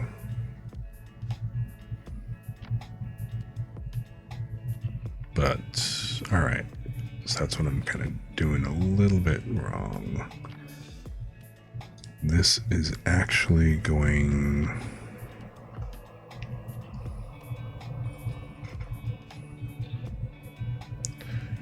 The Jinpei is going to bunch up by the tie, and it's going to kind of come up like this.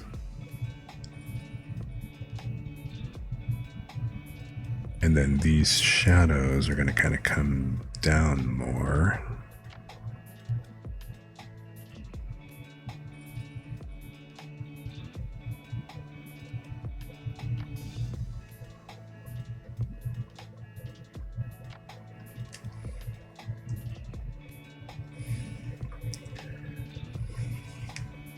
Okay. And right, because of the bunching, yeah, this isn't going to look like this either. It is. Instead, it's going to kind of...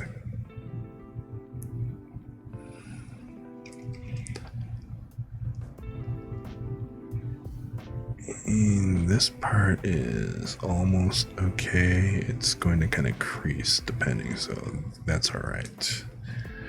But up here, it is actually going to kind of start coming down this way.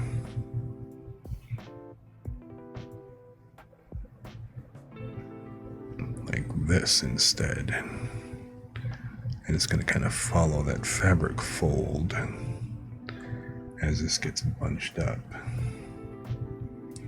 In fact, this is just going to kind of come on here, and then it's going to probably even come up a little bit.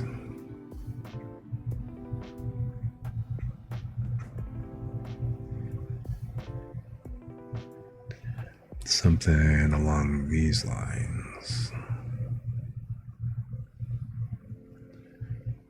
And then this is going to kind of come like that.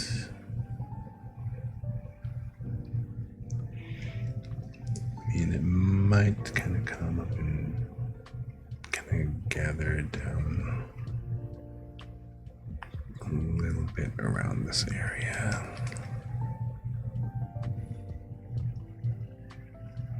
So something like this.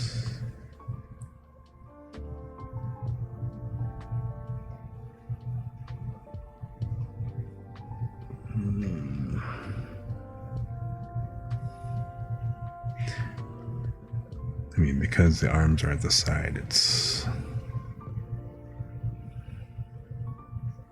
Actually, you know what? Because the arms at the side, I'm gonna shadow that more in. Or in more. Okay. Maybe I'm a bit too zoomed out for this. But... it's gonna kind of come around.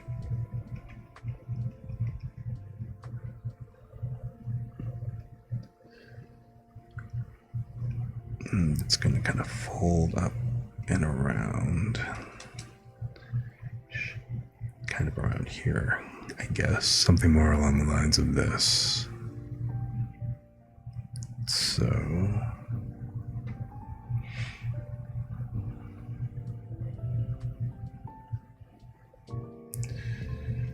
all right, I'll clean that up a little bit more, but I want to get to this other side here as well. This is... no, wait, no.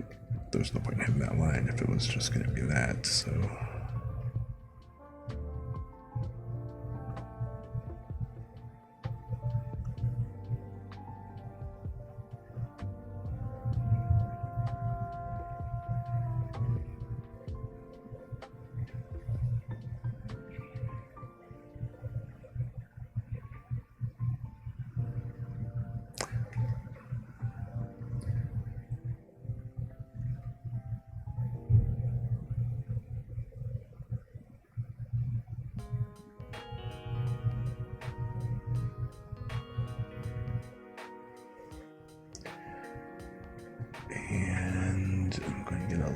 shadow around here.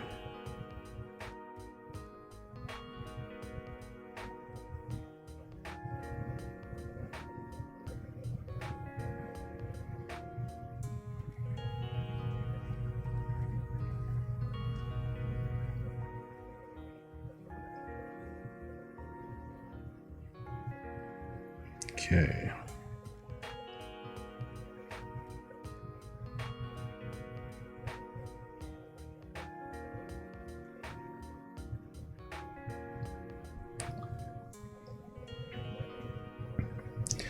And then I kind of need to work a little bit. It needs some texture. It's going to be kind of like, it's going to kind of come like along over here-ish. Kind of like how I have on the current model.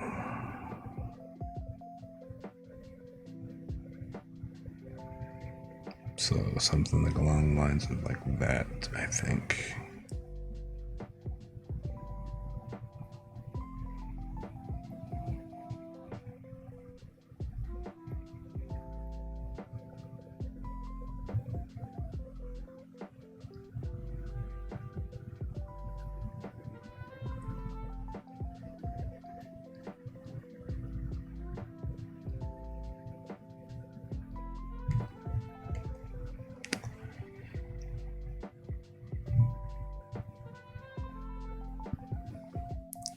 I'll need to clean these shadows up more, but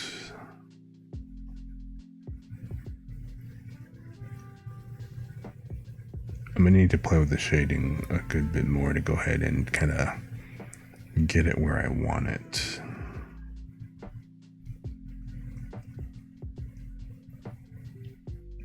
To where it looks like it's following the natural lines of the fabric and stuff. And not quite looking so not like looking so arbitrary, as well as avoiding the Charlie Brown zigzag bit that it's kind of starting to develop here.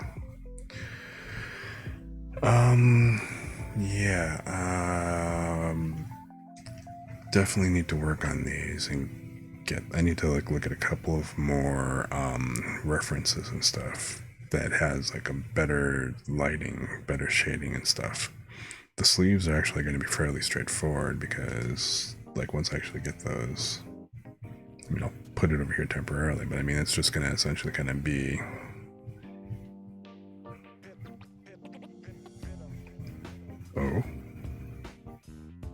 Oh, right, because the sleeves are actually at a higher level, so they're not going to show up. Okay, but it is kind of coming along. Again, not really keen on this. I'm not liking how this shadow looks. In fact, I'm pretty tempted on just kind of removing that for the moment and just starting that over. But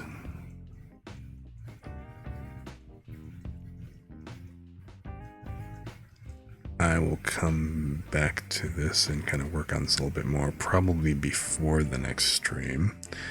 Because definitely next week I'm going to be working on the VRoid, and I want to make a lot more progress with this. But I think the progress on this is actually kind of come along pretty well. I definitely like the basic shadowing on the body. It's just the Jinpei itself that needs more work.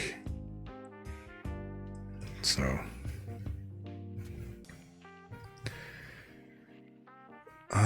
I think other than that, it's been about 4 hours 27.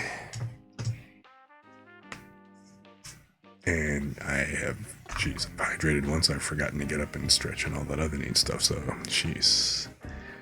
But I think we've actually been kind of just coming along. How are you guys feeling?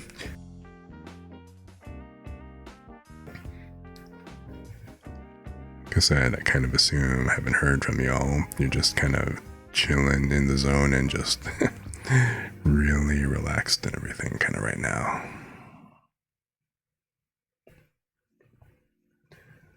So I'm thinking You're mastering mix it up. Alright, cool, cool.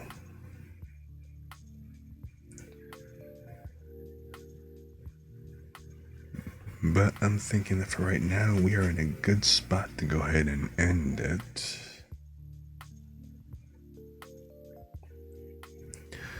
So as we just kind of start to wind down a little bit, and I just, again, kind of want to take a moment to say thanks for everybody who kind of came out, who, whether, again, you're lurking in the background or you're, active in chat and stuff, or listening to me in the background, or just sound asleep right now. It's all good. Because, again, the whole point of this is just a nice, chill, cozy stream where we can all just kind of kick back, relax, let go of any of the drama or any of the issues during the day and stuff, and just vibe. That's what I'm after here. A place to cool down and stuff. A little after dark, after hours, just chill. So I am very happy that you all are here. I hope to see you guys again and stuff. And if you haven't already, go ahead and feel free to give me a follow. Just 4 more away from the magic 50, the first milestone. So I'd really appreciate if you spread the word, passed on. Anybody needs a place to kind of chill out and just kind of have some vibe, come on by. And I guess that's pretty much about it. So appreciate you guys. And well, you know where to catch me and I swear this time briefly, a little bit after hours and stuff. So I'll be around for a little bit. But I will see the rest of you guys. Yes, I promise, briefly this time. Definitely not as long as as last night, or the night before, or the night before that. I swear, I mean it this time. But anyway, I will see you guys around. You guys have a good night or a good day, whatever applies. So